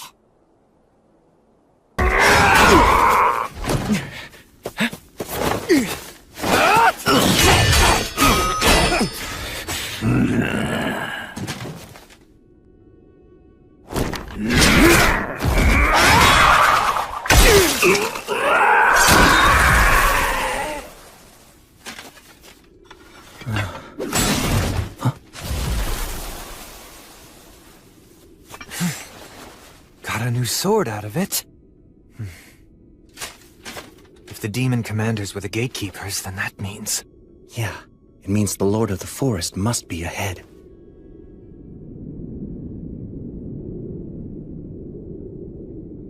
Let's go.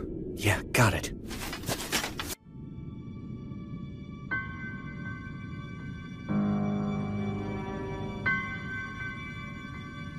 So is that big tree?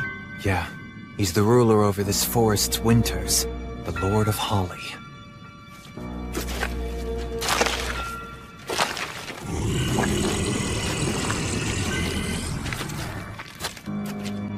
Are those words of creation? No, actually. That's a curse. Those are blasphemous words. What's happened to my gatekeepers? What do you think happened? I see. Let me guess. You're the faraway paladin, Sir William. And you are the one called Menaldor of Swift Wings. And you must be General Carnunos. If you two celebrated heroes have come here, we don't need to waste any time. I'll see to it that you die right here and now. A few days ago, on the summer solstice, I saw snowdrops that were blooming out of season. And that's where it all started. Crown Prince Ethel of White Sails asked me to find out why it was happening, so we came here to look into it. And that's what we found.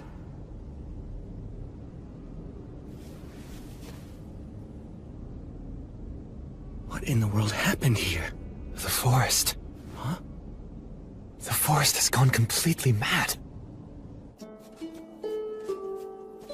This whole forest region is ruled over by 2 ancient trees. They're called the Lord of Oak and the Lord of Holly. They're trees? Actually, they're twin brothers. The Lord of Oak rules from the winter solstice to the summer solstice. Each solstice, they yield royal authority to each other, thus maintaining the cycle of the seasons.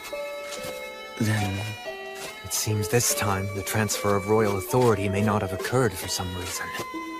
It was disrupted on the summer solstice, so... It must have been the Lord of Oak. Great Lord of Oak, ruler of the forest. Why won't you give the Lord of Holly the royal authority? Nay, children of man, you have it the wrong way around. It is the Lord of Holly who will not accept the transfer of power. Why not? That I do not know. My communication with the Lord of Holly was severed, so the transfer of power cannot be performed. The royal authority is powerful and far-reaching. If it does not lie with the correct owner, it will only foster the spread of evil. It may only be a short time now before this forest suffers a fatal collapse. All right then, will you give it to me? What, Menel? Hear me, Lord of Oak. Please entrust your royal authority to me. cannot. It may have been possible for the true Fae from the days of old, but because you carry human blood in your veins, you would not last even a month. Your very soul would be destroyed. If I'd have a month, then that's no problem. I can resolve the whole matter with him in that time. But why would you go to such lengths? I swore that I'd live my life looking forward, to atone for my sins. Through a friend who saved the soul of the one who saved me, I made a vow to the great goddess. There's no greater reason than that.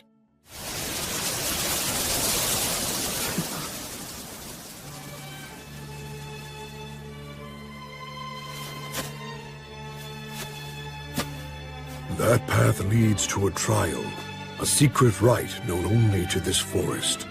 I'm afraid that you, agent of the Goddess of Light, do not have the right to participate in it.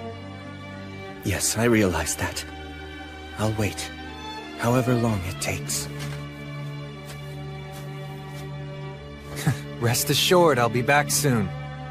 So don't you worry.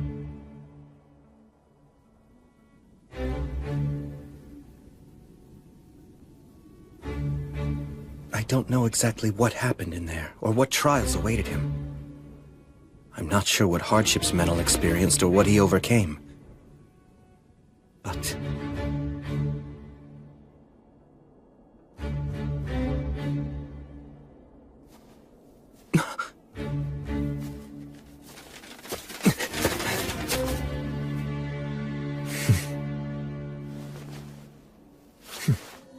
that was how Menel received the royal authority.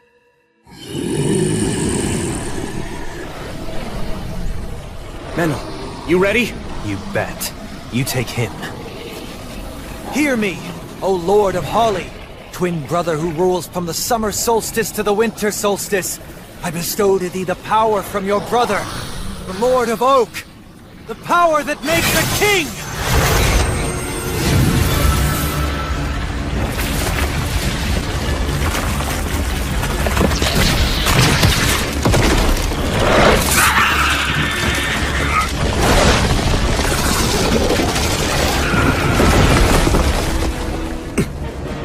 You're going to regret that.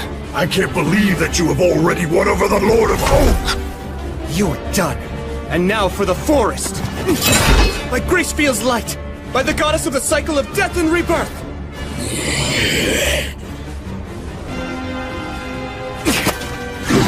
Defumo Adbla! Tessere Oath!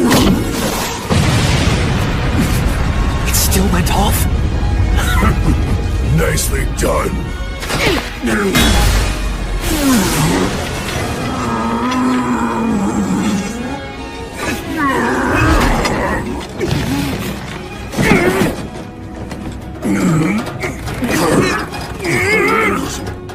Are you really human?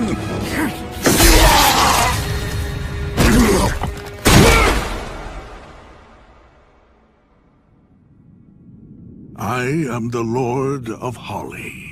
For your bravery and valor in eliminating those insolent invaders, and for performing the transfer of the royal authority, I commend you and thank you. I must restore order to this maddened forest.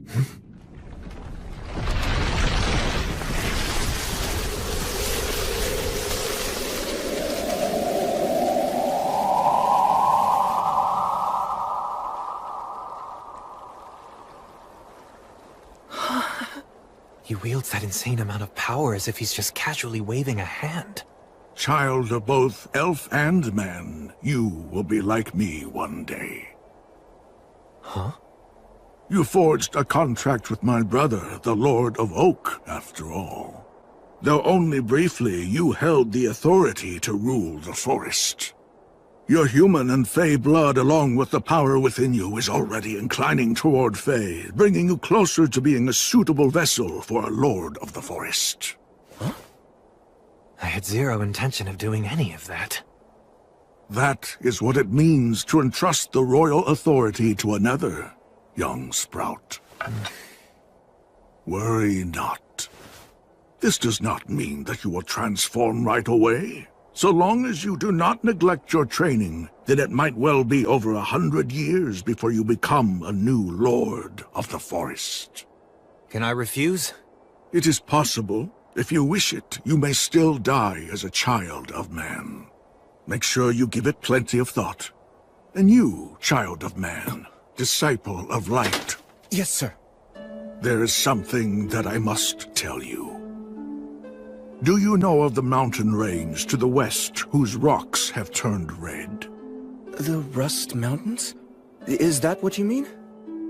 I'm afraid that in a future that is not so distant, the fire of Black Calamity will break out in the Rust Mountains. The flames will spread and may even consume this land in its entirety. What are you saying?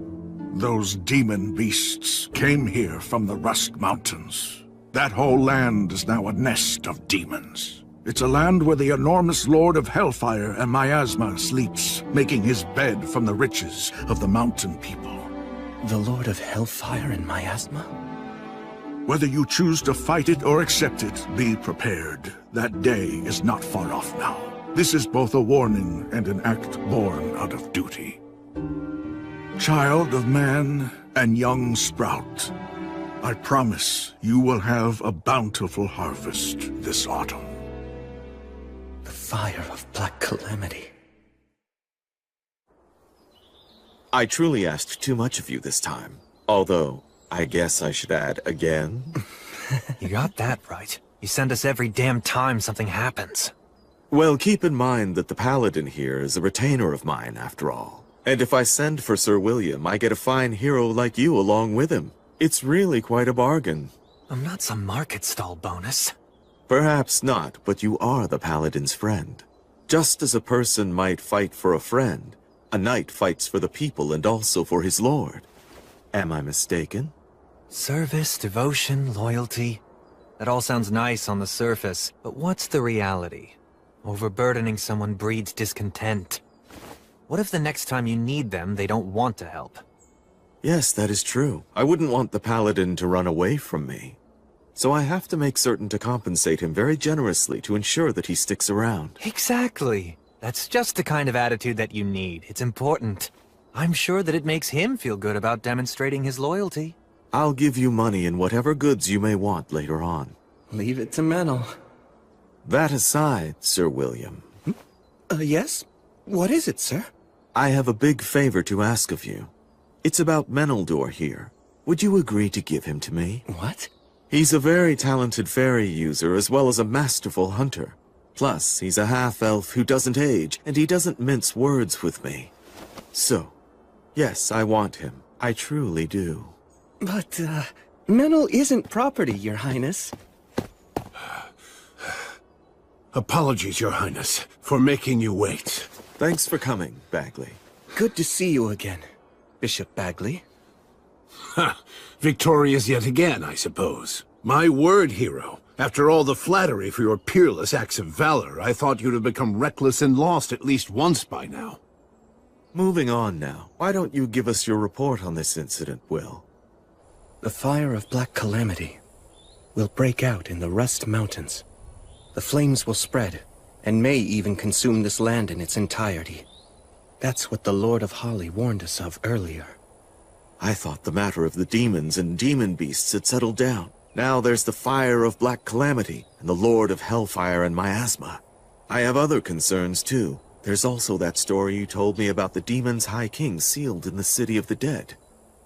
It's simply one issue after another, isn't it?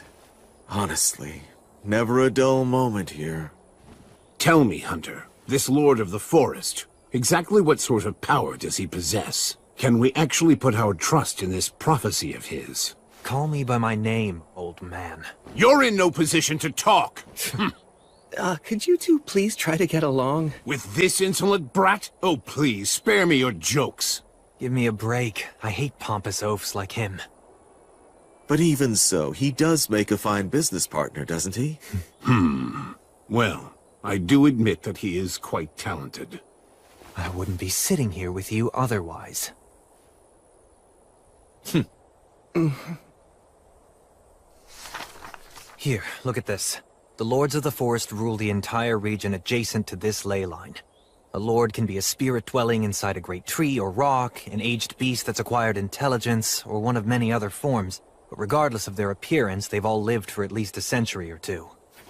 Essentially, they're a forest's heart and mind, and they know everything that happens within their domain. If a prophecy is from a lord of the forest, then there's most likely solid grounds to support it. It's more like a forecast. In that case, this seems like a matter that we should treat as a high priority. Yes. So now, the Rust Mountains, the dwarf capital that's in ruins, has become a nest of demons, huh? That's perfect! Huh?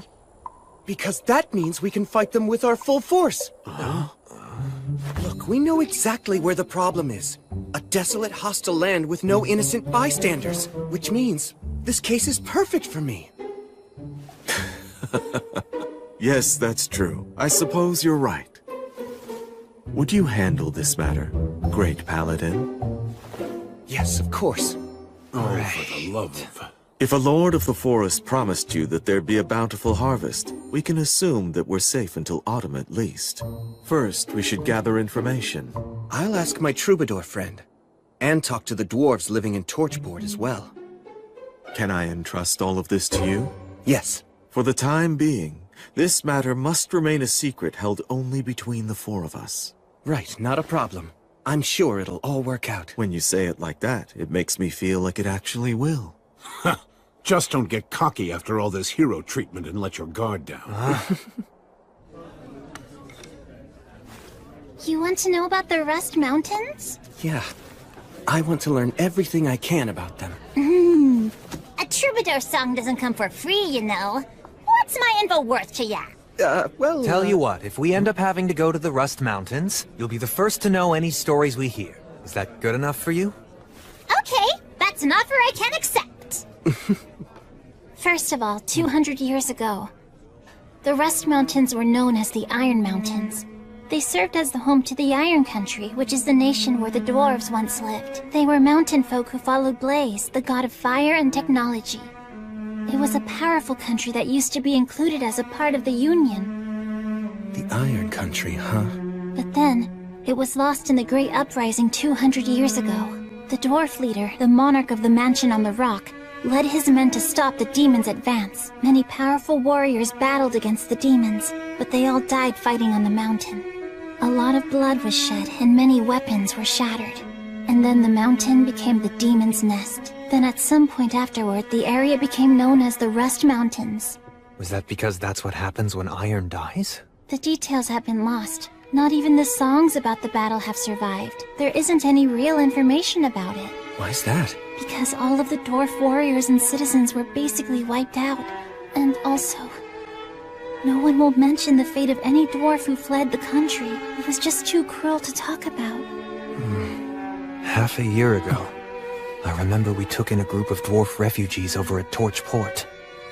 I'll never forget it. They had a look of utter exhaustion in their eyes. It made me realize that just one wrong step, and that easily could have been us instead. Manu, you... Everybody knows what terrible things can befall people who are driven out of their homeland. That's why none of them want to talk about their home, or bring up anything about what happened in that final battle. I can understand that. Anyway, that's really everything I can tell you about it. I'm sorry. No, don't be. You've been really helpful. But you know, Will... Huh? If you were to approach them with the understanding that you have now, they just might be willing to talk. Especially since it's you. Good advice. Thanks so much.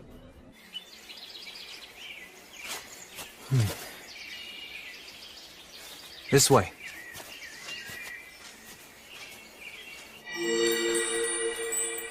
This is the fairy's path. You sure this is the right way? Yeah, I can tell. I mean, I can tell now, at least. Because of the royal authority?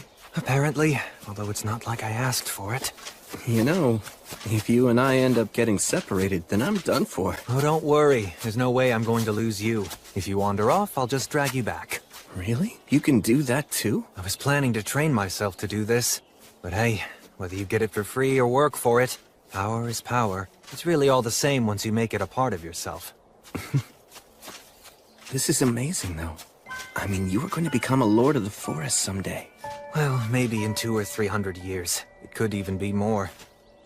It'll probably be somewhere around there. I'll be long dead by then. That's true. Maybe I'll be the one who maintains your grave, and I'll be able to see how your kids and grandkids end up too. Huh. I hope everything will have settled down by then. Wait, you've been planning to do that? Yes, that's right, I have. I have all kinds of debts to you that I can never repay. At some point along the way, all half-elves have to make a life-altering decision. To live in perpetuity as an elf alongside the earth and water, almost like the Fae do, or to live a more human life, fleeting like a flickering fire or a gust of wind. That's the fate of those born with both bloodlines. And my choice is to see what becomes of your accomplishments. I might not be able to do anything all that great, though. Oh, come on, you're already enough of a legend. I'm sure you'll keep on making more legends, even with that spaced-out look on your face. I'll be fighting by your side, so somehow I'll have to survive until your life ends. And then, it might be nice to wrap it all up by fading into the forest. Of course, first I'll have to say something totally cool to make myself look good. I bet you'll be a legend. Yep, the both of us. Doesn't sound too bad, right? Yeah.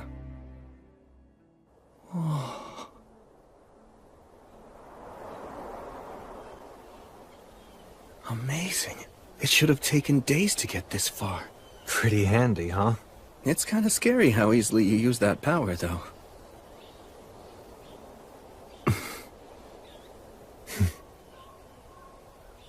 Well, we made it. If you notice any... Huh? Hey, Will! Menel! The Rust Mountains, huh? It sounds to me like things have gotten awfully troublesome. We were hoping the dwarves might know something useful that could help us out. So, I know that some new immigrants have arrived recently. How are they doing? Well, they seem to have settled in nicely for the most part. Well, that's good to hear.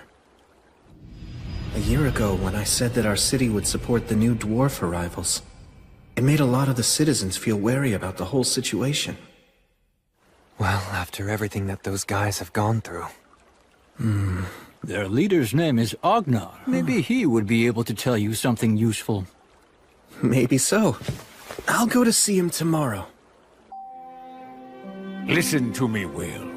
Today we are going to discuss the spirits through the words of the Creator. Even before man or the gods came into being, water, fire, wind, and trees came into existence. Every one of them possessed a definite will of their own. And those were spirits? That's correct.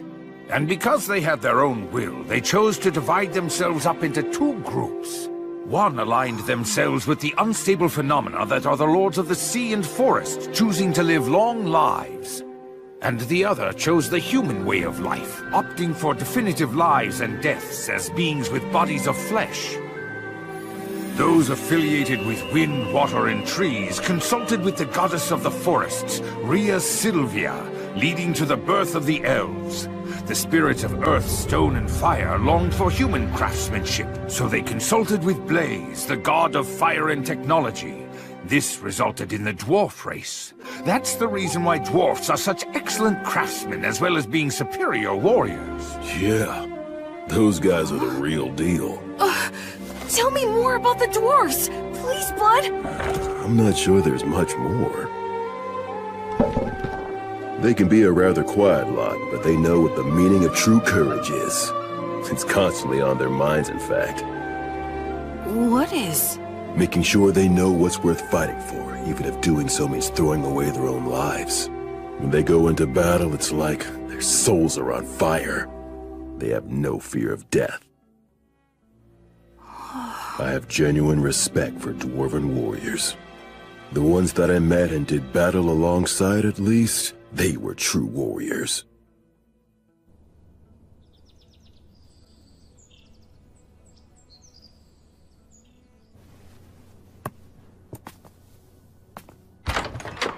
Hello there, good morning. Young master, good morning. I'm heading out soon to do some training. That's quite some bedhead you've got there.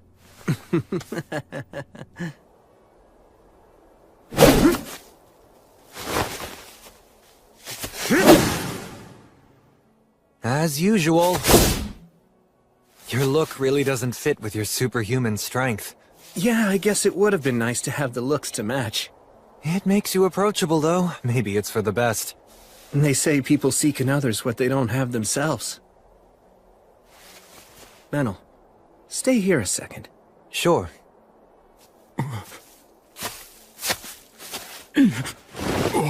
Hey there, good morning.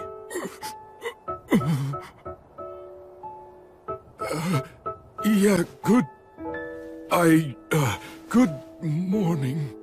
So, would you like to watch? Hey, what are you doing? Who are you? I haven't seen you around before. What's your deal? If you're that interested, just watch us. No, that's quite all right. Sorry to intrude.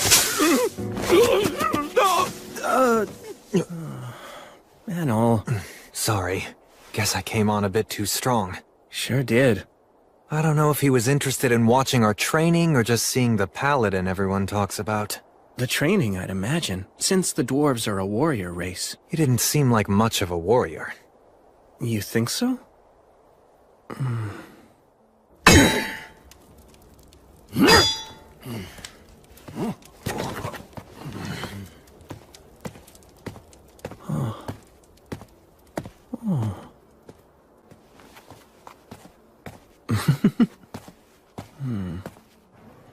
Welcome.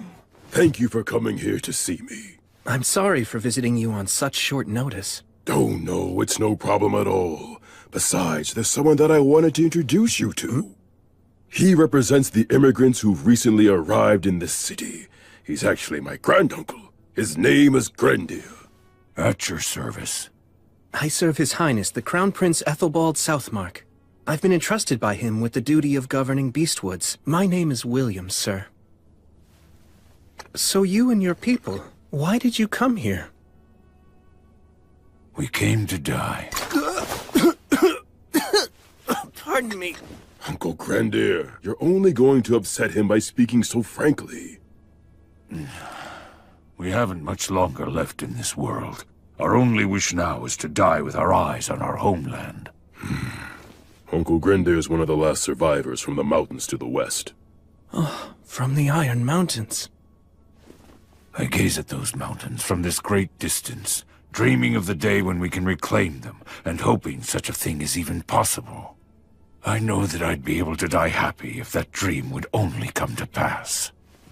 While I realize that this may cause you some inconvenience, I would be willing to do any kind of work if you could just allow me to stay in some little corner of the city that...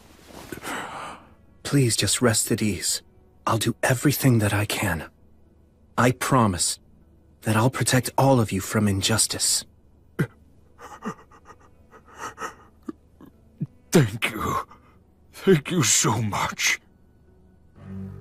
200 years ago, there was a monarch who ruled in the Iron Country.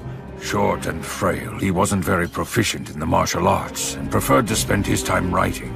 His name was Arvanger, the last king of the Iron Country. He presided over an age of peace. The land was blessed with prosperity and well-being. But then, a storm came. From the depths of the abyss came an invasion of demons that was led by the High King of the Eternals. When the fires of war encroached upon the Iron Country, an emissary from the demons appeared. It demanded that our people agree to follow the High King. Today's our last day to respond to their demand. If the only difference is who sells us weapons, does it really even matter? Those demons can't be trusted! We must fight them to the death! But if we're dragged into war, our children will die! What are we to do? I will make the decision.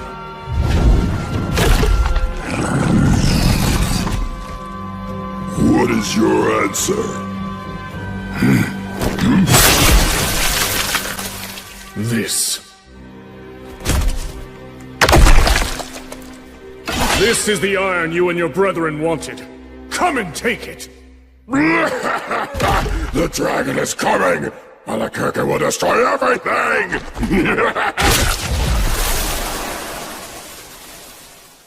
I will not allow it. We will draw the demons of the abyss here and slay them in the bowels of the earth. This chamber will be their tomb! Yeah! Those who are not warriors or are still inexperienced ones, you are to retreat from the Iron Mountains. My people, I will die, and all of the warriors who remain here will likely die as well. But still, we must not let the Iron Country die. It pains me to issue such a selfish order. It tears my heart in two, yet issue it I must, even if you lose your homeland and drown in regret and disgrace. Go live! That is the battle that I command you to fight after leaving this place. No, you are not running away. You are simply being sent to a different battlefield. Your king and his warriors will protect our name and our pride. We'll die in the mountains where our ancestors sleep. All of you must abandon your pride and stake everything on living. Do not let the flames in our kilns die! Go live! Live and keep fighting that battle until we may reclaim our land. That is my final order. That tale is the legend of the Iron Mountains handed down to us. I wasn't even born at the time when that terrible atrocity occurred. At the time, we'd only recently become royal guards. We didn't even get to fight. The only thing that we could do was obey orders. And we left amid the bitter cold and the treacherous path. My child, my joyful child, who was always smiling, encouraged us all to keep going. But even they could not smile any longer, and they passed away. I can no longer even remember how many died. Yet somehow I survived. I made it through that time of chaos and the 200 years. And now you have returned this land to the hands of man. And not only that, you have even shed tears with me. We can return home. Someday not far off we can fulfill our king's decree.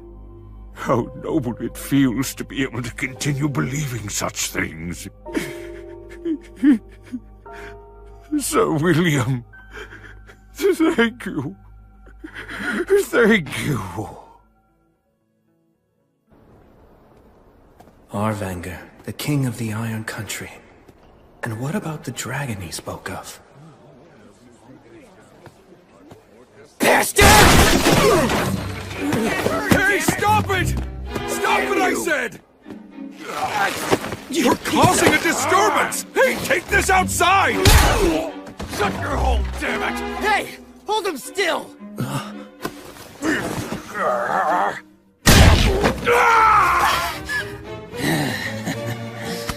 That's enough. Huh?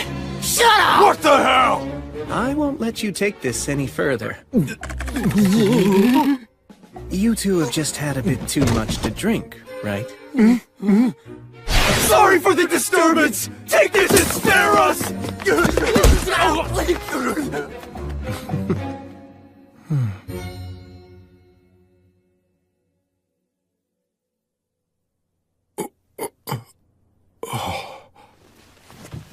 Oh, you awake?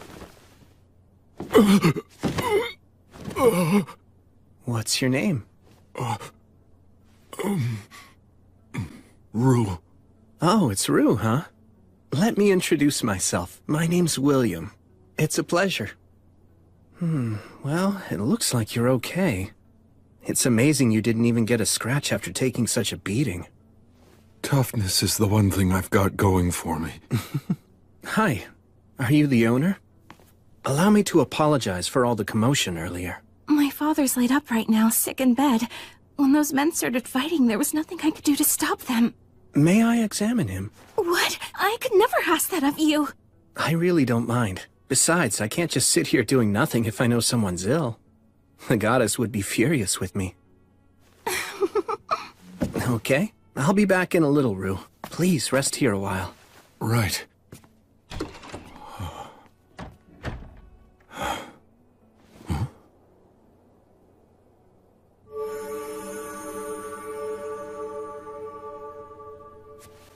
Okay, you ought to be just fine now. Oh, Thank you so much! I received this healing power from the Goddess of Light, so you should thank her. yes, of course. Oh, wait. I have an idea. Please let us provide a nice meal for you. Yes, please! That would be great. To tell you the truth, I actually forgot to have dinner tonight. Huh? What are you doing? Oh, wow, amazing. It's really nothing. Not compared to what you can do. You're so strong and courageous. Don't do that. Don't say things like that. You really shouldn't imply that you're weak and cowardly. It's like cursing yourself. Be your own biggest supporter. You should try that approach instead. I will!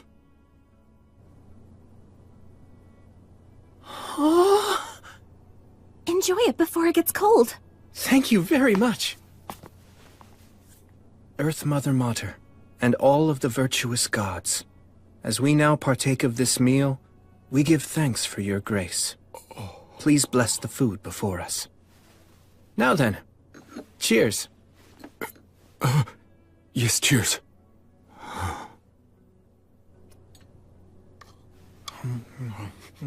Tasty. Yeah. Tell me, why were you here anyway? Well, you see, I just migrated here, and I guess I kinda wanted to get my bearings. So I was sort of exploring. There's nothing unusual about wanting to look around. Yeah, but all the other people in my clan have been keeping busy. You're talking about Grender? You don't need to worry about that. Actually, I just happened to come from speaking with him in Agnar. You are remarkable. You're just so strong and dependable. I'm afraid I'm nothing like you. Then, why don't you give it a try too? You can get a certain degree of strength by eating well and training. Dependability comes from good choices and habits. I believe that we met for a reason. I'll tell you what. Try considering this idea. Become a Thane. You could work for me if you want, if that's something you're interested in. Wait, really? Do you actually mean that? Just tell me what you want to do. As long as it's what your heart desires, then I want to help you achieve it. To be honest, I might just cause trouble for you, but still. Yes, please. Let me learn from you.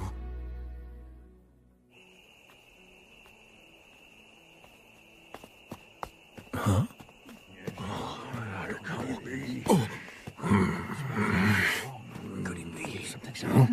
Young master!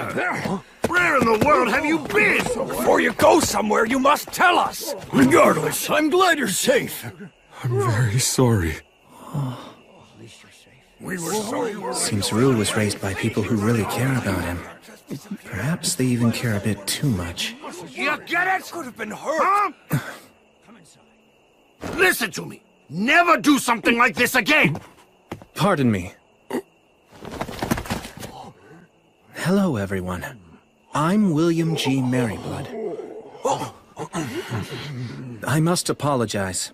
Rue and I met by chance and we got to talking. We hit it off and I didn't realize what time it was. No apologies, please. That's the paladin? He's dreadfully strong. He's more than just strong. He could crush us all, if he wished to do so. My name is Gil Reese. I appreciate your apology, and I will gladly accept it. You have my humble thanks.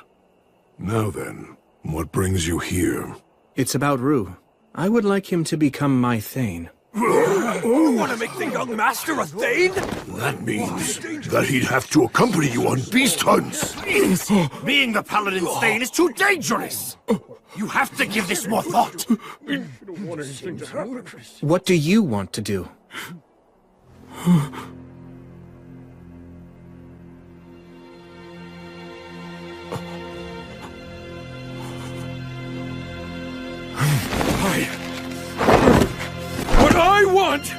is to learn from him! To learn what a warrior is! To find out what courage is! To discover it with my own two hands! If I never confront danger, or never even take a single step on my own, what can I ever know about being a warrior? What can I really know about having true courage? It's simple. I want to be someone I'm not ashamed of. For our ancestors! If I know nothing of battle, or of courage, or of conducting myself nobly, can I call myself a dwarf? It's final! I've no intention of ever reversing my decision!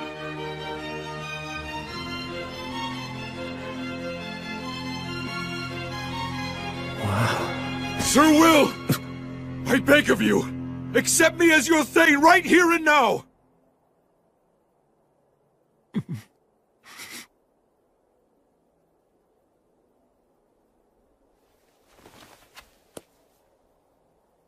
I will guard with my own two hands the loyalty you offer.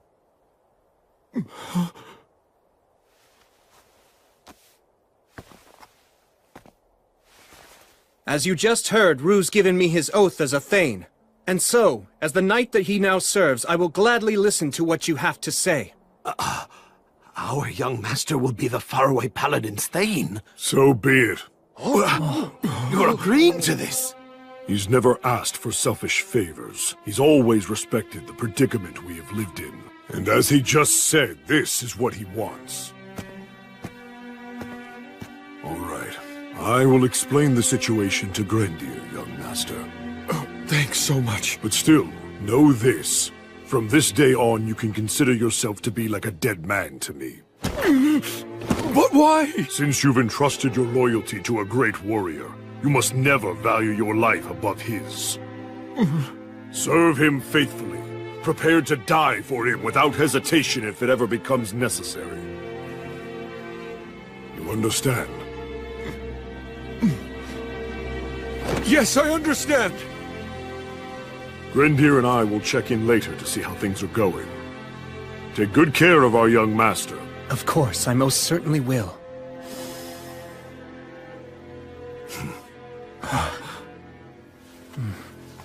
I'm looking forward to this. Yeah, same! Let's talk about your pay now. There's a lot involved in being a Thane, but I'll provide your equipment, and I'll pay you. Oh, I'm just happy merely to be serving you. That's not enough. I had someone tell me many, many times about how important money was. Right. If I don't compensate you fairly, it'll look bad. Some may say I don't value your work or loyalty. Granted, it may be in bad taste to put a price on everything, but money is almost always the clearest indicator of value. You're so mature for your age. Well, that's the goal at least. I'm trying my hardest.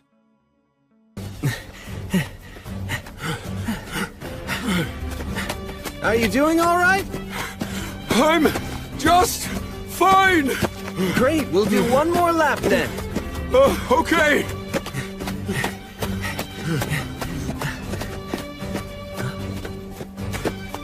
Blood, Mary, and Gus must have worked so hard to figure out how to teach me everything I needed to know. How'd they train me so efficiently? Last lap, full speed! All right! Well, all I can do is keep trying my best, and maybe I'll reach their level someday.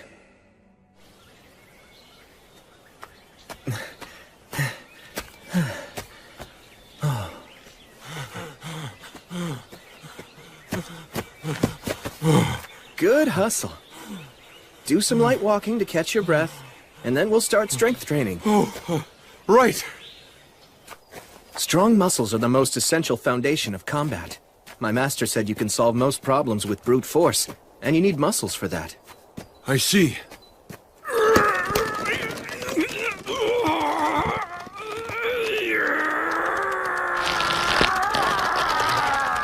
Okay, that's good. That's enough strength training for now. Will we do this every day? Yep, we worked on your arms this morning, but we'll alternate our training. We'll focus on different muscles on different days. Yeah, I guess that makes sense. Actually, later on, I'd like to do some practice swings with you to check your footwork and how you move your body. Uh-huh. But first... I think you guys met before, but let me introduce my friend, Menel. Hey. Oh, yes, hello. So, I guess I should say I'm sorry for scaring you the other day. Oh, that's okay. So from this point forward, Menel will join your training sessions. Also, I'll be asking him to work with you whenever I'm away or unavailable. Right! I appreciate your guidance. Sure thing. I need to go and attend an assembly. After that, I'm going to go check on the people who we treated earlier. I'll let you take over now. Fine. Okay, let's start with practice swings. Right! Okay, I'm counting on you then. No problem. I'll take care of it. Oh, hey! It's our Lord! Ah, well, good to see you.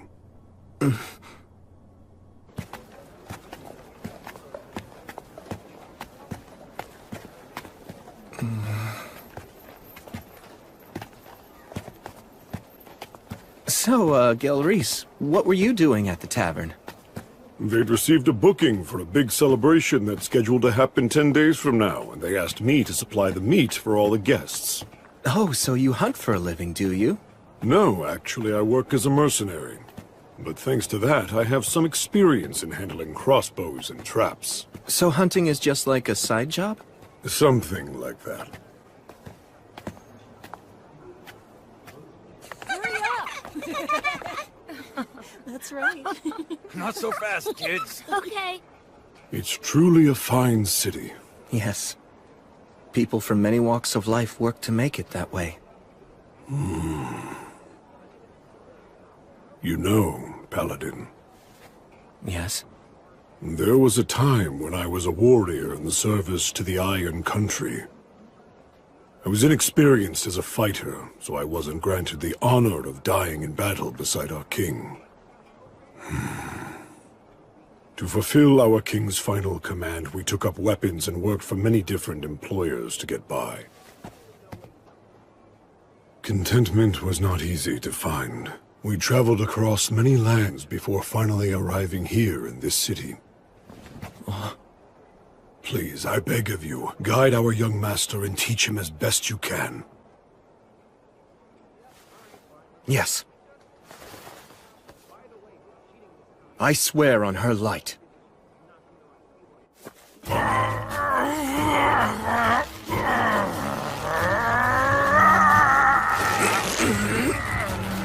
Tell me, is this your full strength, Rue? Surely you've got more in you than this! This is your best! We're done. I'm afraid you've lost. Getting used to pain is just another part of training. How did you do that incredible move? You mean that last one? Hey there, Menel. Come over here. As your test subject? He'll understand it easier if he can watch it. I'm sorry to trouble you. Damn it. Alright, fine. But you'd better make it a clean throw, you hear me? Hold on. This should get Bishop Bagley to start an investigation. The fire of Black Calamity will break out in the Rust Mountains. The dragon is coming! Alakirka will destroy everything! You give me no choice. Although I detest this dragon's power, I must use it! Tough scales. And an enormous body. The inborn ability to use words of creation. The dragon Valakirka. The dragon's power is second only to the gods. Back when I fought what was the mere echo of a god, I was nearly killed at one point. Things were bad enough with just an echo. And now, An echo and a dragon. I don't like this. It scares me. Don't lose your nerve! Huh? Come on! Again! I'm wearing armor, so why would you hesitate to attack? Good grief, I think you might even be more naive than Will. So what's the matter? You giving up already? You gonna run home with your tail between your legs? No, I'm not done!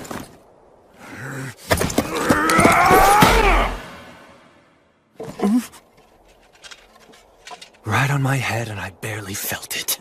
Are those bulky arms just for show? Huh? Oh yeah, you're clearly scared now, aren't you? Are you gonna start crying and run away, are you?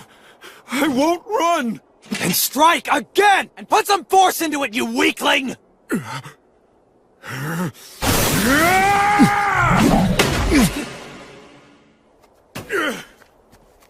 Always reliable, that Menno.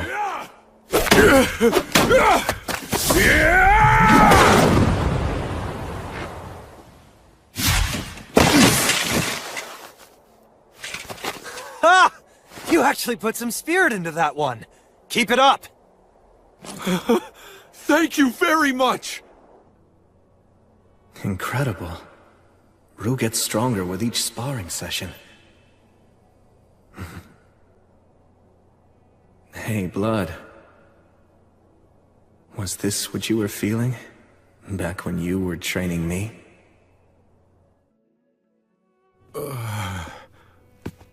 Here you go. I don't know. I don't think I can eat all this. Then your training will go to waste. Force it down if you must. You need to replenish all the energy you burned up when you exercised. You can eat it slowly, but please, eat it all. Okay.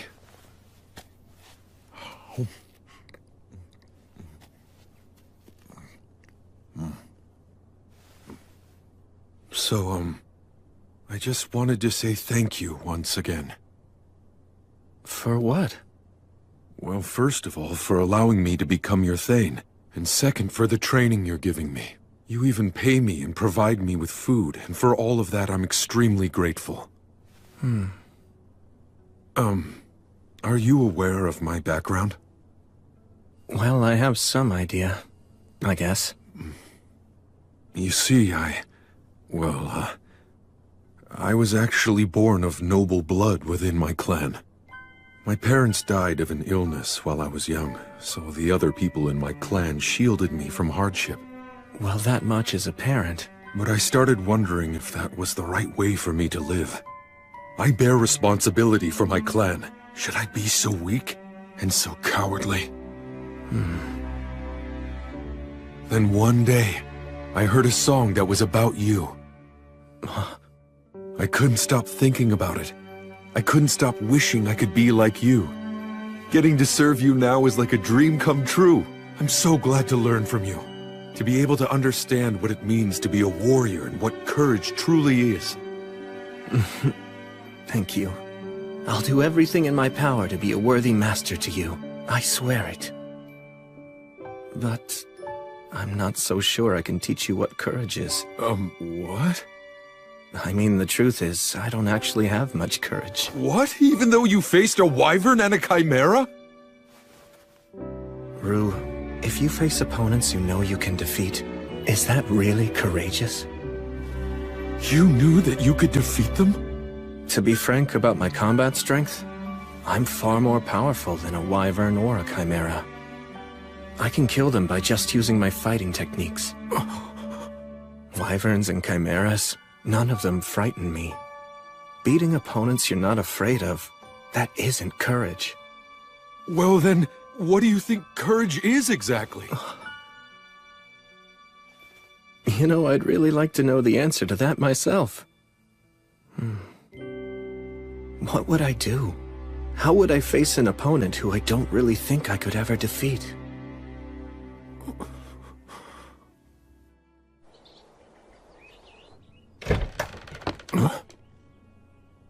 I have returned. Oh, Raistov! I'm glad that you're back. How'd it go? Nothing seemed especially out of place. Should I go see Anna and report my findings to her as usual? Yes, please. Thanks, Restov. I'd heard you'd taken on a new thing.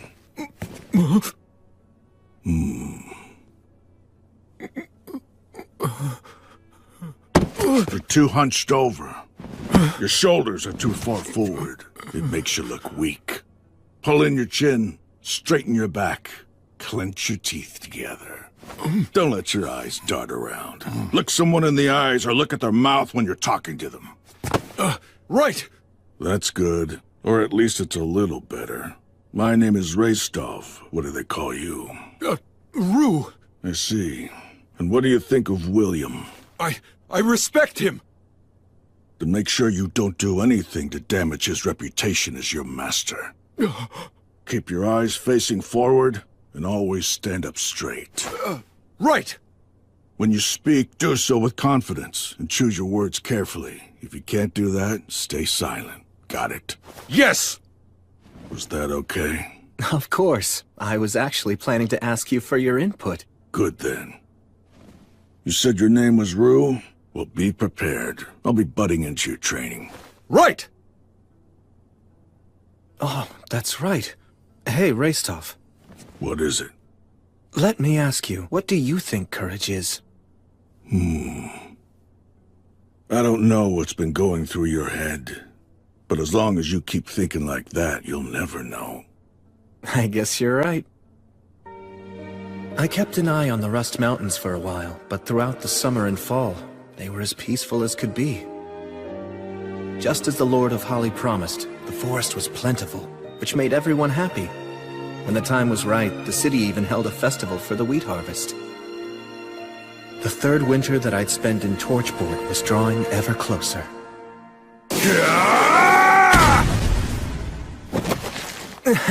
Well done! That was quite a good throw. Wow, thank you very much! My lord! My lord! Sightings of undead were reported. Sorry it happened again. It's fine. If undead are involved, then I need to make it a top priority. So what should we do this time? Good question. Oh, Rue, I need to go handle this matter. It's very important. Will you come too? Really? Of course!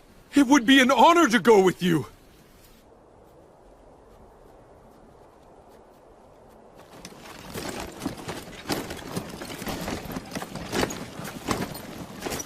And one more thing. I've heard that dwarves can see in the dark, but don't rely just on your sight. Yes, understood. Quick quiz. Where are we headed to? To the west, towards Pillar Mound. Is that right? That's where the most recent sighting was reported. But it's deep in the forest, so it hasn't been fully explored yet. Right.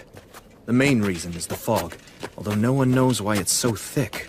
Whether it's the geography or a magical barrier. Let's remain cautious. Yes, sir.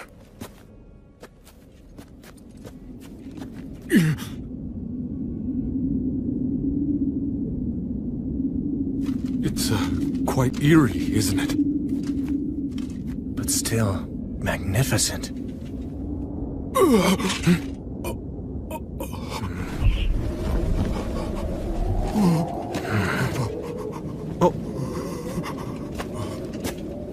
Sir Will! It's all right. Look closely. What is that thing? A gravekeeper, I think. A gravekeeper? This place is a burial site. Really? It is? This figure is probably here to scare off any potential grave robbers, and the fog is likely either a magical barrier or the result of a contract with the land spirits. I imagine the reason this place was created was to be a resting place for loved ones who'd passed on. And so, may everyone here please rest in peace.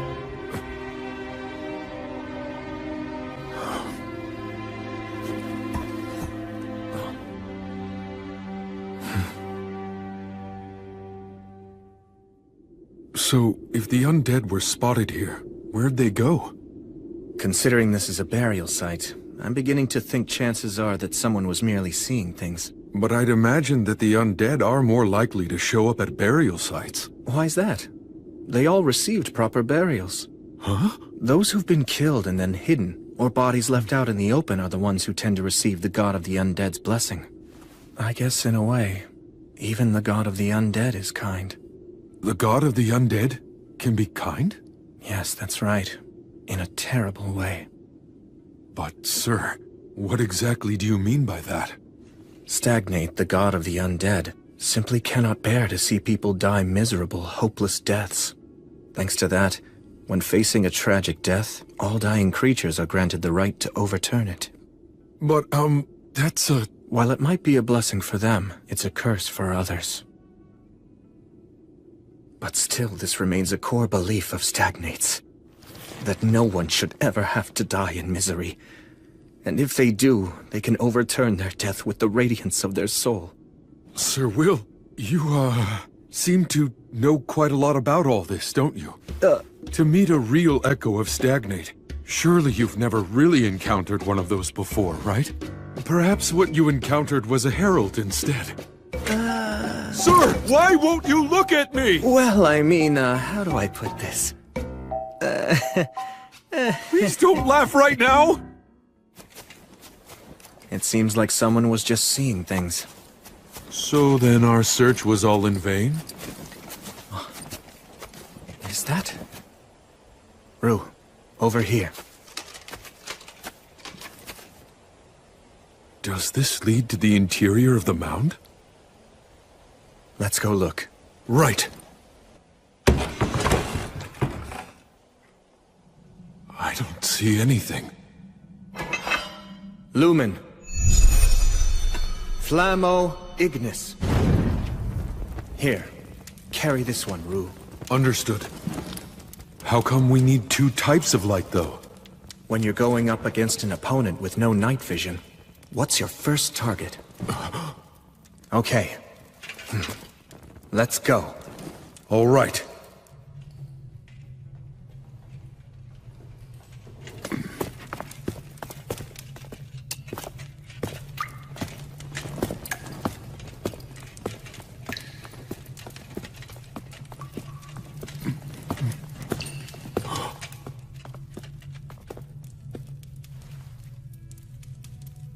Does this lead to the innermost chamber, then? Yes, it's through here.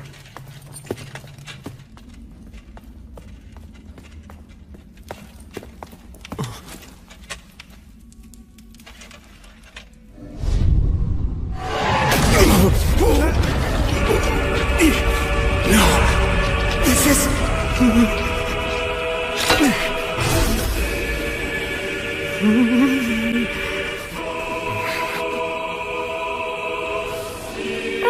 Welcome. This is my home for now. Has it really been 2 years, Warrior of the Light? Stagnate, it's you.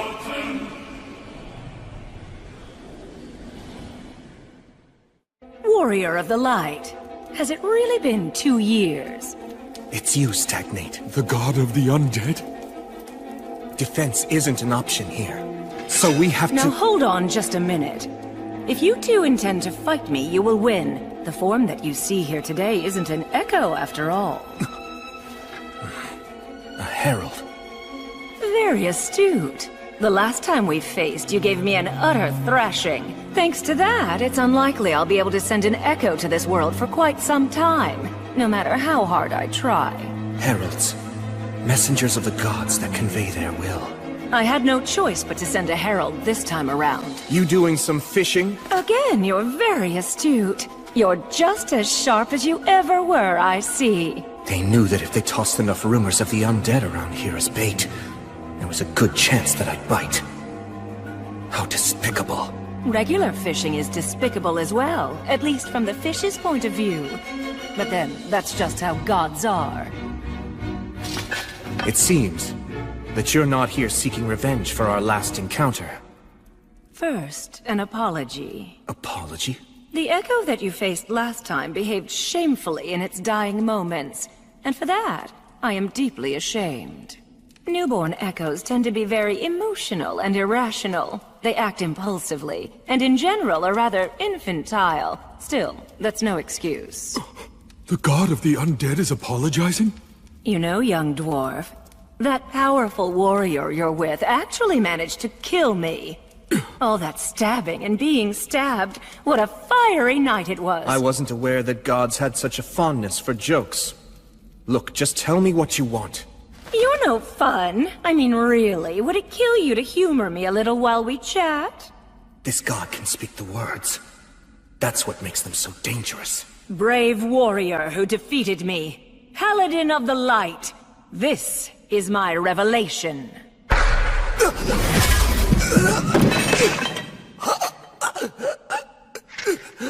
Sir Will!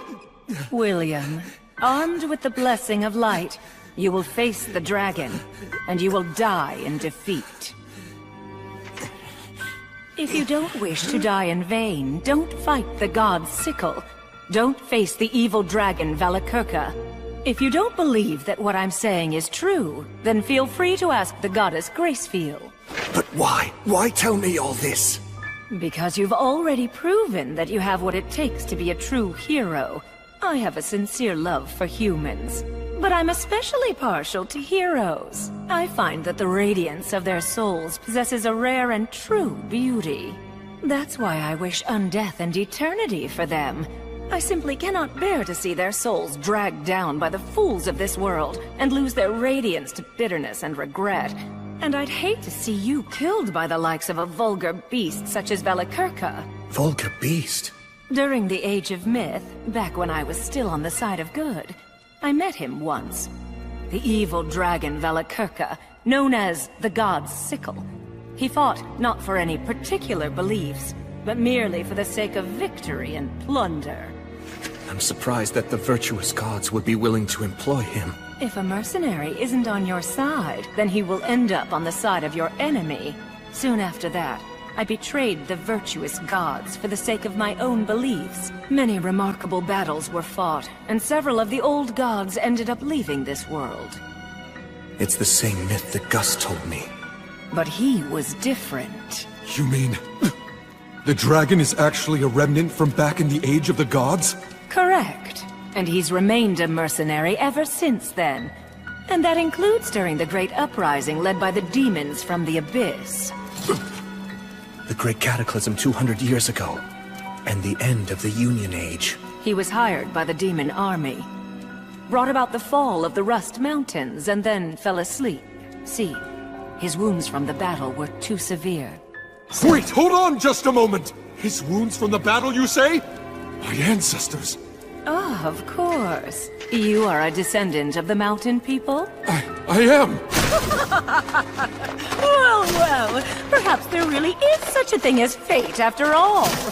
All right, then for you, descendant of the Iron Country, I, Stagnate, the god of the undead, shall reveal the truth. I'm sure you've heard of Arvengr, the king of the Iron Mountains. He was also a true hero. Be proud. Kaldon, the famed sword handed down through generations, took an eye from the evil dragon who survived from the Age of the Gods. Wait, is that true? It was exhilarating. He was truly a great hero. I'm so glad. I'm so glad. I wouldn't have expected such kindness from an evil god. But this is a god who distorts the rules of life and death, and brings about disaster because their emotions drive them. William, in time, you may very well surpass even Arvenger's great achievements, and succeed in slaying Valakirka. But now is not that time, I'm afraid.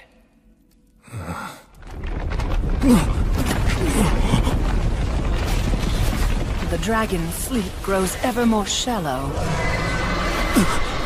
The dragon's giving us a show of his power. Return home at once. Chaos is imminent.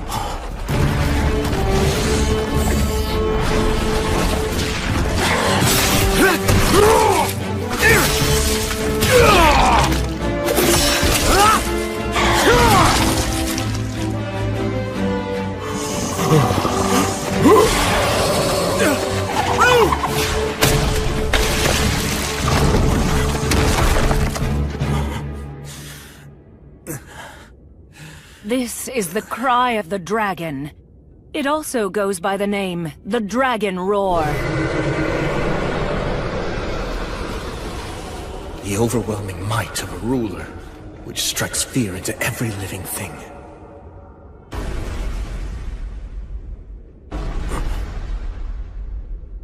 Something troublesome's coming this way. Even you will likely struggle some with this foe.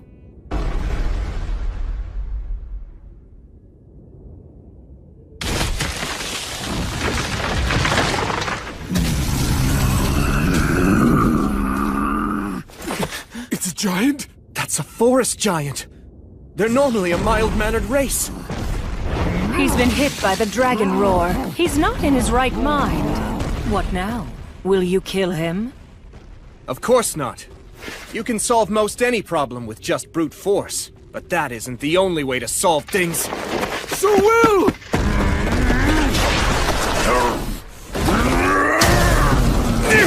This is nothing!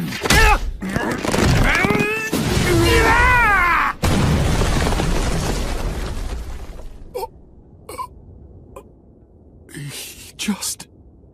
Through a giant. Yes. Shine the light of reason upon the fog of confusion. I'm awfully sorry about my behavior just now. Can you make it home? I think so. Oguni zoiku, e sokse uraka. Uhusama. Otenum, Roshiatagaro. Let's see. Nogarado, Reo Yanaba, O Sedo. Yeah, it really is scary, but Oko Wendabum wentem bena rekurana. Onawushum, Nizimanim ho shabe oko pascha. I am Gungar of the Jotun. Ogiho ye soyowium, no ho ne ruhuso.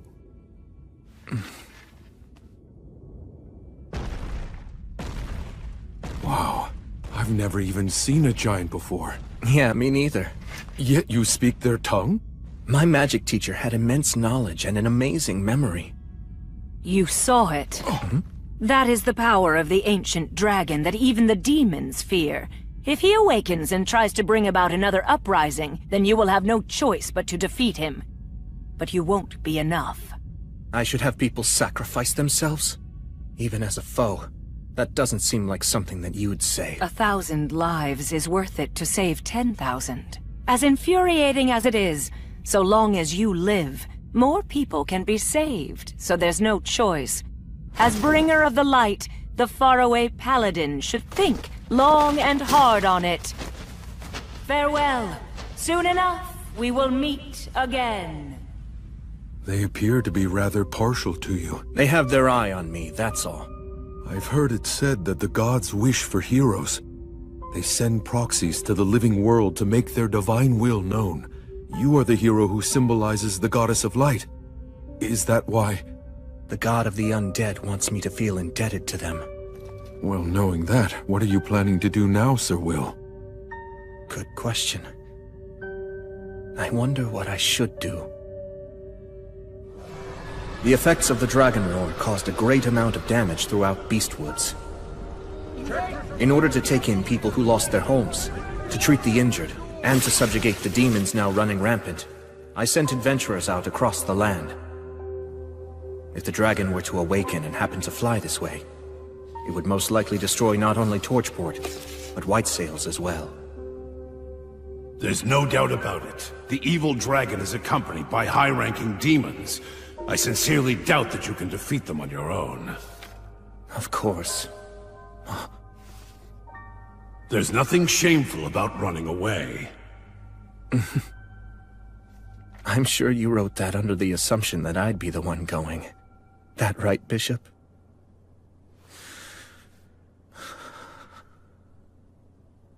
Goddess, if you would only tell me that there's a way for me to win. Or if you told me to fight even if I couldn't win. If you ordered me to prove my righteousness, I'm sure that back when I couldn't move forward, when I was mired in frustration, when time was just passing me by as I sat idle, I was reborn. raised with love, respected and acknowledged, and regarded as the central figure among my peers. I'm coming in. Wrestling with yourself again, huh? Yeah. So that's why you didn't notice. Take a look outside. We've got a bit of trouble. Huh?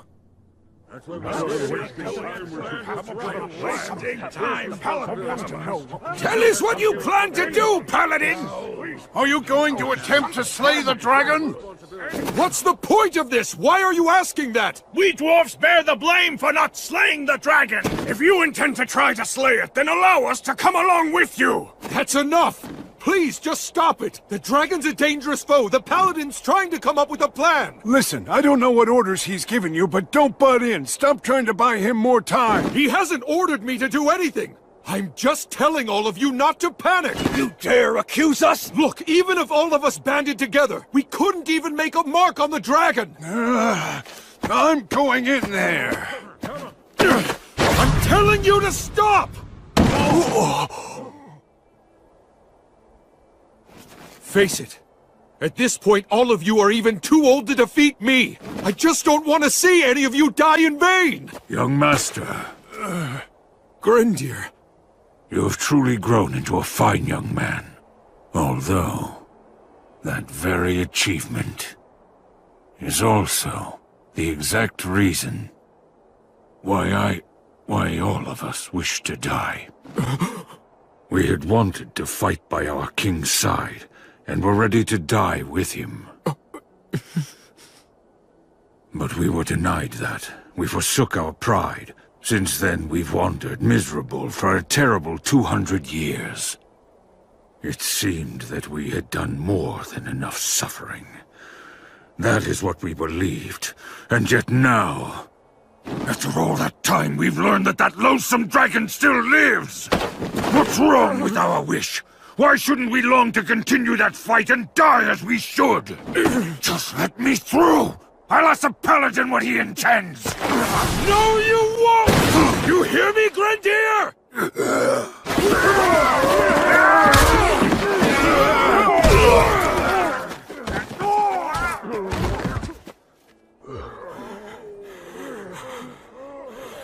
You want to know what's so wrong with your wish, Grendir?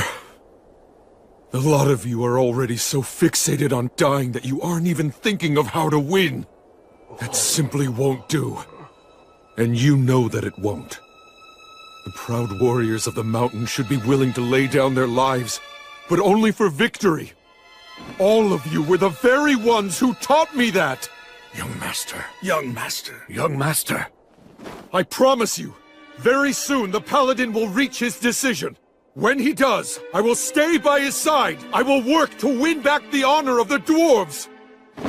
I swear on the name of Arvanger, the last king of the Iron Country, as his grandson, I, Vindolfur, swear, I'll take back the mountains that belong to my ancestors! He's pretty valiant, wouldn't you say? Yeah. He can't afford to lose. No, he can't. You usually don't weigh the pros and cons, or even consider whether or not you can actually win before you go into a battle. So don't you start doing it now.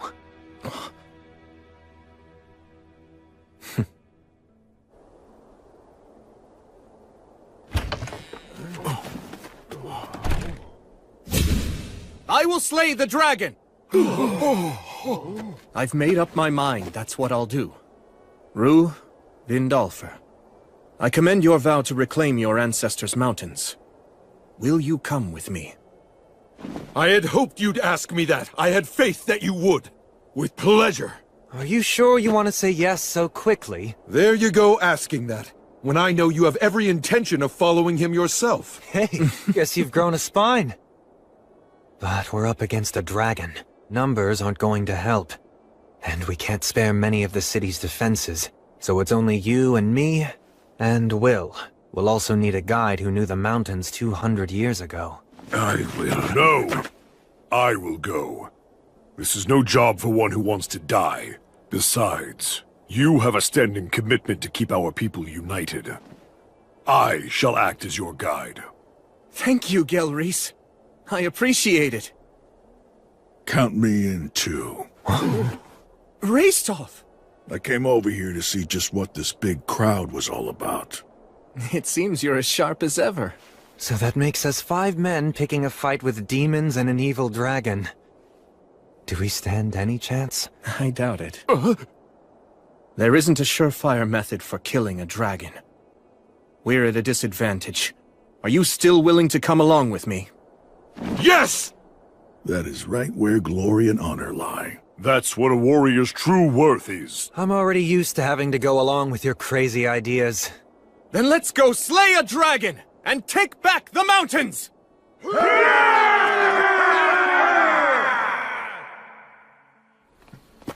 So you're going? Yeah. Then please, try to stay safe.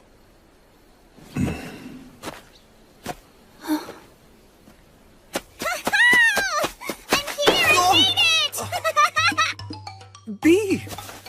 You're going to slay a dragon, right? Yeah. Well, then I get to write a song about it just like I promised I would, right? Yes, of course! Woohoo! I get to write a new dragon-slaying saga! It's a troubadour's dream! First, I'll spread a prequel song around. That'll help, right, Will? Yes, absolutely. Thank you. But don't give me a sad ending, you hear? I'll try my best not to, believe me. Yeah, make sure you do. Nobody likes tragic twists anymore. Hmm? Huh? Don't leave me behind like that. Sorry about that. Anyway, I managed to secure the supplies that I figured you were going to need. You're saying you already knew that I'd be going? Of course, although I was still anxious that I might not reach you before you left. I was just procrastinating a bit. I'll write in your song that you were just waiting for the right time. That sounds cooler, right? You're always exaggerating. That's why people seem to think Sir William is some kind of incredible strategist. I hesitate and have doubts, like everyone. I don't want to die, and I don't like pain. But you're still going, right? Yes. The vow I made to the goddess is far too important. Just so you know, I'll be using that line in my song. Pious warrior, the hero of light, ever devoted to his goddess. May the winds of fortune forevermore be at your back! Listen, Will, I won't tell you not to go or to be cautious. I know that this has to be done now. If you need any other supplies, please just let me know. You know, now that you mention it, there's one big thing I'd like to ask for.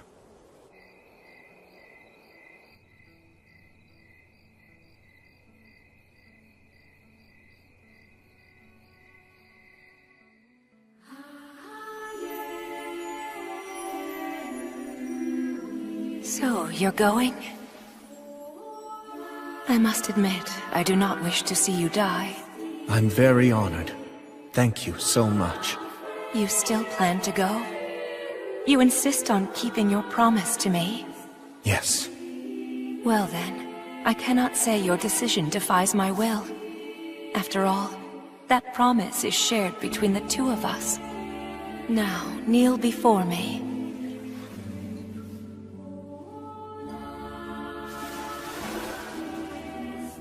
William, I command you. Do not be afraid. I am right there beside you at all times.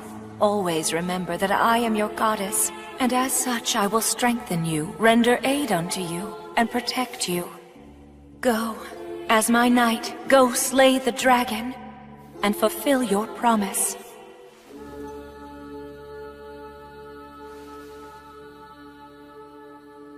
On your light.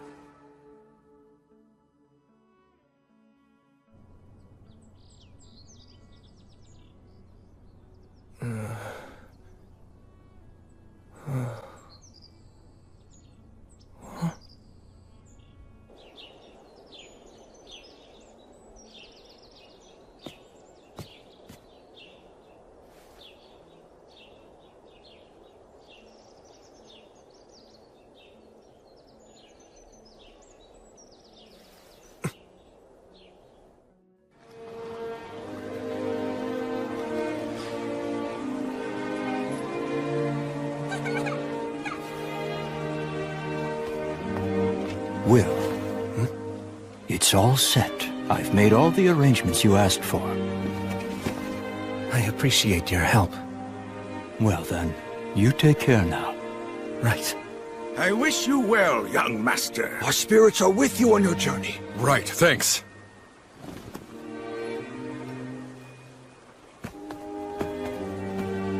Come back soon. I'll be waiting here.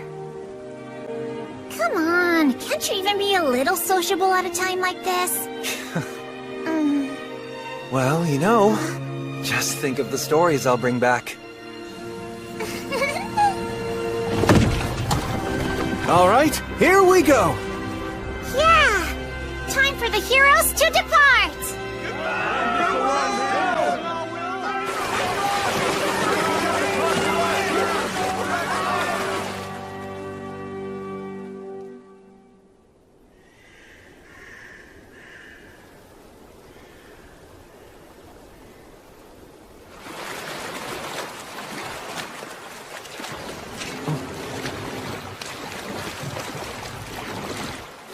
We'll disembark here.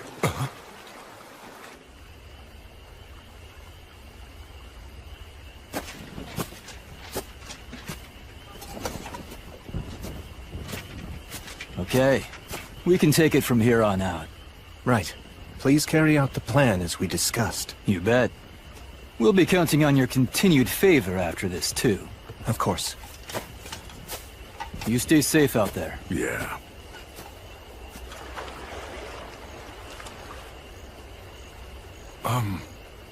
Who were they? Also, what's the reason for us getting off the boat here? Should we not have gone at least a little farther? We've had a great start to our voyage downriver so far, but the demons will be on the move too. Marcus and his group will act as our body doubles to confuse them. Meanwhile, we'll head upriver. When did you arrange all this? I had Tonio put everything together for us. Marcus and his group also helped.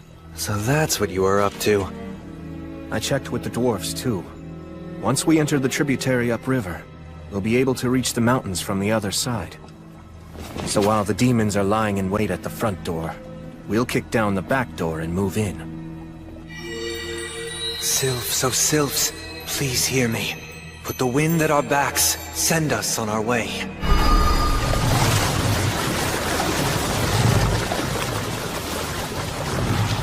I put conceal and silence on us to make sure that we won't be easy to find. Moving at this speed, we should be there by morning.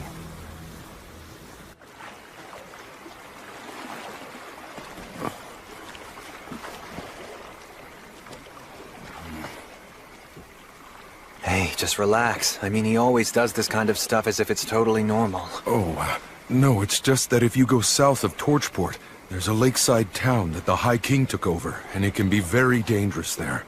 I've heard that even veteran adventurers are helpless amid the swirling mists of magic. The suggestion that we casually break through that is incredible. It's remarkably courageous. Actually, that's where I grew up. Huh? The three heroes still lived there? And they were among the ranks of the undead? Come on. The god of the undead stuff's real? Ugh, give me a break. I mean, I don't think we'll be attacked or anything. Some friend. Damn it, I can't believe that you never told me. I'm sorry. Oh, that's right. You did cry when you heard that song about the three heroes. I didn't cry.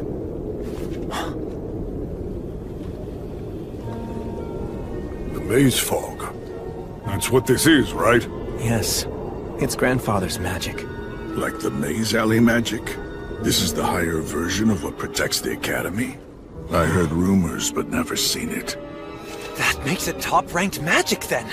A human who'll only live a few decades can actually learn and use this? Really? Yes, really. And he'll even whip out the words of obliteration in battle. What? Hang on, I'll create a path through this for us. That's so like Gus.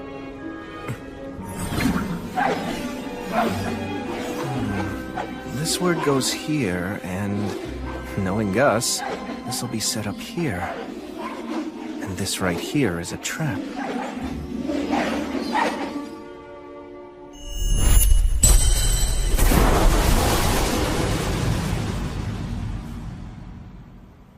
All right, let's go.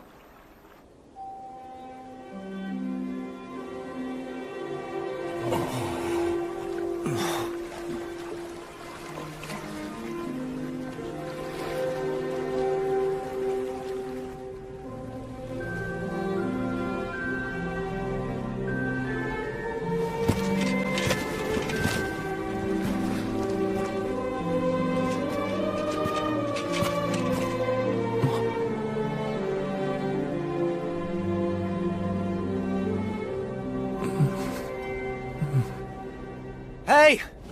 Huh? Go on ahead. Thanks so much.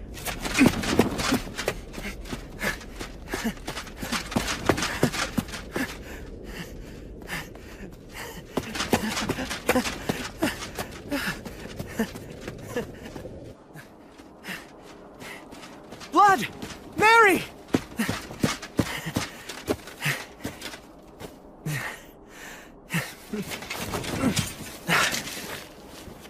I've come home. And I brought my friends and companions. I'll be back later, okay?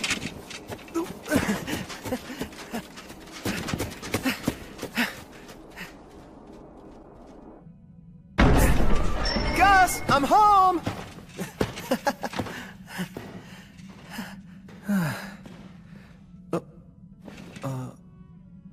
Gus?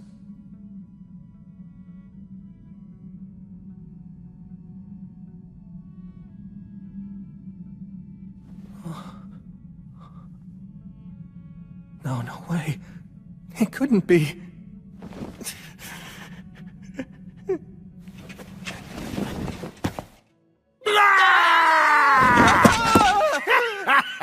Carelessness is the greatest enemy.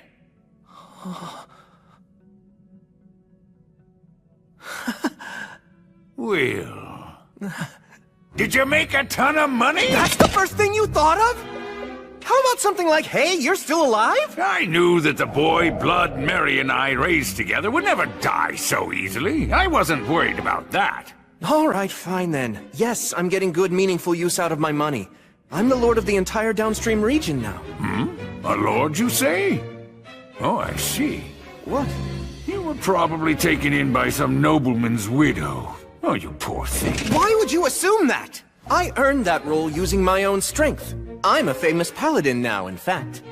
I'm impressed you got so far in so little time at such a young age with no connections. And? What of your love life? Oh, well, Wussing out, are you? Oh, how sad. And I so wanted to meet my great-grandchild before I moved on in the cycle. Why'd my grandson have to be a wuss who can't get a single woman? Hey, I'm not a wuss! Aren't there any opportunities when you're out adventuring? Like you save a bandit and find out she's a strong-willed girl in disguise?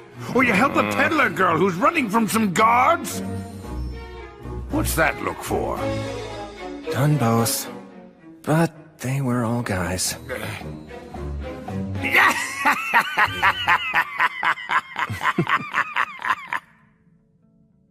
You know, I'm so glad you've come back, Will.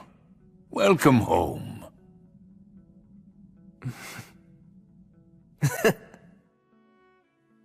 What, the dragon? You intend to fight Calamity's sickle? It's the only way. Are you at least going to try to finagle him? Finagle him? The gods hired Valakirka to work for them, didn't they? Which means there's a chance you'll simply be able to resolve everything with money in the exchange of goods. Yeah, I recall someone else talking like that before. My, what a coincidence, Sir Menel. I remember that too. I'm only saying that there's no need to limit yourself to just one possible solution. You always have to be flexible with your ideas. Don't let your focus get too narrow. Okay. Now then, friends of my grandson, allow me to extend my warmest welcome. So please, I hope that you'll make yourselves at home while you're staying here. I never thought I would see you again. Indeed? And where exactly have we met before? 200 years ago, I was the soldier that the three of you saved after I fled from the mountains. I had no idea back then that you were the renowned wandering sage. Oh, you're that inexperienced injured soldier? Oh, my word. You have really aged. Yes, indeed. I've grown old. Thanks to your help, I survived. I came to serve a new ruler. Now I'm able to walk the same path as your grandson, Sir William. How serendipitous.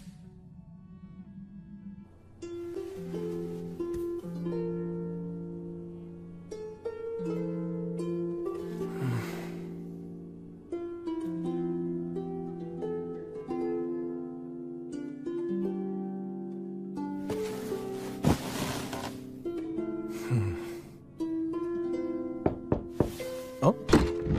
Hey, I'm coming in. Was this your room? Yeah. You know, that Gus guy is really something else. I thought for sure you'd say he's more lowbrow than you expected. I mean, he is, but it's more like when he showed me the way here, I felt like he could see everything about me. Yeah, amazing, huh? I'm proud to call him my grandpa. That's cool. Also, he asked me, "Oh, are you the bandit girl?" What did he mean by that?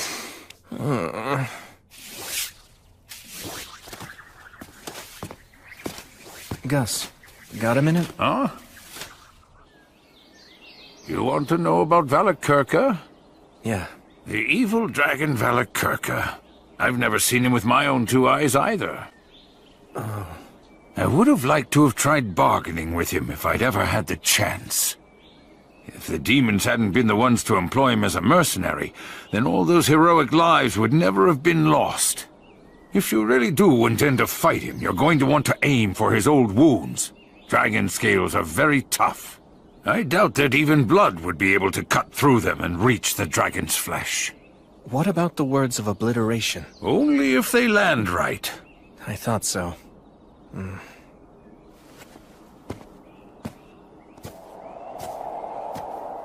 Do you know the reason why the true dragons of old could fly so rapidly, even though they were of such enormous size? Because words are able to race quickly through the air. Exactly.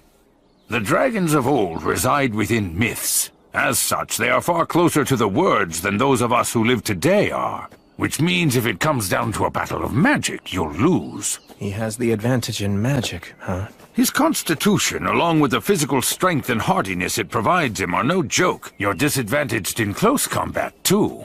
To phrase it like blood might, he has got you beat in muscle. The typical strategy used to beat a dragon is an ambush. However, Valakirka is likely using the demons as an early warning system. I'm really starting to see why the god of the undead tried to stop me. Stagnate did, huh? Did a herald come to you? Yeah, in the form of a crow. Huh. Sounds like you've got an admirer. I hate to agree, but... Stagnate thinks the way all gods think. You can't keep up, and talk about being overly friendly for a god, and impertinent to boot. Although, I have to admit that I am still somewhat grateful. Stagnate gave me the chance to live as one of the undead and keep raising you, and allowed Blood and Mary to die happy as well.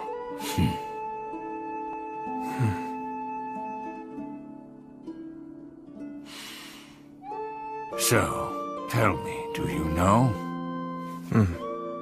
That's why I wanted to talk to you alone. I've no way to bargain with the dragon, do I?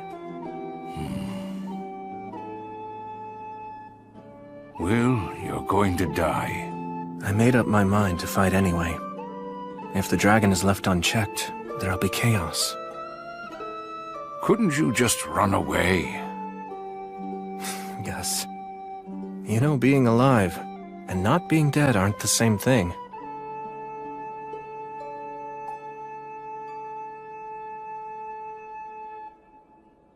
Well, I guess there's nothing more I can say. Oh, yeah. There's something I've been wanting to ask. I heard the story of how the three of you killed the wyvern. Oh? Well, there was a boy and a half-elf girl that you lent some money to. remember? Oh, that brings back memories. Of course I remember that. They were promoted and became nobility. The old half-elf lady is still waiting for you to this day. Mind if I collect the debt she owes in your place? Oh, well. Getting one's money is important after all. You can't do that if you're dead. And when you borrow something, you have to make sure to return it.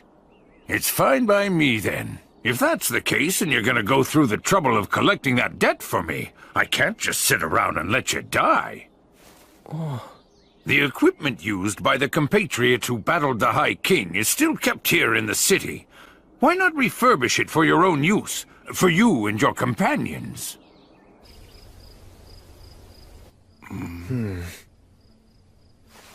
In here? Erosis. Delusion magic? I never knew that there was a door here. We couldn't very well let a child like you find out about this place. After all, you took matters to the extreme with Mary as it was. No way! This place was built to store alcohol. That's why it has a basement. Look around and take whichever pieces you like. I'm sure the previous owners would permit it.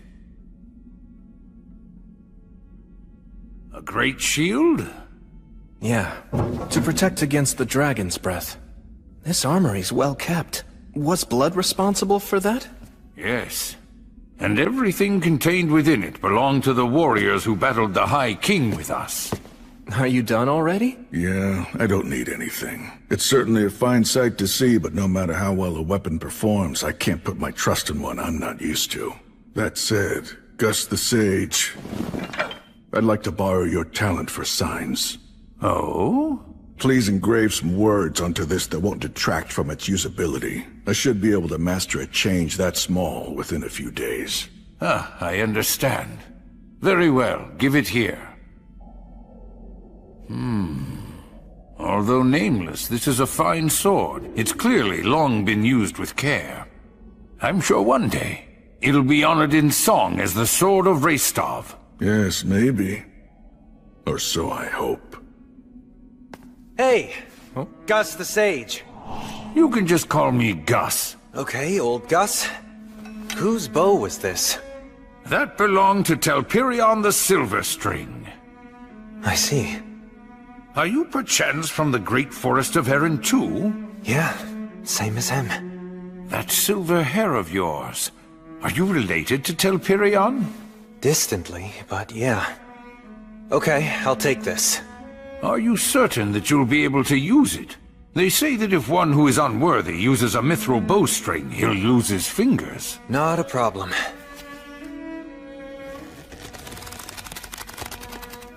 See?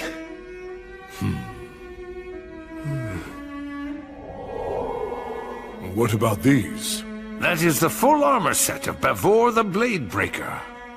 It appears to be dwarf armor. Indeed. Bavor was actually a wandering dwarf warrior. He was a participant in our battle against the High King. Said it was revenge for the Iron Mountains. I see. Well, then I shall take this along with me. And I'll take this. It takes remarkable strength to swing that like you just did. Can you tell me about the person who used this before? That weapon belonged to Ewing the Fierce. He always wore a smile on his face. He didn't very much care for fighting. If the world had been at peace, perhaps he would have taken a different path and become a fine farmer. That's right. Ewing, Bavor, Telperion, all of them gave their lives in order to defeat the High King. All the weapons and armor pieces within this depot, every single one of them was so important to someone. And each has its own story to tell.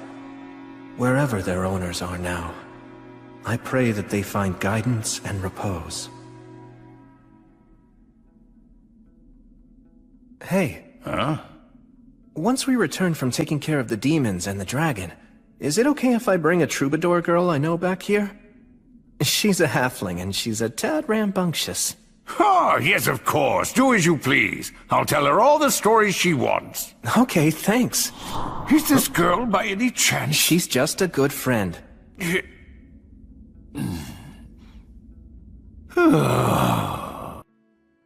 Al, take this. Huh? What's up with that dagger? Is the hook on the wrong side? Yes, you're right. The design's unusual. It's a right-handed stiletto. The halberd is strong, but it's unwieldy. Whose was it? Who did this dagger belong to? It was my father's. I can't take this! I mean, it's a memento, right? Yes, but still. I feel like it's better off in your hands. It's right somehow. It's okay. He gave me plenty. He gave me many valuable things. All right. Let's finish this before the others come back with the food. You could have just let me take care of all this myself. It'll go faster if we work together. Besides, you're royalty, aren't you? Well, only a name. Honestly, I've often wondered why I couldn't have been born to another family who ran something simple, like a workshop. Although if you'd been born to a family like that, you'd probably say to yourself, maybe I'm actually a prince descended from the royalty of some fallen nation, and it's my duty and destiny to rebuild my kingdom. I wish I could tell that version of myself that trying to rebuild a kingdom isn't as great as it sounds. Even so, you'll still do it, right? Yes, I will. In truth, all of my people long for their homeland. If putting my life on the line will inspire them, I'm happy to do it. I think that would be truly wonderful. But I feel like I've dragged you into my own problems. You haven't. I always knew that I'd have to fight too. If I abandoned this place now, I'd never be able to face my parents or Gus again. Besides, I want to do something I'm proud of. When I return to the Goddess of Light's side one day, I want to be able to tell her I lived my life the best I could, and show off a little, you know? So I won't run. I'll fight the dragon. It's because of you that I made that decision. So thank you. I ought to be the one who's thanking you. I swear on your father's dagger, no matter how this may end, I won't regret anything. I'm counting on you, and I trust in you. All right. You guys!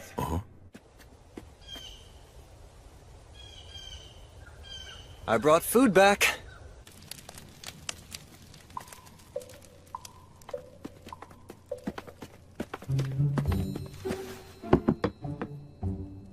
Hey, it's fine you didn't catch fish. Just a fluke, yeah.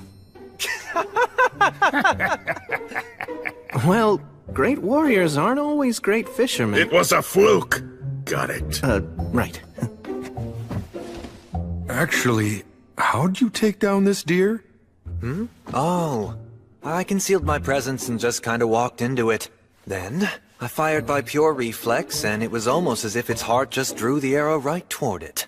You have the blessing of the God of Spirits. He merely got lucky, that's all. And luck simply wasn't on our side. You know, you'll feel a lot better if you just admit that you suck at fishing. It was a fluke. That's right. You two just don't know when to give up. No, that's enough. Leave them be. Restov never changes.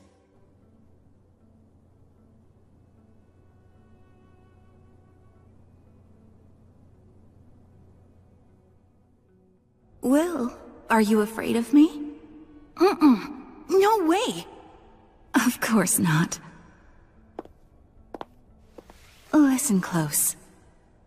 Humans have flesh that feels warm to the touch, and they breathe air in and out. You should get used to how humans look. I'm sure that one day you're going to make other friends, and they probably aren't going to look like the three of us do. It'll be fine, really. I'm not afraid of you at all, Mary. I won't be afraid of other people I meet either. I'm so glad. My mind's at ease now. Will, there very well may come a day when you'll feel regretful. Huh? Valor is the strength to destroy injustice, but at the same time, it is a curse. A curse? Because you know you're strong, there are times when you can't give up, even if it means your own death.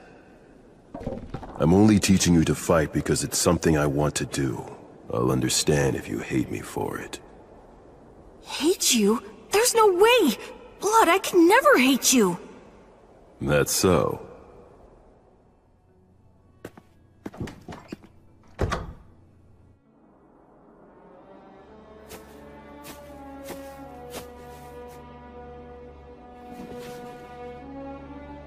I've come home. Mary, I actually made some friends. And it's all thanks to you, Blood, that I made it this far. It's tough not having you two around, but I'm managing. Because I remember the last things you both said to me. And that's what helps me see these things through. I have to leave now. Oh, Gus. So you're leaving then? In the morning. Valakurka is an absolute warmonger through and through. He can only survive amid the chaos of war. It's unlikely that you can avoid a fight. And besides, the only one who's even capable of posing a threat to him right now is you. Not true. The fact is, I'm not strong enough. At this point, a dragon could easily defeat me without using its full power. Chances are that you're going to die. Both you and your friends. And even if you somehow manage to survive, that doesn't mean someone else won't die. It seems this place is your last stop. You could run away. If I threw it all away to survive, it'd just mean I wasn't dead. In this life and my past one, I learned that that's simply not good enough. I'm pretty sure that all the others feel the same way. Al, Menel, Raistov, and Gelreese, they've all come prepared. Maybe even more so than me. Besides, in spite of the odds, we don't intend to die. Honestly, it's mystifying. Just who do you take after? Good question. Then you should attack the dragon as soon as possible, before his body has had a chance to fully heal. The wound to the eye that King Arvanger gave him. You have no idea of just how deeply I wish that I could go along with you and help you out. But yet, when it matters the most, I'm of no use to you at all. Honestly, just hearing you say that is enough. It's okay. You can stay here. Please watch over Blood and Mary. I'll be waiting.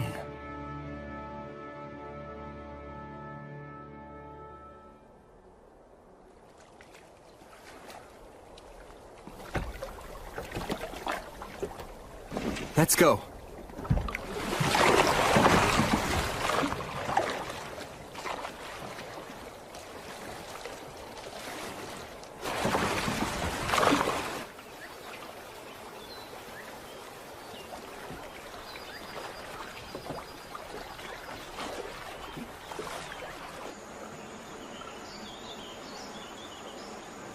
We need to take this tributary, don't we? So the map says. Any changes in the terrain and we turn back. All right. Sylphs, oh Sylphs, please hear me. Put the wind at our backs and send us on our way.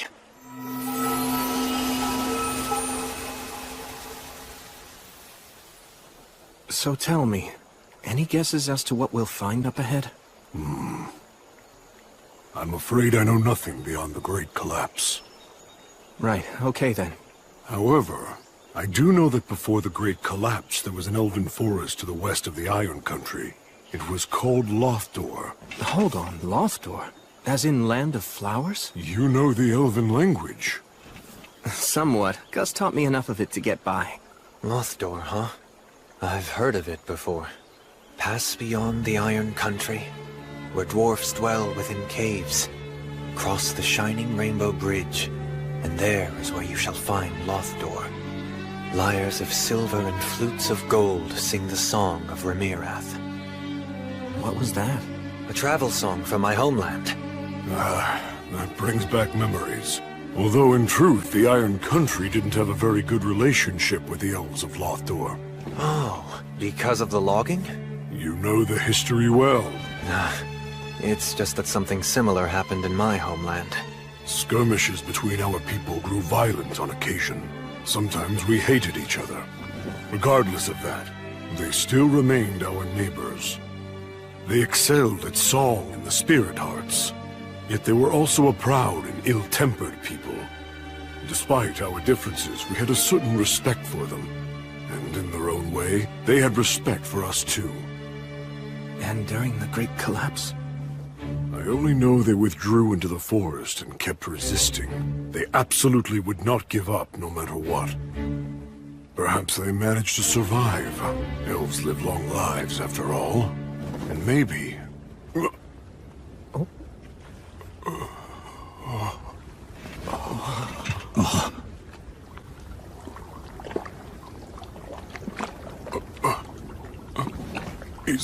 Is there no one here at all? I don't see a soul.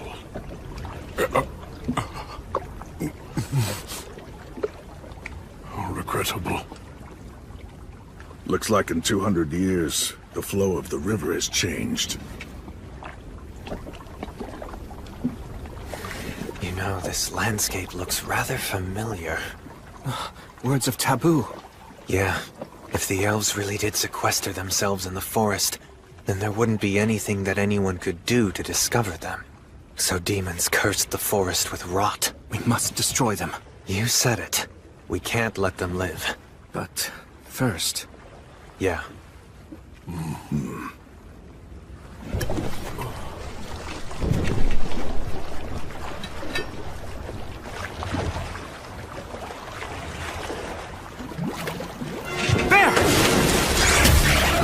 It's a serpent! Stop gawking!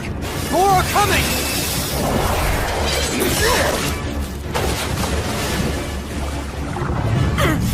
Metal, full speed! Yeah, I know! Sylphs, oh Sylphs, please hear me! Put the wind at our backs and send us on our way! Damn it! The response is too slow! Keep up the incantation! Raistov and Gelreese, take the port side! Al, you back up Metal! We're in a real pinch here. It's risky, but... Bastar! Will!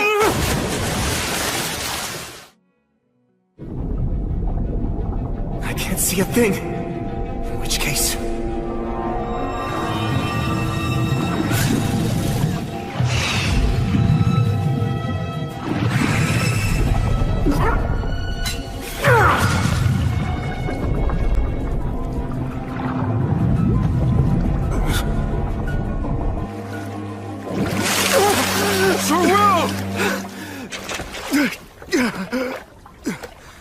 You all right?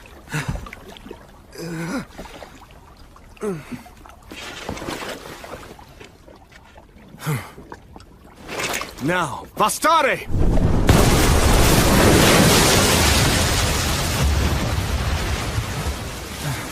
It's done. Man, you are merciless. I have to be. Manel, let's go, but move carefully. Yeah. I saw that the water turned clear all of a sudden back there. That was a prayer of cleansing. Isn't a prayer of cleansing only strong enough for the amount of water in a bottle or a small pond? That's Will for you. He's all in. Of course. He seems so calm, right? But he uses some straight-up barbarian tactics to brute force things. I'm used to it by now. That's just mean. The river has swallowed up the whole forest. The change in the terrain here is a real problem. Gelreese, do you see anything that looks familiar to you? Afraid not. Not in all this mess. Oh, hey, what about that?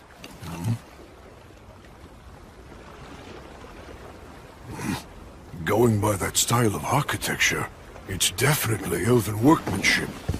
Where are we on the map now? I'd say right about here. If that's the case, we need to go that way. Unfortunately, the Fae around here are weakened. I can't call on them. Although maybe if I could use my Lord of the Forest powers... No.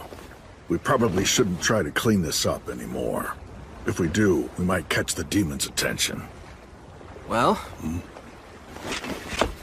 Then let's row!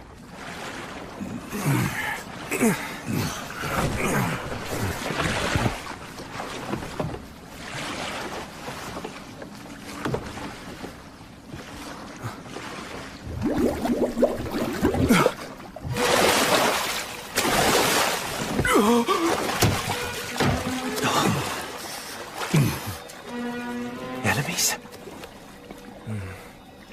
They're simply in great pain, that's all.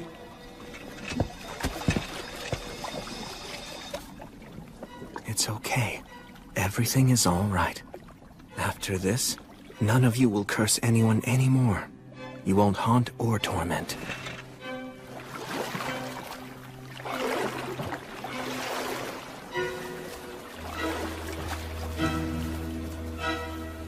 I'll take care of things from here on. All of you can rest now. Hear me, Gracefield, goddess of light. Grant them peace and guidance.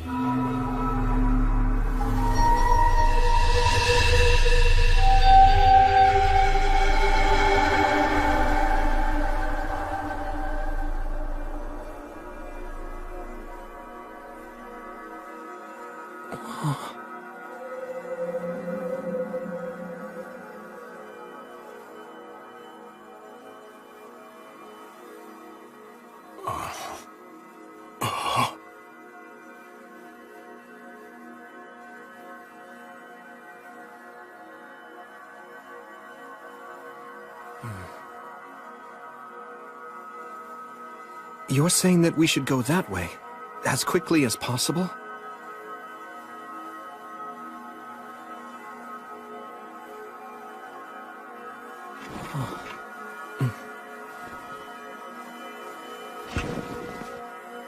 Then please, grant us the blessing of your light.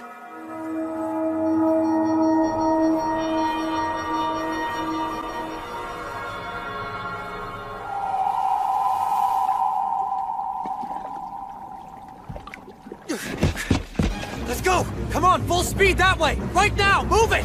Huh? You can't ever trust an elf's sense of time. Sylphs, hear me!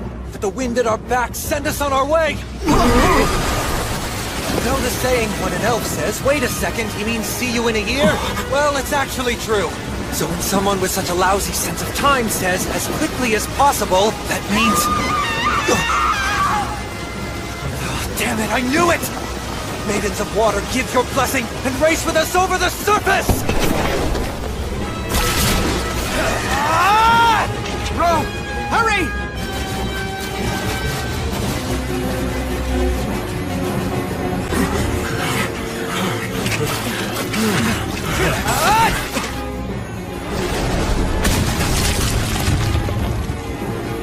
Metal! Is she okay? She's not dead!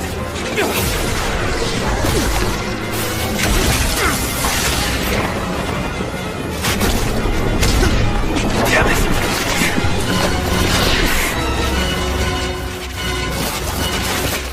Brace yourselves, it's coming!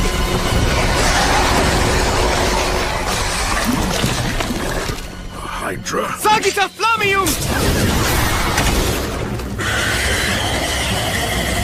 Fire hurts it! Right! Al, Gelreese, and Raystov, stay in front! Menel, take her and swap with me! Right! I'll stay in the rear. From there, I'll burn its head. The rest of you, stay in front! Right! Got it! Ready to go!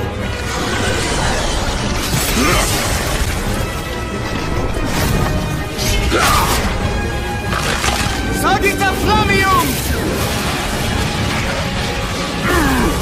Go now, young master!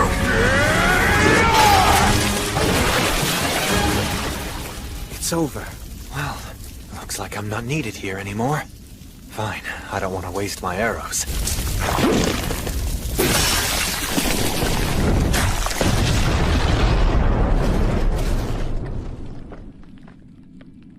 We get it? Stay sharp! A Hydra's poison can't be neutralized by everyday means. It'd take a miracle. A monster like this can still do damage even after all its heads have been cut off. You don't want to suddenly find yourself hurt fighting its death throes. Will! Help her out. She's been bitten. Hang in there. I'll heal you right away. You can't. Hydra. Poison deadly. This is bad. The prayer of healing won't work if she refuses it. Just stop talking! No. Up north. My people's village. Enough, my brethren. Come on, let him help you. Just stop. Run. He's no ordinary priest. You can be saved, fellow forest dweller. So please, accept his miracle. Now pray!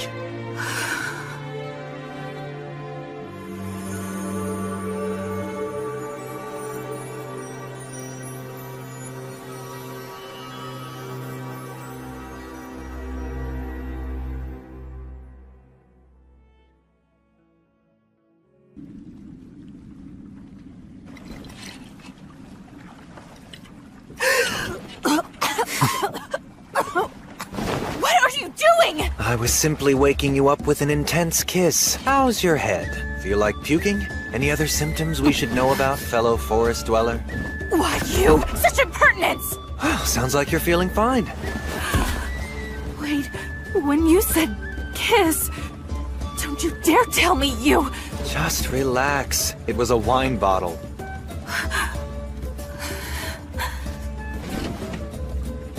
Erendra rumen komen tiarmo. Sorry for startling you. I wasn't taught a lot of manners. I am Menaldor of Isil. And I am called Dinalind of Remirath.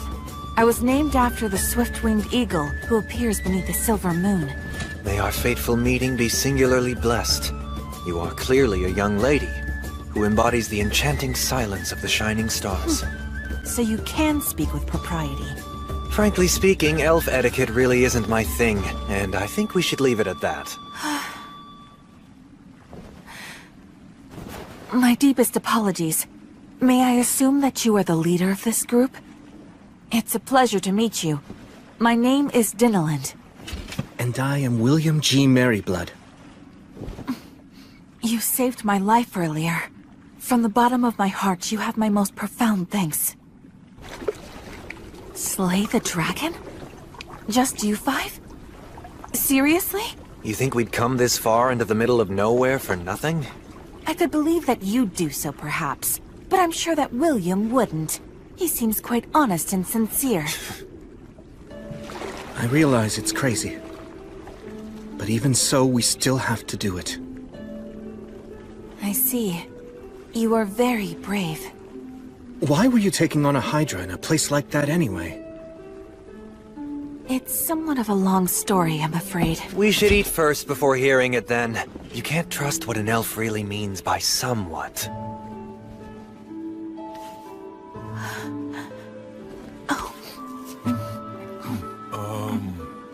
Is that okay? I just mean, I thought that elves didn't eat meat. Only some elves don't eat meat. The ones who don't have undergone a great deal of training to enhance their spirit qualities. This is delicious. You look like you haven't eaten in ages. Do you really not know what I was doing in that place? Don't you have even some small inkling? It's a proud elf's duty. They cannot abandon the weak. Isn't that right? Yes. They keep their numbers low that way. Even when there's not enough food, and not everyone can eat, elves would never dream of casting the sick or elderly aside. The young, healthy ones who can fight end up voluntarily leaving their own communities instead. That's exactly right. To banish those who are weak would be unthinkable. You're truly an elf through and through. What's that mean? You're mocking me? It's a compliment. Good grief. Elves never change, I see. So, Dinalind, do you think you could please help guide us to your village? If you're able to show us the way to get to the mountains, we'll help you in any way we can. You can call me Dine.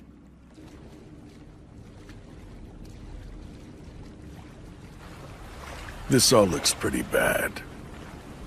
There's more than only the demon's words of taboo at work here. That's true. It's the evil dragon's miasma. The evil dragon?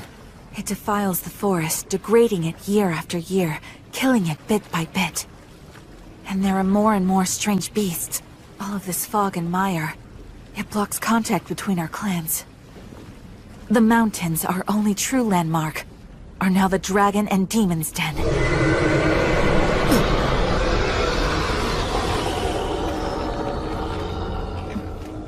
That sums it all up. But the dragon is supposed to be living in the mountains, right? How has the miasma come this far? Through underground tunnels, built by the dwarfs. By using the tunnels, the dragon's miasma pours into every corner of the forest. So then we're... Don't be worried. Your people aren't to blame.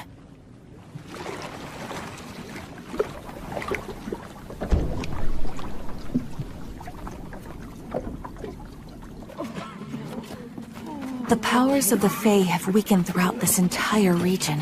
Because of that, the water, air, and food here have all been poisoned. Lothdor. The days when it was a beautiful land of flowers are long gone. So now, at best, it's the land of the half-dead. As a result, we never imagined heroes would come from the outside world to try to slay the dragon.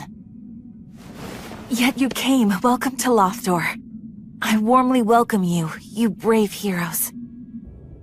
Please, allow me to heal those of you who are critically ill. Can we grant access to human strangers who've appeared out of nowhere? Can we really allow them to see our compatriots in their current weakened state? But these people... This offer has come from a warrior with most impressive weapons. Let me cure your cough. Wait, it should not be I. O Goddess of Light, hear me, Gracefeel.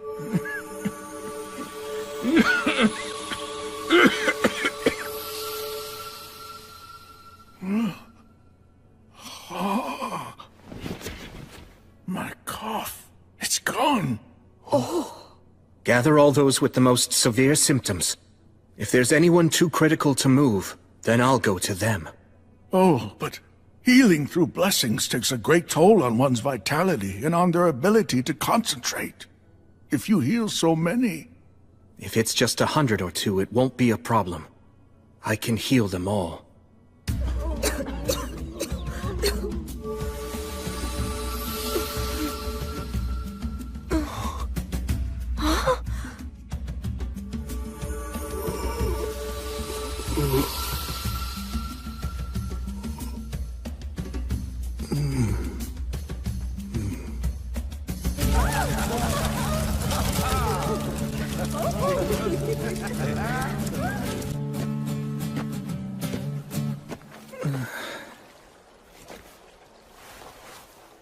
Goddess of Light.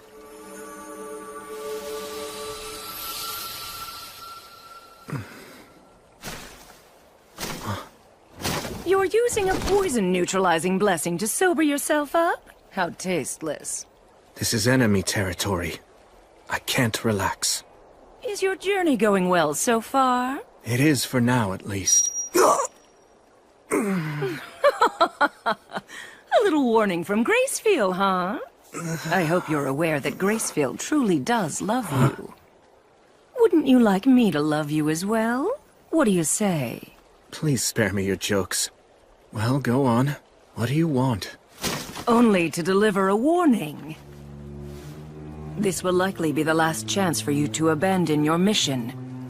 If you continue, you'll die. Flee for now. Amass more strength.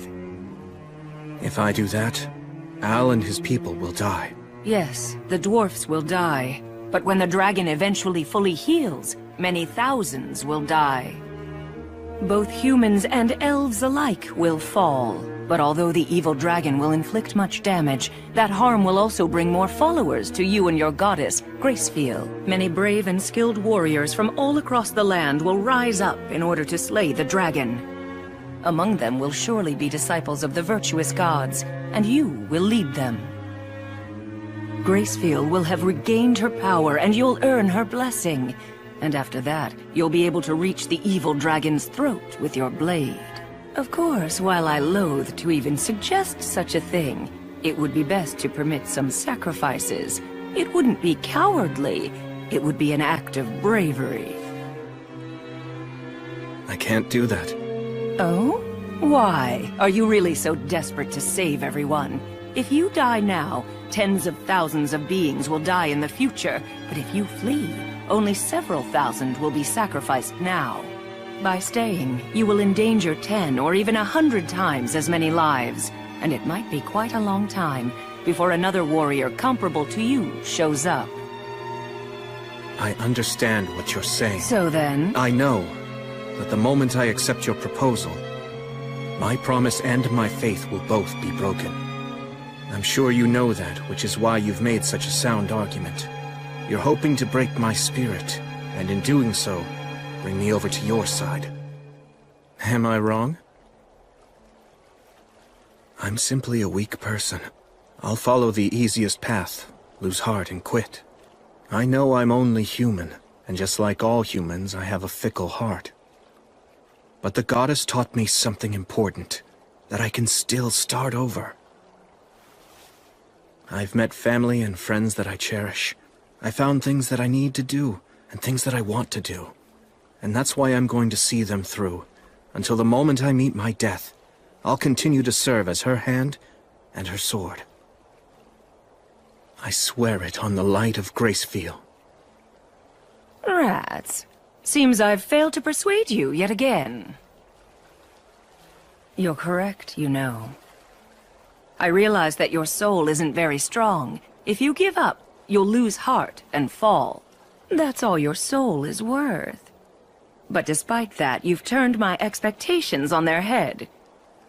You took me on and managed to defeat me. It may sound absurd, but that is why I consider you a hero. Quite a paradox. I never set out with the intention of being a hero. You acknowledge your own weakness, make it your reason not to quit. And so, even death can't deter you from what you believe in. And that's precisely what heroes do. I'm going to say it yet another time. Come over to my side and become mine, Paladin. Serve as my right hand.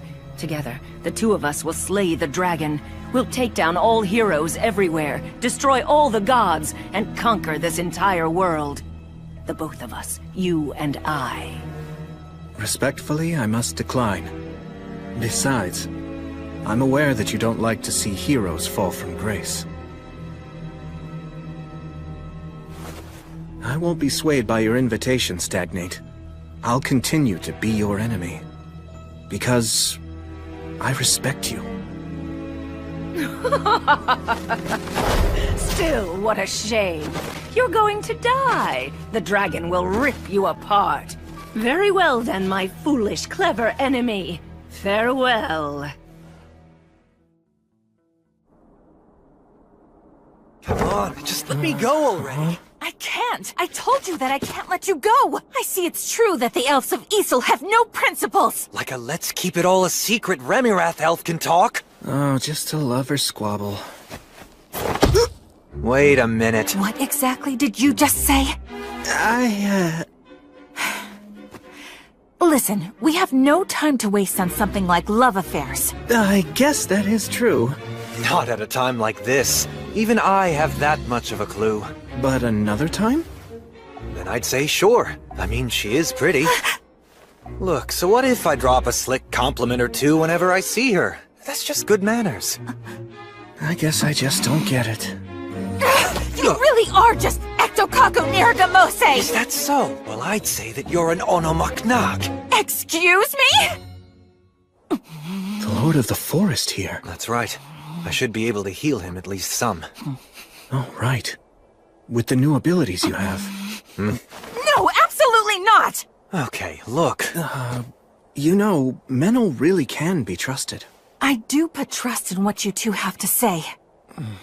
There's no telling just how many elves you saved last night, and for that I am grateful to you. Then why do you say no? Where the Lord of the Forest is, it's Demon Beast territory. To put it plainly, it isn't our land. Okay, then... What, we should just depend on you? You think we have the right to ask you to get involved in yet another battle when you're about to enter a different one? We should beg you to help us because we can't handle it by ourselves? And have you put off what you came here to do? No, I refuse to! I simply won't make such a shameless request of you! You see? That's an elf. Seems the elves truly haven't changed even a bit. So what do you think we should do? Do whatever you want to. All right then, let's get started. Do you even know where the Lord is? He's pretty weak, but I can sense him. Please, Gelreese, go round up Al and Raystoff for us. And come armed. Right. Hold on a minute, what are you talking about? A demon beast extermination. But I just told you we aren't— But there's no reason to complain if we do it, right? And just so you know, a few magic beasts aren't anywhere near enough to defeat either me or him. All right, fine then! I'll go call for some of our best talents, and don't you dare leave on your own! The demon beasts who've taken over the Lord of the Forest's throne are insect types. The earwig's defensive abilities are especially troublesome. Oh. That must be one of them! This'll make for good training. It's a purple moth! They attack from the sky! Right. Careful! That dust is poison! Understood. Okay, let's go.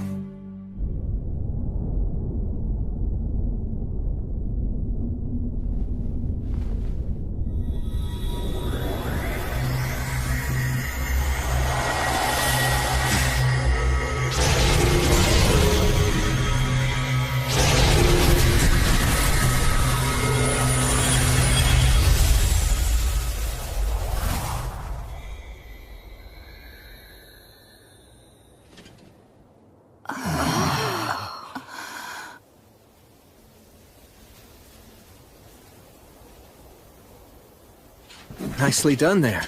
Of course. William? Are you quite sure about this? Why do you ask? Well, it's just that if the dragon or the demons notice what you're doing... Yes, that would be bad. Well then... But still, if we ignore this and move on, then that would be worse.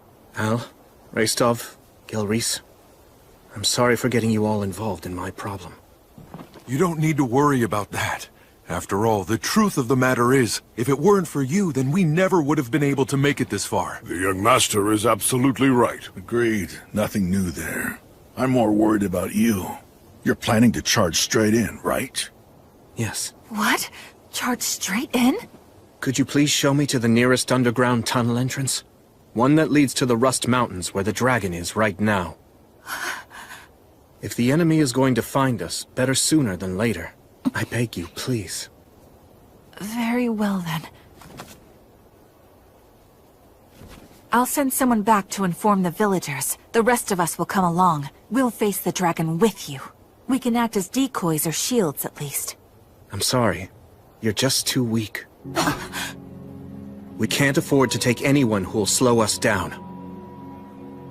After everything that you've done for us, you'll simply march to your death? Yes. How humiliating. Very well. We shall do as you say. But Dinalin, we must go! Yeah, all of this is just too... Would you add another layer to our shame by refusing to acknowledge our weakness? No matter how hard we may fight, right now we're simply too sick and frail. We are weaklings. This way. Follow me. You should have let me handle that. I couldn't. It needed to come from me. The West Gate. Never in my life did I dream that I'd ever come here again. This is it. This is the entrance to the Iron Country. So you're really going to continue on then? Yes. Pulsate et aperiatur vobis. Al, knock on the door. That is the signal. Sir Will. Are you sure I should be the one? You're the only one who has the right to open this door. You're the natural choice. Right.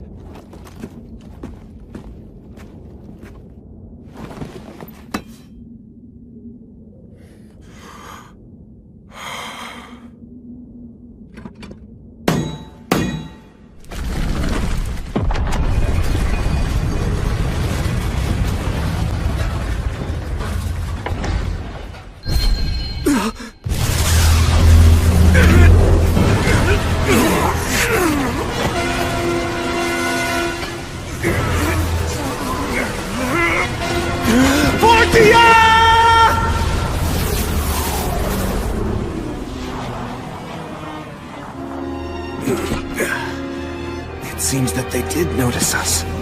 Calamity Sickle. The evil dragon, Valakirka. Damn it.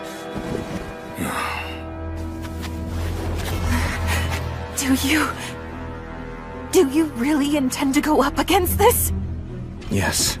This is the reason we came. Lumen. We came here to reclaim the mountains. To reclaim peace. So we're going in. Wait! We won't forget our debt to you. We, the Elves of Lothdor, do hereby swear to our ancestral god Rhea. One day, we will return the favor that you've done for us. I shall pray for all of you, that the blessing of the virtuous gods and the spirits of courage will be with you as you go.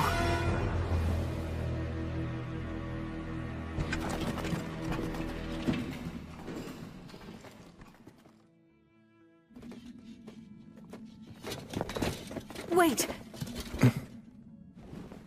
We won't forget our debt to you. We, the Elves of Lothdor, do hereby swear to our ancestral god Rhea. One day, we will return the favor that you've done for us. I shall pray for all of you, that the blessing of the virtuous gods and the spirits of courage will be with you as you go.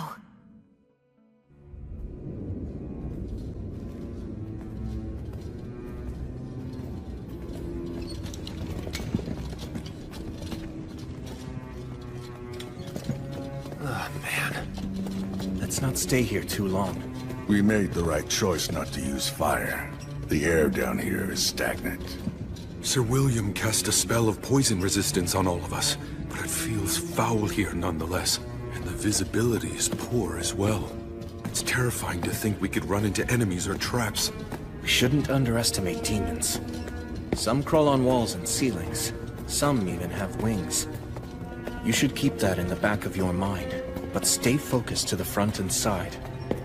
We'll post a guard on rotation, and take short breaks. Got it.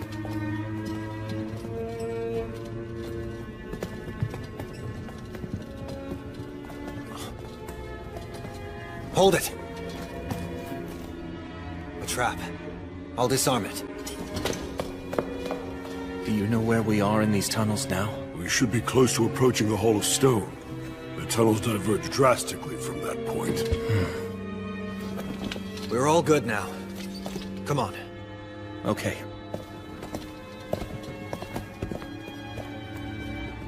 I'm surprised.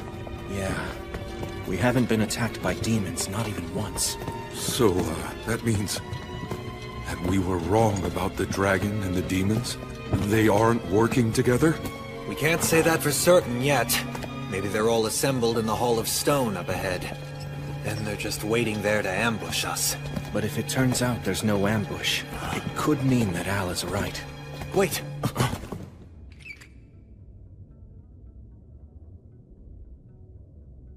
What is it? I heard something. Like the sound of clanking metal. And footsteps as well. Do you think it's an ambush? Don't know. All that I can really say for sure is that something's out there. So, then does that mean this is, Yeah. Gelreese and I will go in first with our shields up to protect everyone. Menel, back us up from the hallway. Al and Raistov, stand by. Watch for a chance to charge.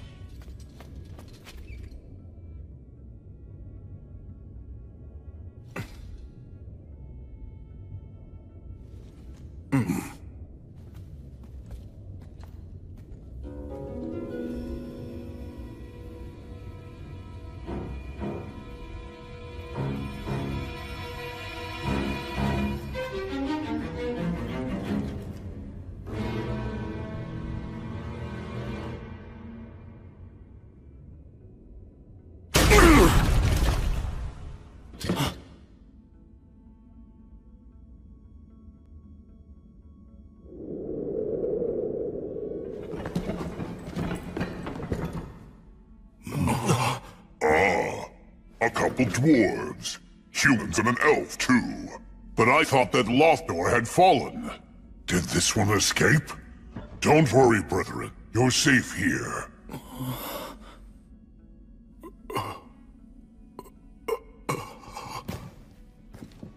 So, how goes the battle? You must have had quite a rough time. You're all here. Oh, wait. I know you. You're Gelreese. I thought that you got out. Ha ha ha ha! What, did you get out and then come back? That is just so like you. You've sure got guts, though. You'll add the strength of 100 to our ranks.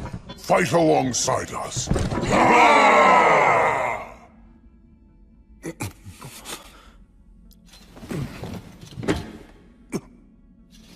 Al, you... I think that I ought to be the one to tell them.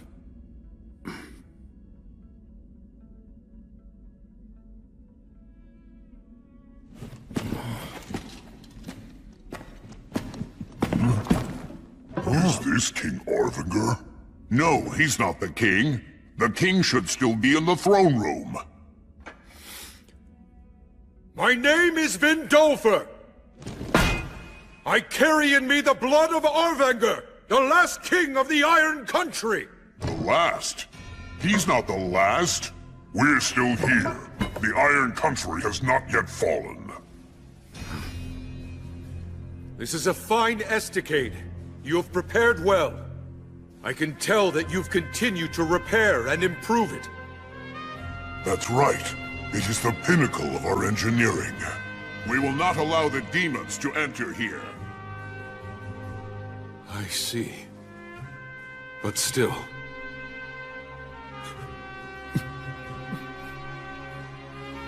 Despite all of this, the Iron Country has fallen!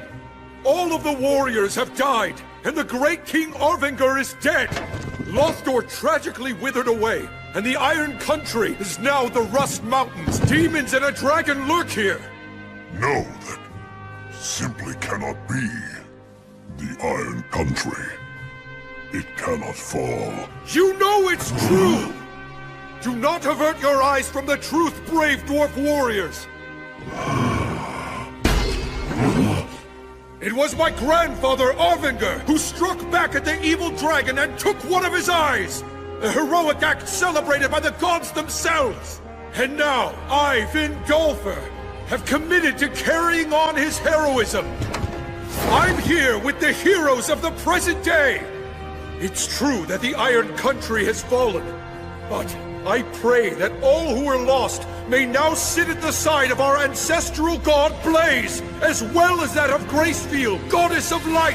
So I hereby take an oath, on the names of all the virtuous gods and our ancestral spirits, that no matter what, I will restore the Iron Country's glory.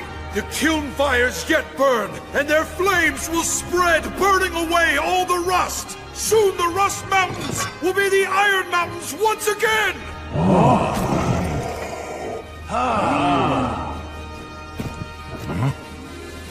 And so, I beg of you, please rest now. You all have done more than enough.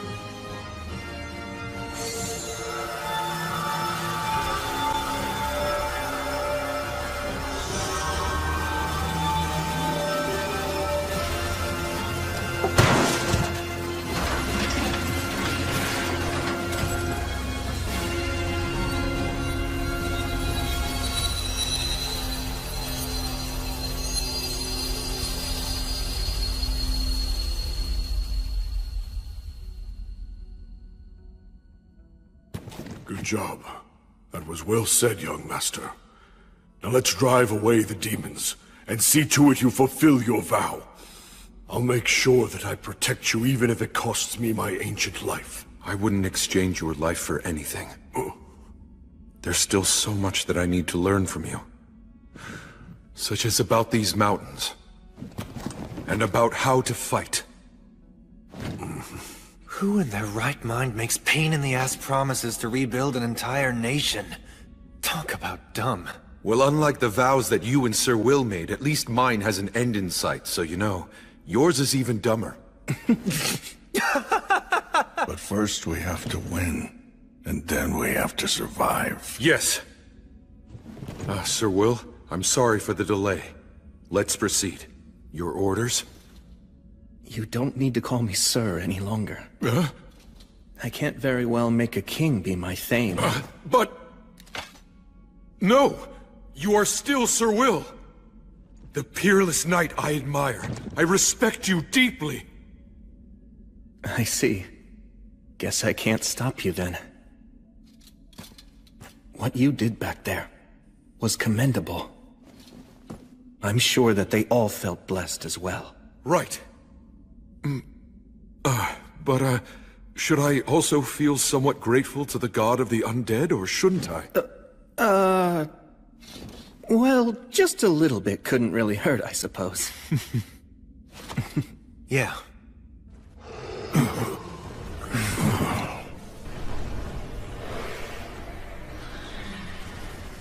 I know this had to be done, but it looks like we've lost too much time. Right, let's go. We must take back the Iron Country, the nation of the dwarfs. I swear we shall, on the light of Gracefield!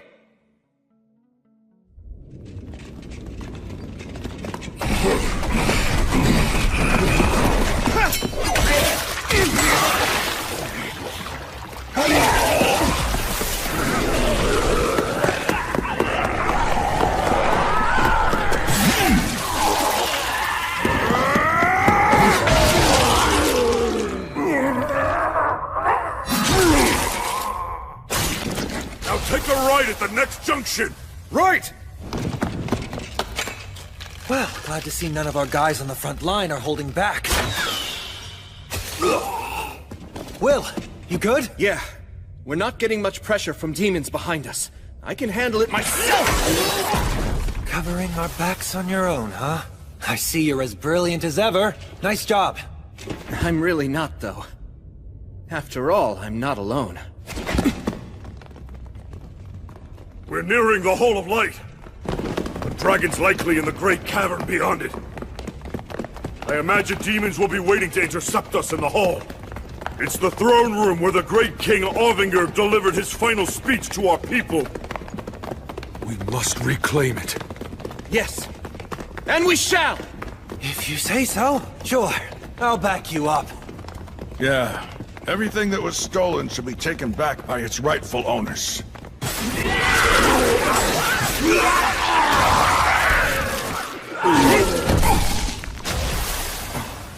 Is that...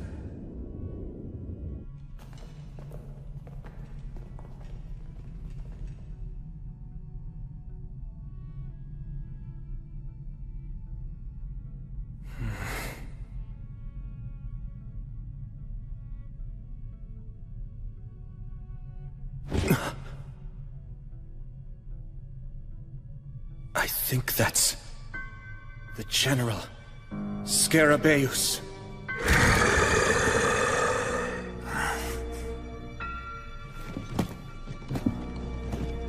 Sir Will, please let me handle him.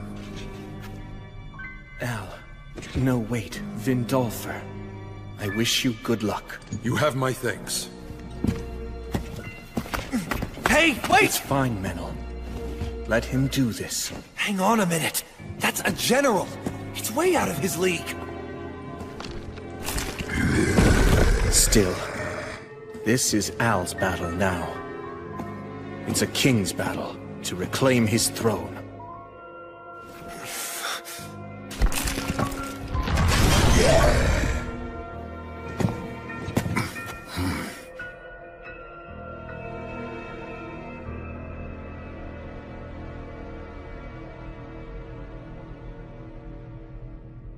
I don't like the look on its face. It is very strong. So you're just gonna let him die for some warrior's hang-up? You're not the only one who was his teacher, you know. Yes, but it's his choice. Even if we wanted to interfere, I doubt we'd have the chance. I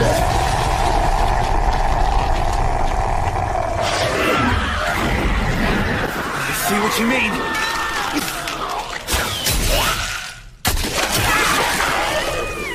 Hey, Al! If you can't handle it, just stay alive till we win!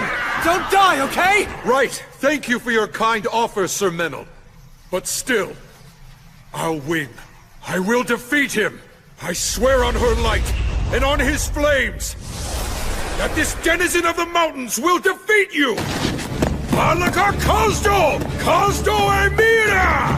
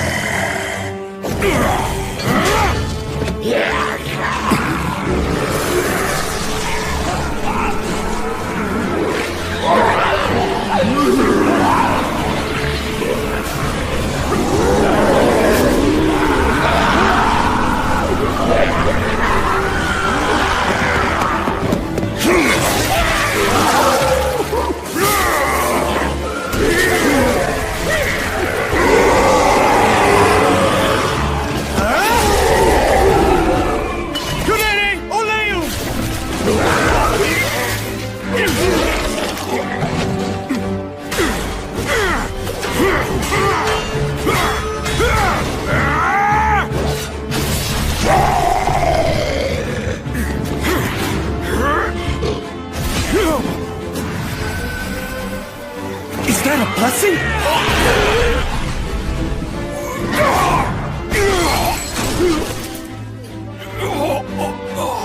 I want to use words that erase magic, but... Damn it!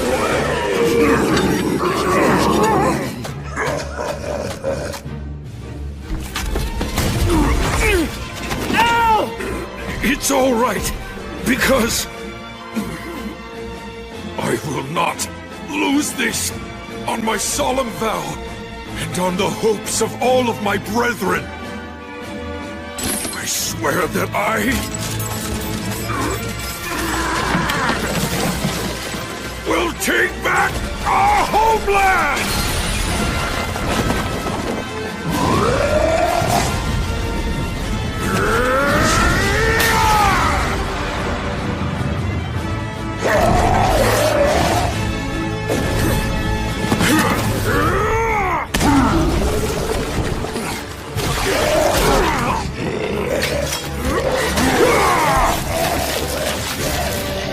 I'm going to take back everything you stole from us!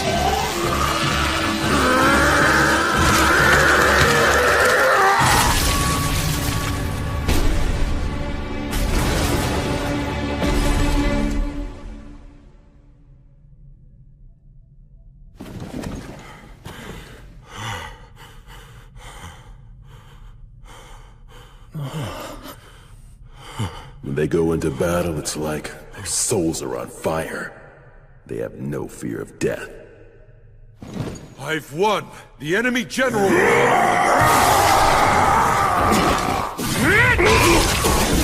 It's not over yet, Al! Keep it up a little longer! Of course!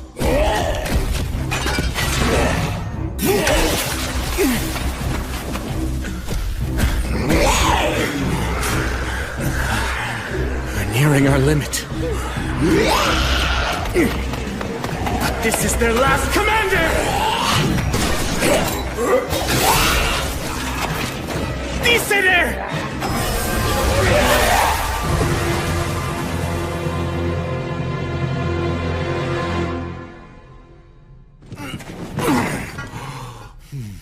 Now, Gilreese, you go stand guard first. Right. Let's heal you.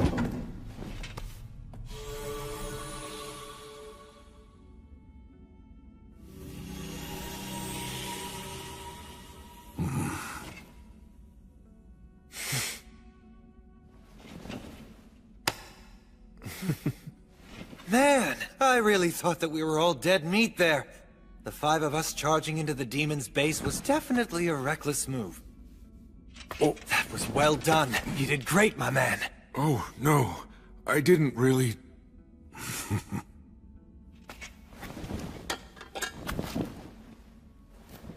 You did it. You took it all back. The mountains and the crown. Not quite. It's not done. I still haven't managed to take everything back yet, after all. Yeah, guess you're right. Although, as soon as I manage to finish things here, I would like you to be the one to put that crown on my head. Huh? Hold on, isn't that something that only high-ranking clergymen can do? You mean like you? Oh.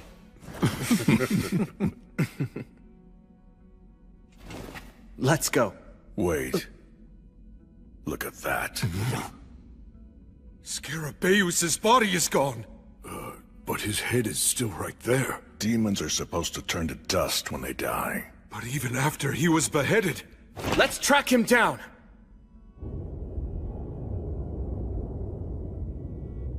He's heading straight toward the Great Cavern. To get help from the dragon. He could just be wandering around blindly, his body moving reflexively. The miasma is getting thicker and thicker. Be careful, everyone.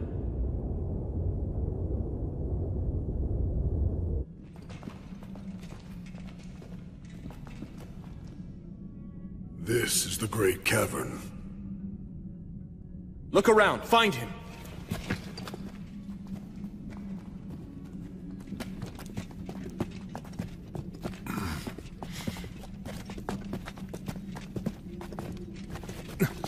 That's him. What is he doing?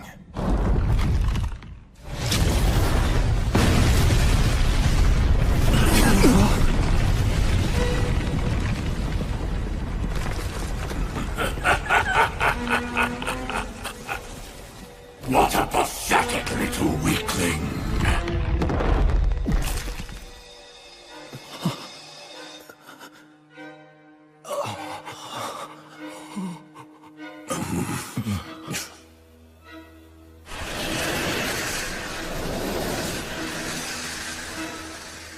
Greetings, all of you. I welcome you to my bedchamber.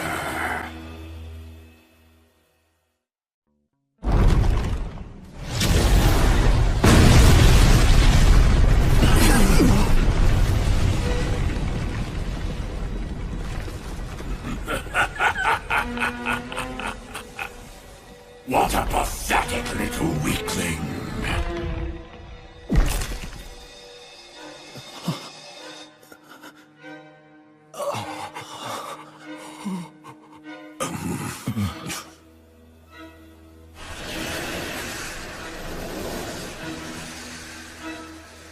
Greetings, all of you. I welcome you to my bedchamber.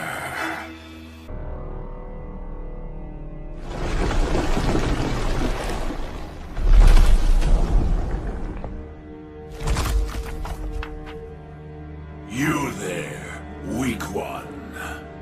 The one who is destined to die here. I ask you, what is your name?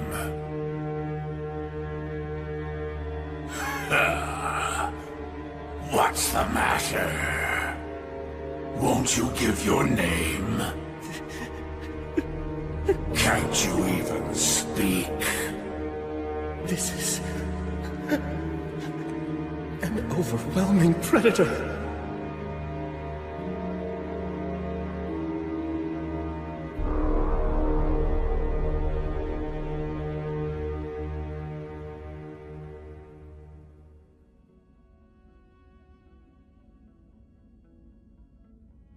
You may try to deny unpleasant feelings such as fear and anxiety, but doing so won't make them go away. If you wish to be confident, pride is not what you need, just as false bravado is not what you need to be courageous. The actual truth is that everything begins with acceptance.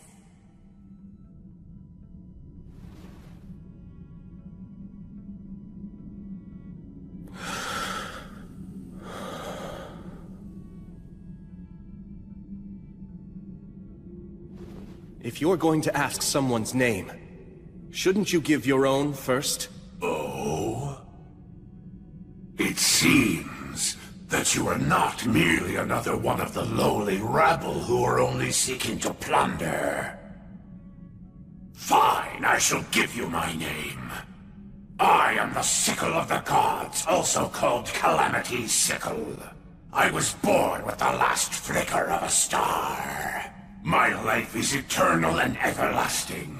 I am the Lord of Miasma and Sulfur, the brother of the lava. I am Valakirka!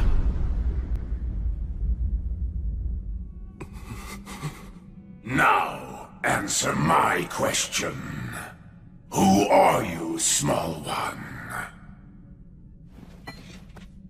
My grandfather was the Wandering Sage. The name my father bore was War Ogre of the Star of Leo. My mother's the beloved daughter of Mater. I'm known as the Light of the Hinterlands, the faraway paladin. Disciple of Gracefield, the goddess of flux. I am William G. Merryblood. It is an honor to meet you, Dragon of the Age of Gods.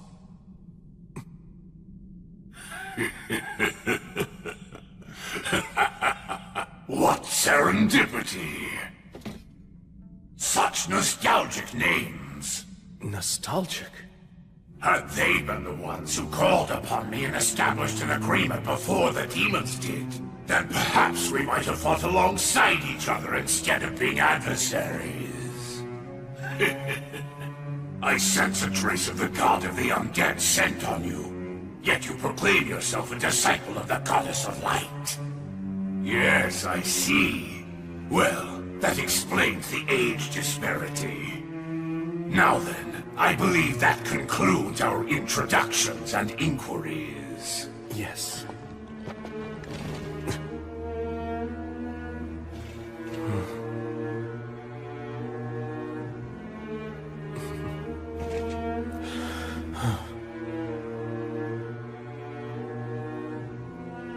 Faraway Paladin. Do you wish to take me on as your servant? Why does that surprise you so? You and your companions destroyed the demons. You're a danger even to me, and that is inconvenient. Since that's the case, it's only natural that I would seek something new to depend upon for protection. Of course, I do have some ulterior motives as well. I'll have to ask for appropriate compensation.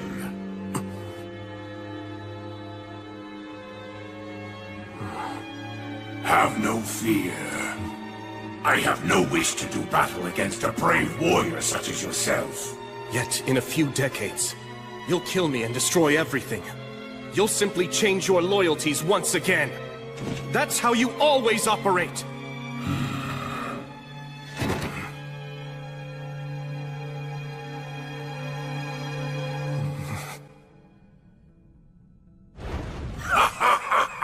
Splendid, splendid. You're completely correct.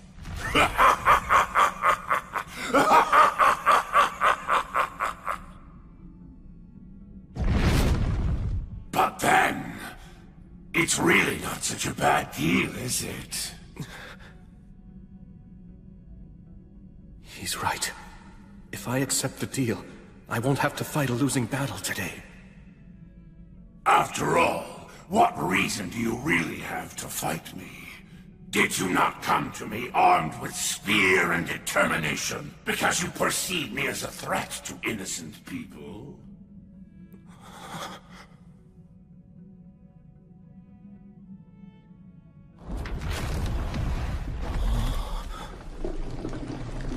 Look at me. Now I am no threat at all. I've bowed my head to you.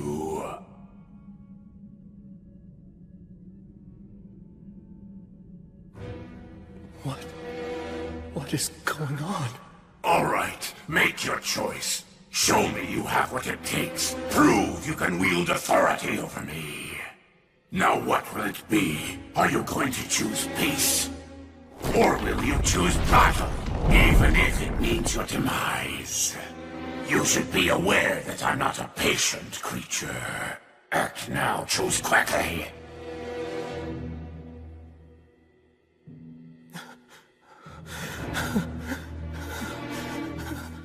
What is this? Should I refuse? No, if I do that, what should I do? What choice should I make?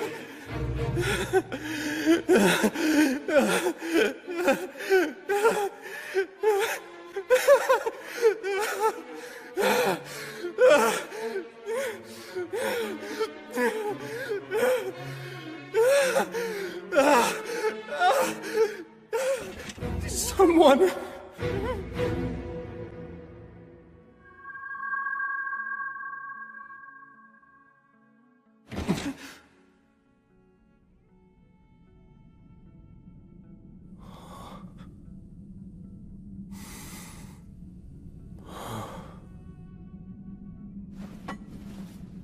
That's right. I've already been saved. By her. If courage is something that can take a physical form, then I have it in my heart now. Menel, Raistov, Al, Gelreese. The outcome of this conversation will decide everything. Be ready!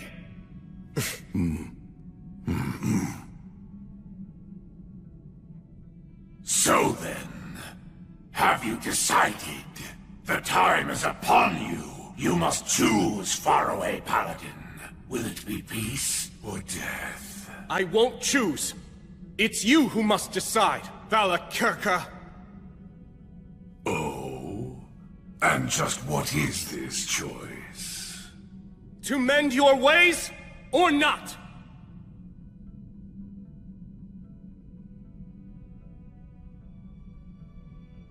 Let's be clear.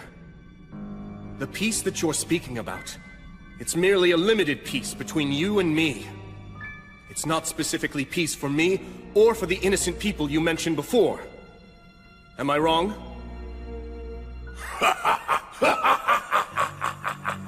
No, indeed, you're correct about that. In that case, I can only offer you one way out.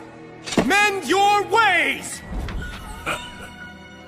And just what am I supposed to improve? The extreme eagerness you show for constantly scheming and seeking conflict. If you swear to mend your ways and truly seek my patronage, I'll also take a vow. I'll swear to the Goddess of Light that I will protect you. And for as long as I live, I'll defend you from all who are hostile to you. That is how I operate. Well, decide now! Will you choose to improve or fight? Give me your answer, dragon!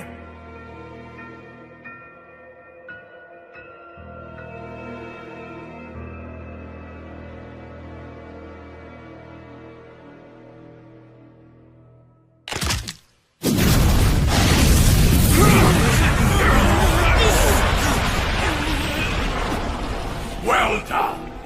You have successfully answered the dragon's riddle. Good job, faraway paladin.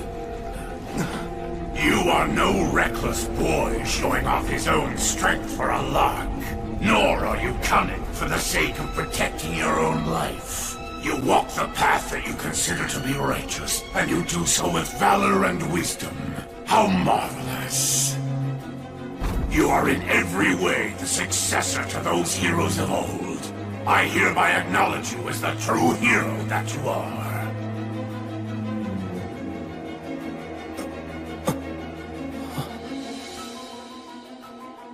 However, I refuse to meet your conditions. I won't change my ways.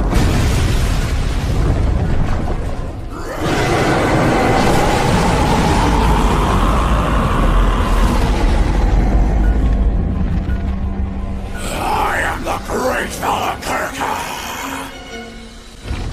I am the sickle of the gods, also called Calamity's sickle. I am the lord of miasma and sulfur and brother of the lava. I am alive because miasma poisons and kills, and because lava is boiling hot. War, disasters, feats of valor, treasure, death, sacrificial maidens, and heroes. What would a dragon be without any of these?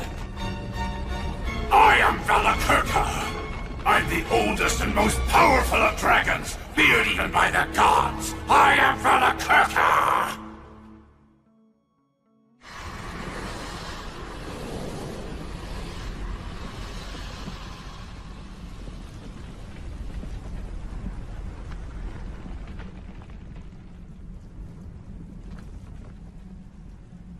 To the hero, and the warriors who follow this hero.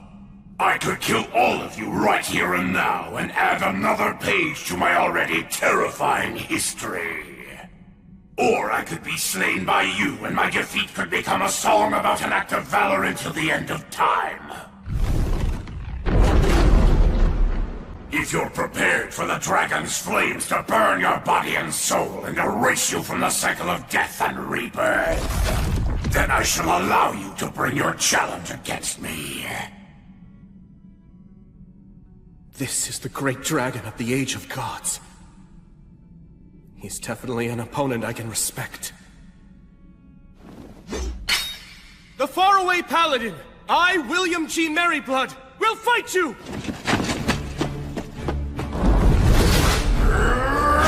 Acceleratio!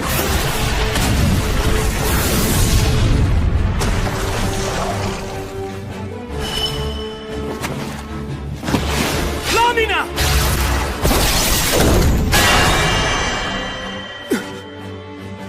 Dragon scales.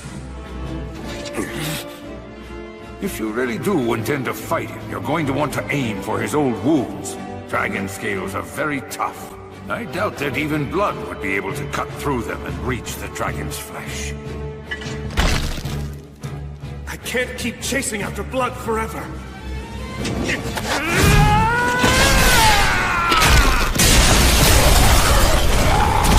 Acceleratio!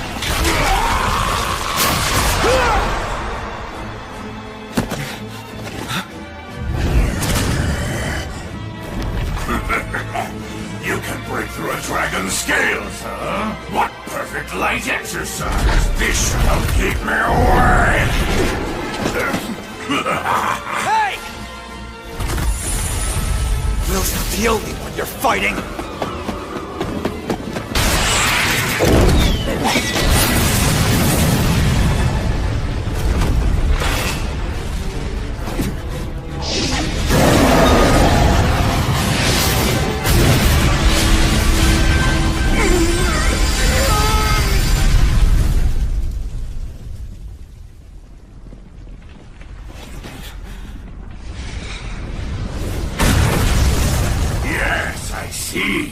Very impressive teamwork!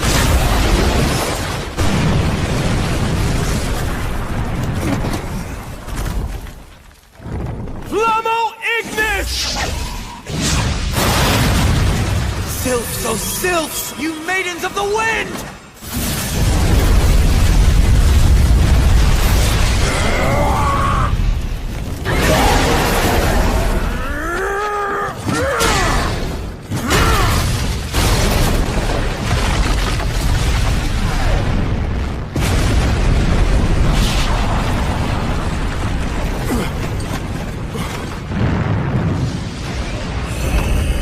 Right now!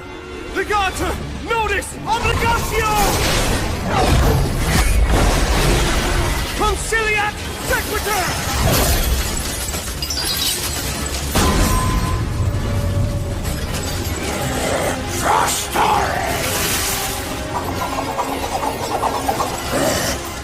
This is a triple cast. Gus's specialty. The trump card of trump cards that I burned into my eyes that day. Alida Mors! Equo! Usat Fede! You'd use that in a real battle! Aperum Tabernas! Regum Centures! Damnatio Memoriae!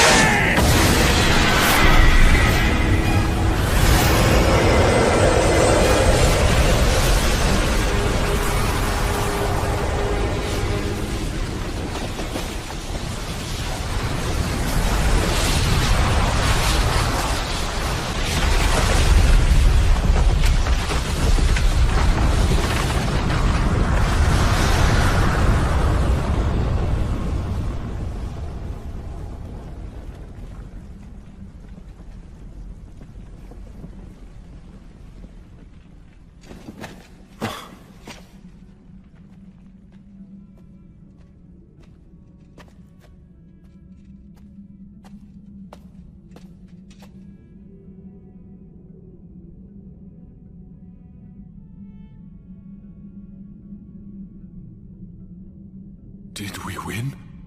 Looks like it. The moment of victory is surprisingly disappointing.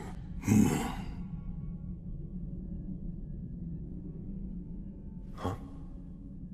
Hey, Will?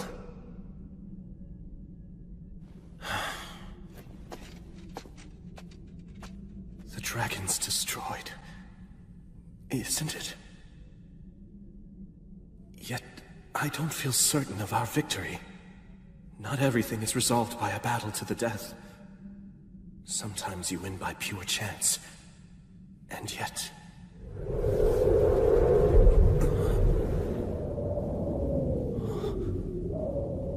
Is that wind? It's not over!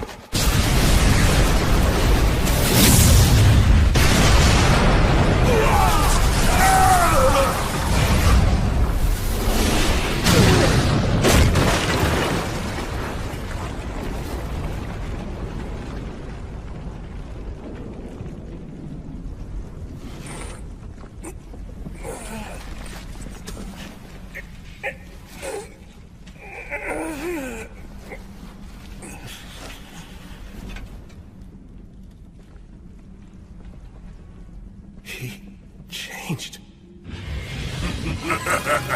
Precisely.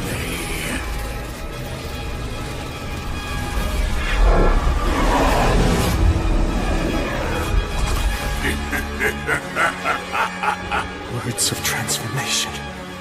Words that are so risky that humans can't even use them. Actually, that raises another point. How was a huge beast like Valakirka able to get into this underground country in the first place? So, have you caught on now? That's right!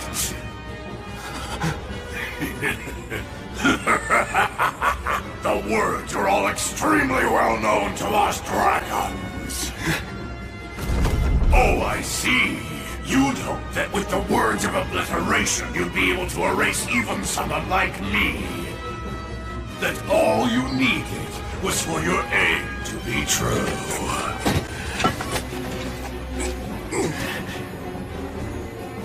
He even knows how to counter the ultimate destructive magic. No, the result would likely be the same no matter what magic I chose. This dragon has fought every kind of word on every kind of battlefield, and he's been able to defeat every last one of them. Of course he has.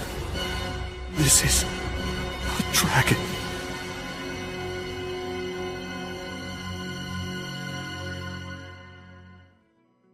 This dragon has fought every kind of word on every kind of battlefield, and he's been able to defeat every last one of them. Of course he has. This is a dragon. Well now, faraway paladin.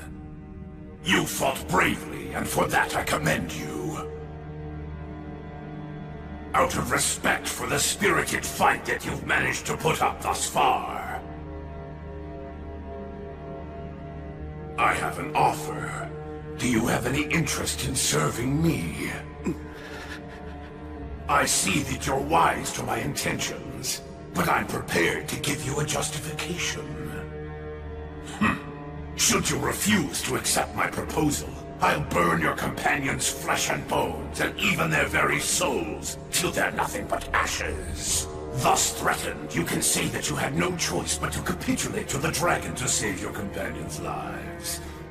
Well, it serves as a good excuse, doesn't it? I have seen many humans with that very same look in their eyes.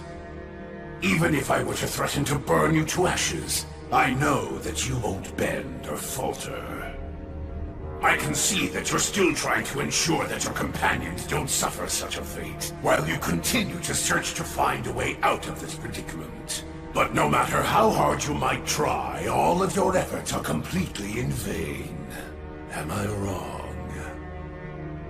Although, there actually is one single way for you to avoid giving it to me. You need only kill yourself. You're loved by the goddess of flux, aren't you? So, All you have to do is simply cut off your own head. After all, the next world awaits you, right? And the next one after that as well. And the one after that, too.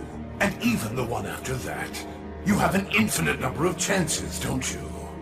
If you wish to prevent a tragedy for your friends, simply end your life. Like tossing a game board if you can't win.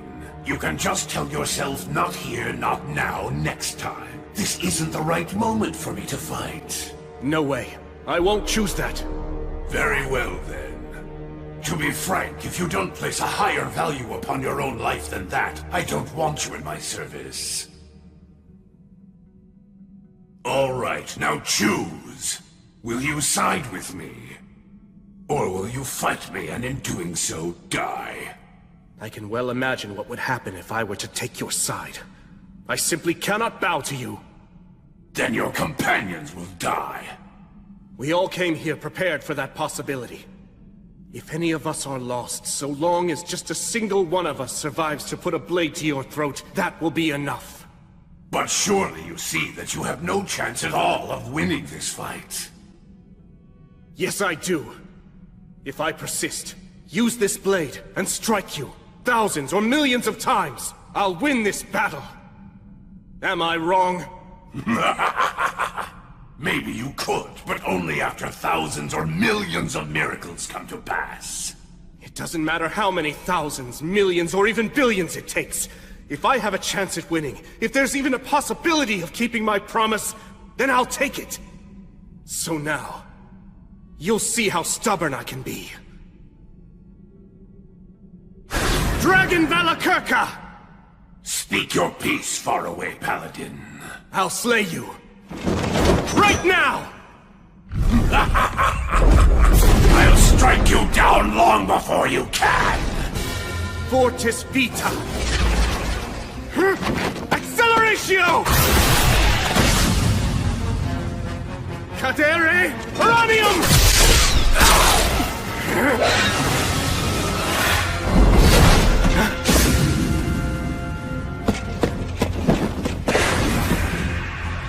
I need to try to keep them out of this. Verba Balanto! Tony Cruz!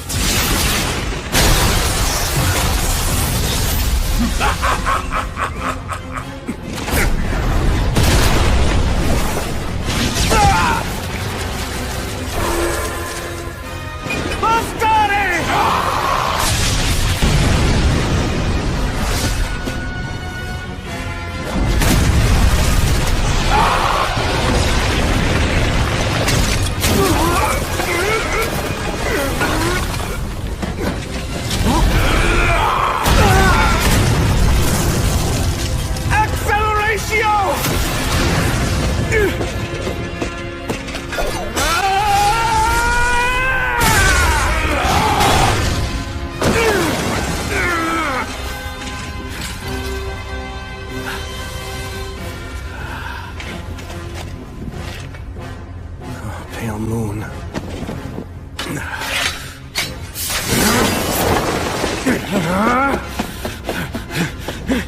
Valakirka's wounded all over, too.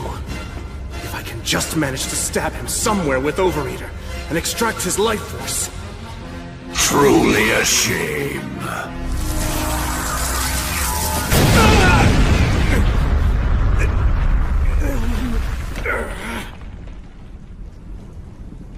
I am quite familiar with that particular demon blade. I know that it's indeed a legitimate threat to me. It's said to have been forged by the hand of a demon king in times gone by. It was created in order to confront and kill the High King, who was obsessed with swords. But despite its power, if one knows how it works, it can be defeated. Much like this.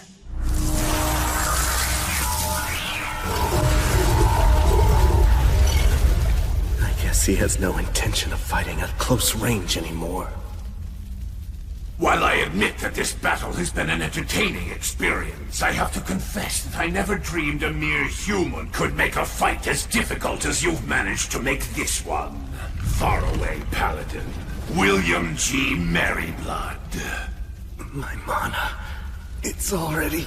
And I commend you for being able to wound me as many times as you have. Were we merely taking this opportunity to test each other's skills, I might have been tempted to place a wreath of victory on your head for putting up such a tenacious fight against a dragon. Your strength genuinely rivals that of the heroes from the Age of the Gods. You are, without a doubt, a true man of power. A hero of the present age. However, this is no mere test of skill.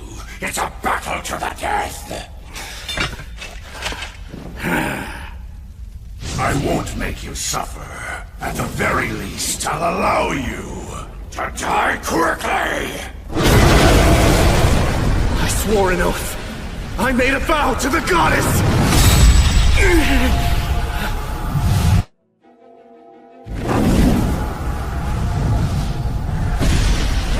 A herald, eh? So you're too weak to send an echo, are you? This is nothing but a pointless, wasted effort, goddess of light!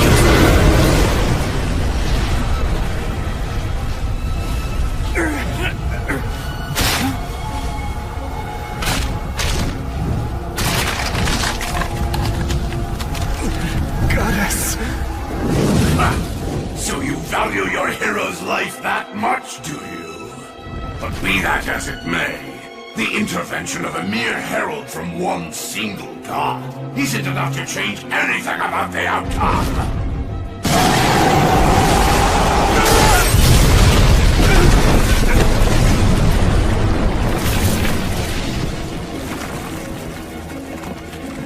Paladin, you have proven yourself to be worthy, so I'll allow you to die by my breath. You will always remain in my memory, but as for your body and soul, I will burn it all to ash, down to the very last fiber of your being! No, I can't have that. Who goes there?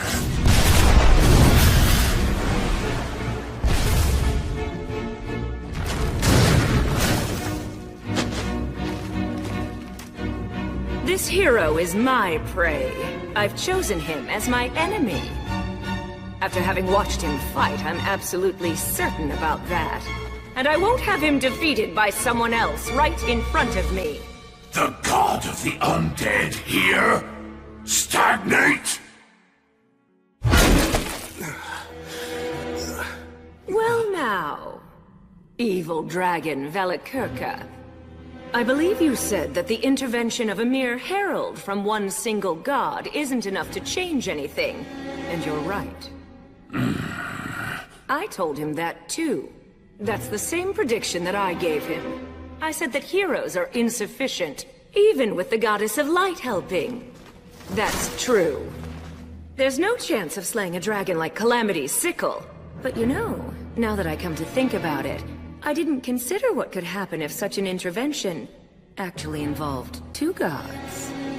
I wonder what would change. Would a hero have a chance of winning? I believe they'd have at least some chance, Velikirka. Well, it seems that you're as talkative as ever, god of the undead. You and I are two of a kind. A detestable kind, that is. I feel as if we have similar tastes. But my taste is nowhere near as bad as yours. A life, a soul, only has value if it burns out in a final blaze of glory. What's the point of living forever anyway, you worldly fool? That itself is poor taste. Beautiful things should last forever. That's only natural. But you just destroy. My, what a lady killer you are, Paladin. Even in the Age of the Gods, I never saw the like. Just imagine, two goddesses rushing to your side when you're in peril. Wait, goddess? In the grand scheme of things, does it matter whether I'm a god or a goddess? After all, to someone who's a god, gender is only decorative. Right? Oh, come now, don't be so angry, Gracefield. I mean, where's the harm in enjoying a little perk like this? What's that? Why now? Is that what you're asking me? Well, after watching such a furious battle unfold before me, I'd regret not intervening much more. You did your fear in a fight involving the great and powerful Valakirka just for a petty reason like that? Why, you pathetic, hero-obsessed hedonist! Yes, precisely. This strange paladin, this hero who's standing before you, I think he's worth going mad for. Now then, this battle hasn't reached its conclusion just yet. So tell me, do you still have the will to keep fighting, William G. Merryblood? Come now, my foolish yet clever enemy, Paladin of the Light. Uphold your vow. Hold your conviction steadfastly in your heart. You said before that you'd fight until the moment you fell over dead. Surely that wasn't a lie, was it? Guess I have no choice. I can't get out of this, huh? Valakirka! What is it? Remember what I said? I'm very stubborn. Indeed, you are incredibly stubborn. Was it this persistence of yours that made the gods finally take action? I admit, you're truly a hero. Very well then. It seems that the gods have given you their utmost blessings and protection, allowing a mere man to stand as an equal to a dragon. And burning even a hero who's lauded by the gods is what makes me a dragon! So now, you merciful goddesses who oversee the soul, lovely maidens who have lost the protection of war, what safeguards are you planning to give to this hero? That is, how will you kill me? I won't give him any. As I said before, this man is my enemy, and he's declared that he always will be. So I have no reason to grant him any kind of protection. Oh. But surely you haven't forgotten, have you, Valakirka? You do know where you are right now. That's right. This is the Iron Country. The mountains where the regretful souls of the Warriors of Flame reside. Now is the time to return. Your compatriots, your descendants, have come back. They've brought one who is undeniably a hero, so that he may defeat the demons, challenge the dragon, and take back the mountains that were once called home. A warrior shouldn't wander asleep merely observing such an event. So now, come and take up the sword of vengeance. Set the fierce flames of your courage ablaze once again. Your time has come, Dwarven warriors!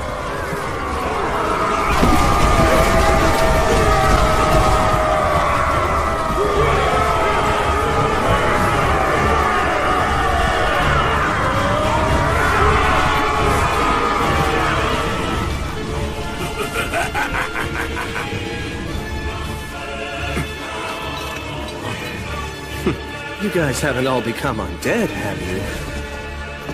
Relax. We're all still alive. That's right. As you see. We did cut it pretty close, though.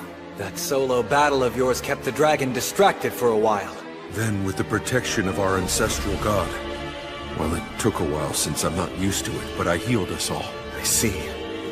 Al, remember when you were fighting against that demon? You were in the divine protection of Blaze, the god of fire. Indeed. So, William, what is all this? They're our allies. Reinforcements we can rely on.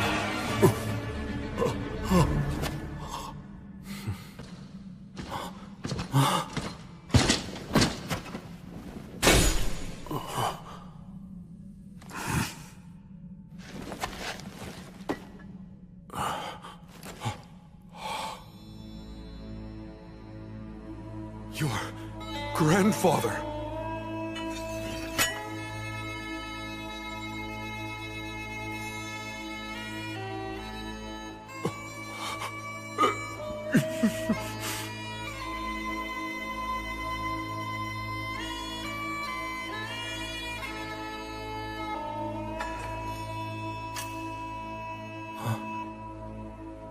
Hold on. Shouldn't you give that to Al?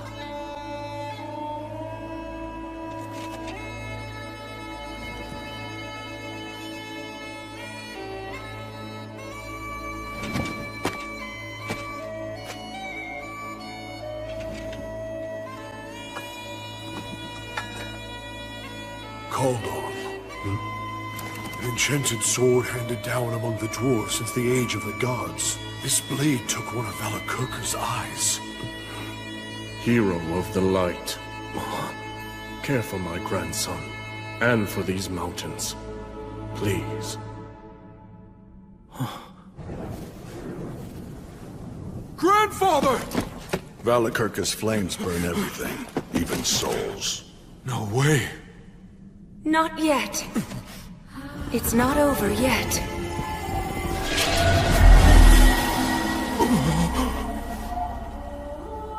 Goddess, you...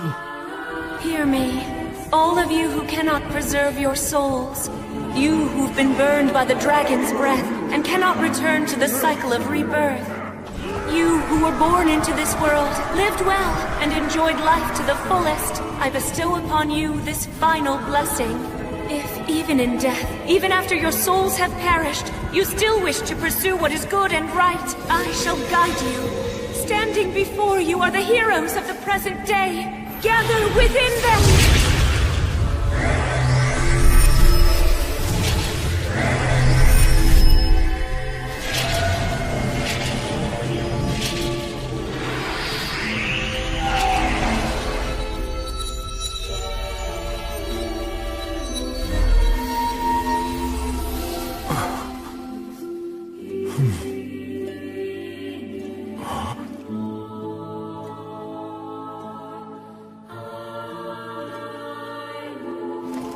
Grandfather. Even now, I won't apologize. But, my grandson, look after our country and people. I beg you.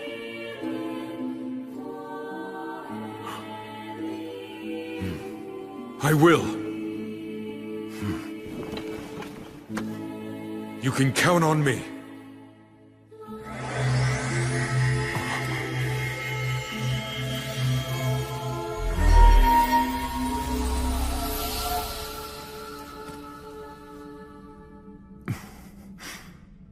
Sheesh. I guess that nothing's changed. She never could let me have all the fun.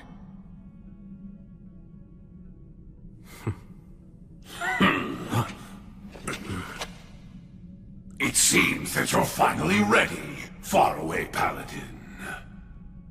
You weren't just being nice, were you? Certainly not. I merely like to let my wine age a little. Now that you've prepared and gathered all you need, you, the heroes, will come for me filled with hope, and I will crush you. And when I do, right when your faces contort in despair, that moment, that glorious second, is when I feel the greatest joy! Now come on, challenge me once more, faraway paladin! Which will it be? Will I kill all of you and add a new entry to my long history of terror? Or will you slay me instead and go on to be celebrated forevermore for achieving such a tremendous feat? The time has come. Let us finish this battle! Here goes. Yes, I order you once again. Go. Slay the dragon, and keep your promise to me, my knight. On my sword, and on the light, on the souls of the warriors that now dwell within my chest, the evil dragon will die! I will slay him! Slay the dragon, and keep your promise to me, my knight. On my sword, and on the light, on the souls of the warriors that now dwell within my chest, the evil dragon will die! I will slay him!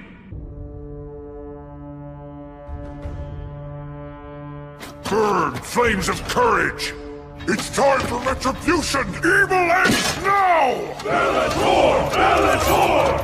Fortis! Fortuna! Aduvan!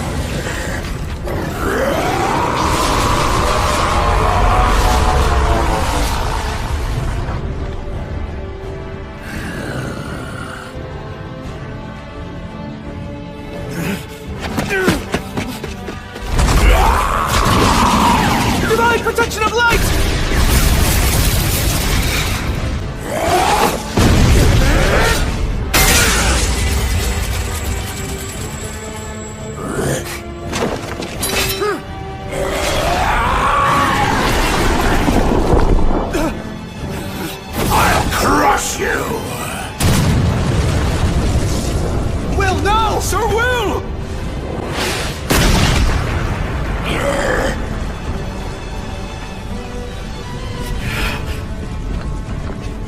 swear, Will.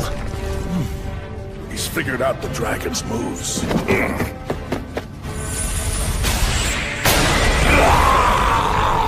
That comes with a bonus, Hydra Venom.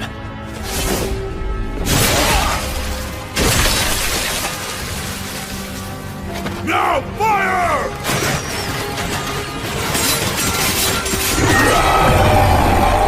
Charge in!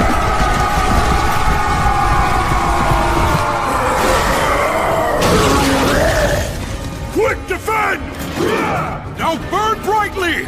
Flames of courage!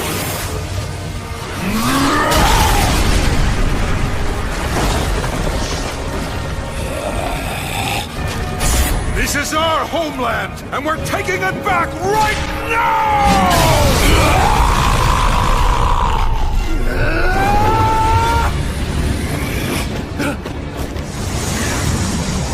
I didn't want to have to do this, since it will also harm my treasure. If he breathes on us, we're done! Brave warriors, this shall be your demise! Acceleratio!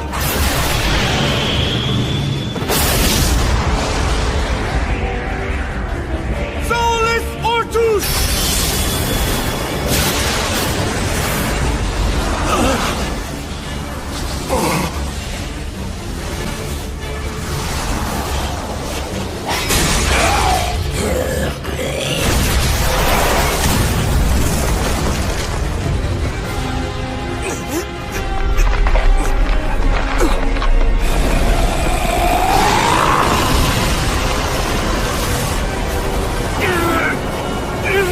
If I go down with the dragon, that's fine.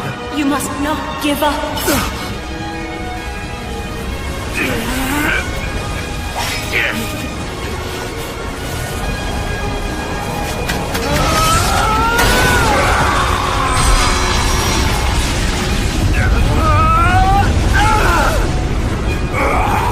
I swore an oath to the goddess. I made a solemn vow to her. I promised not to give up on life to the very end!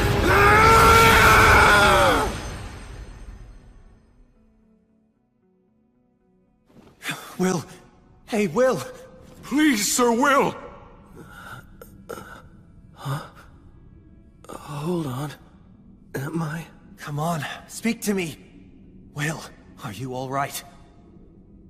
I'm just fine. Menel. You shouldn't get up yet. I feel really good for some reason.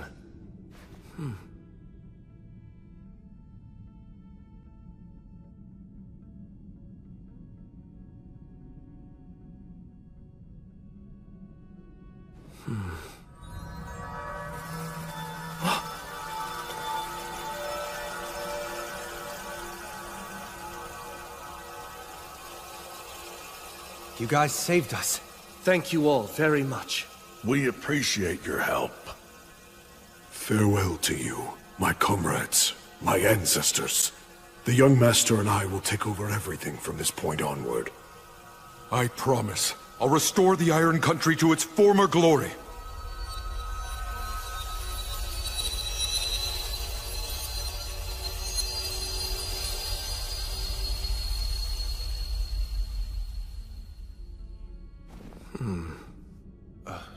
What's wrong? My body. Something feels strange. Yeah, I'm sure it does. Do you know how many times that dragon turned you to charcoal? You need to rest, Will. Oh, no. I don't mean like that. What? Huh?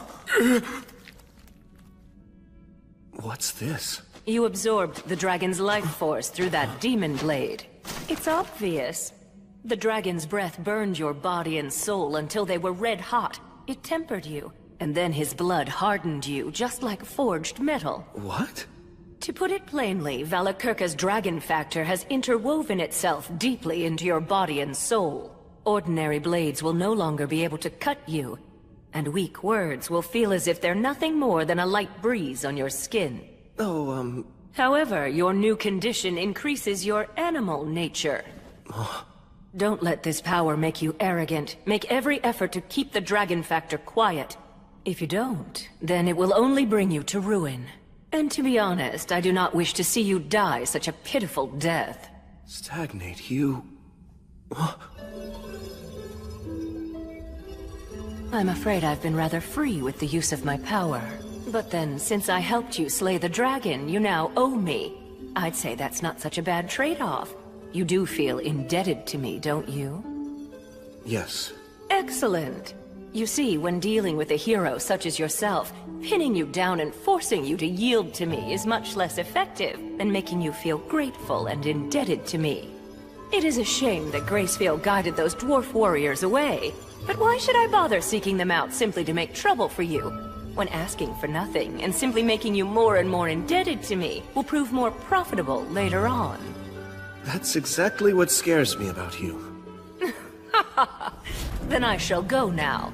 And farewell to you, Gracefield. I've troubled you enough for now. Stagnate, goddess of the undead, won't you consider giving up your ideals? It's not too late. Will you discard your undead powers and work with me to guide souls once again? If you would Don't finish that thought. And no, I won't. I'll always follow my own ideals. I see. Farewell, my elder sister. Yes. Farewell, my little sister. Well then, William G. Merryblood. Huh? You have acquired great power, and your name will now shine even more brightly as a hero. But as light grows, so too does the darkness. So try to avoid becoming a warmonger and hating people, and keep your womanizing in check. Oh dear, that's right. You don't actually have a woman, do you? Hey, mind your own business. I understand that you've devoted yourself to my sister's service, but even so, you should take at least one mate. How else will I have the pleasure of seducing your offspring? That's the worst possible reason. Actually, if I were to create a female Echo one day, would you consider siring offspring with me? Look, I'm not asking you to do it for me, but really, what harm could one single child do? Rhea Sylvia creates demigod children with heroes all the time, after all. All right, I'll let it go for now. Also, as you may recall, I once asked you if you'd like me to love you, didn't I? Well, I lied.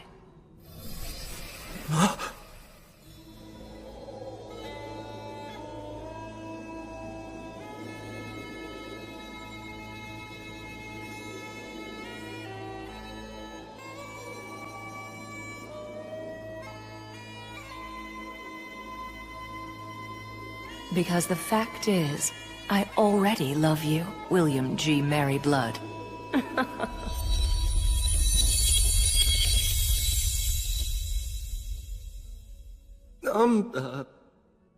Man, goddesses sure are impetuous. Anyway, just be happy, Will. My knight, and all of you heroes, you've done well in your goal of slaying the evil dragon. Splendid work. I still can't believe we won. I shall reward your efforts. If there's anything you want, you need only speak it. A wish? If I may, please, Goddess of Light, this area is full of the dragon's miasma. Can it be expelled from the mountains and Lothor?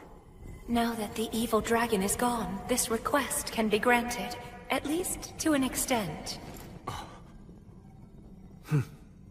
Well, if that's the case, then please, I beg you to purify our homeland.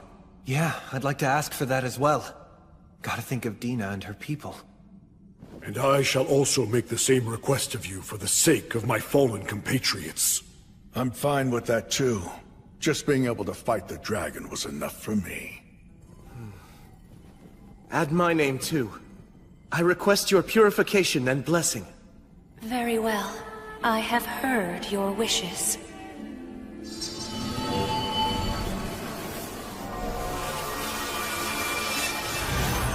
Sorrow for all those who've been lost. Blessings upon those about to be born. May there be peace, prosperity, and joy all across the land.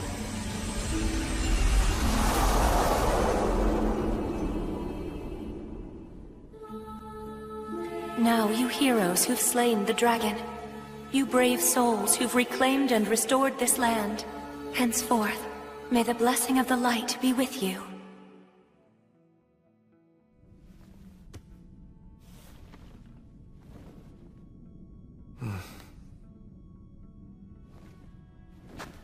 Let's clean up here and head home. Right. But you should get some rest, Sir Will. We can handle the rest. Oh no, I can't— Listen, just rest, damn it. Seriously, you're way too reckless, you know that? That's for sure. I didn't expect for you to take a swing right then. Though I will say it was a brilliant stroke. I don't think I'll ever forget that flash. It was as bright as sunlight. We must celebrate this win at home. Sounds good. We can invite the people of Lothdor and have them play music for us too. That sounds wonderful! We can have food and drink as well! You know, I bet that Tonio and Bee have the whole thing prepared already. We can celebrate all we want. Yeah, I'm really starting to look forward to this.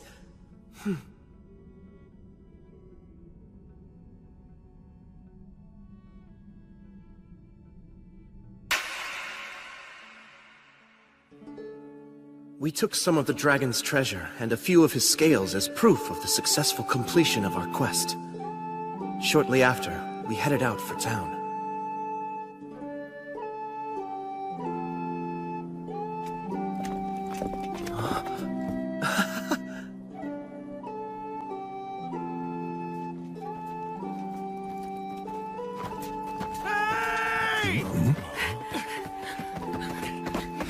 So you're all safe?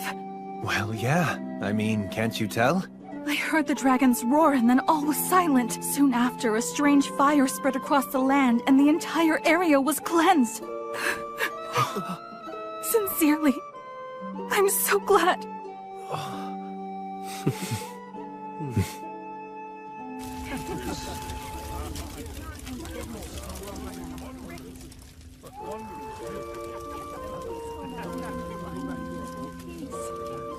I thought there was a pretty good chance you wouldn't return.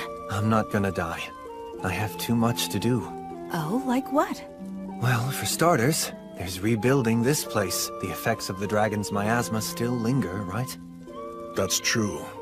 The miasma hasn't completely disappeared just yet. Some demons survived too.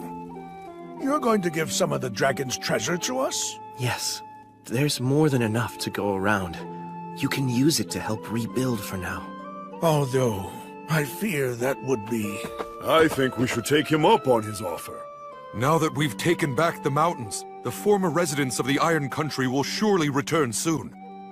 We should all work together. Let's restore our land to its former glory. But we don't want a large influx of wealth. That could throw off the balance of money and trade. Consult with Tonio first. Right. We'll also need to be prepared to take in any new residents. Looks like we're going to be busy for a while. I don't really want to do this, but guess I should drop by the forest where I was born. I can ask them if they'll send over some skilled folks to help us out. And I'll go along with you. You will?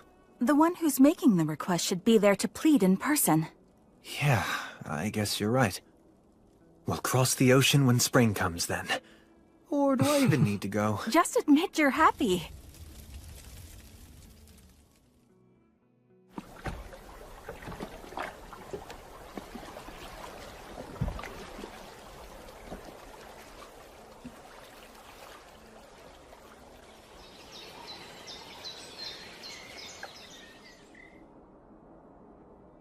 Hey, Gus! Hello, Wandering Sage! Oh, you're all here. You mean you didn't die? The flow of your mana seems quite odd. A dragon factor? You nailed it.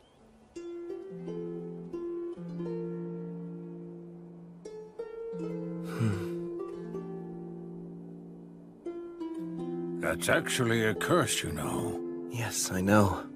But I accept it. Well, just so long as you understand what you're getting into. More importantly, go on, let them know.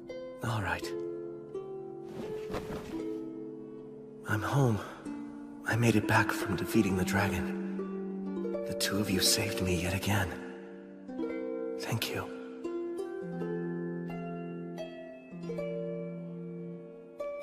Allow me to return the weapon that you lent me.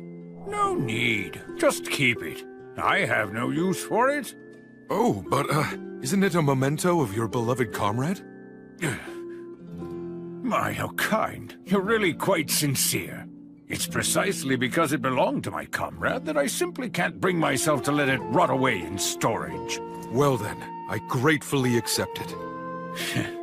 I'm absolutely certain that there could be no greater honor for the weapon than to serve the new king of the dwarves. I'll return called on. No, Sir Will. That sword should belong to you. No, I couldn't. It's been treasured by the dwarfs for generations. And they entrusted it to you. Fighting fierce battles is a hero's destiny. Please, just make good use of that sword. I'll take good care of it, on loan. And then one day, I'll return it to your homeland. Right. Although, what you said makes it sound like even more difficult enemies are going to be coming my way. Hello? Well, you know. Try to live strong. I'll help you out when I can. That's not reassuring, at all. Jeez.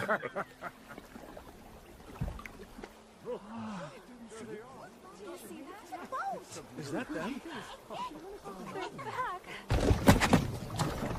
Welcome back, all of you. It went well?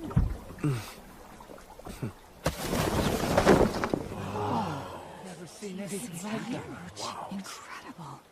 We've slain the demons in the mountains. And as for the evil dragon Valakirka, we slayed him too! Congratulations!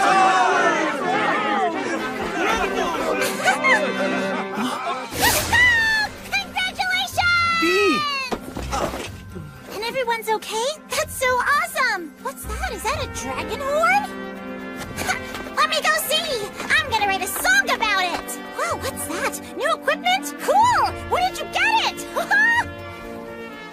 Young master, you've grown into quite a fine young man. There are so many things I want to tell all of you about. About our Iron Country home. About its courageous warriors. And also about our great king.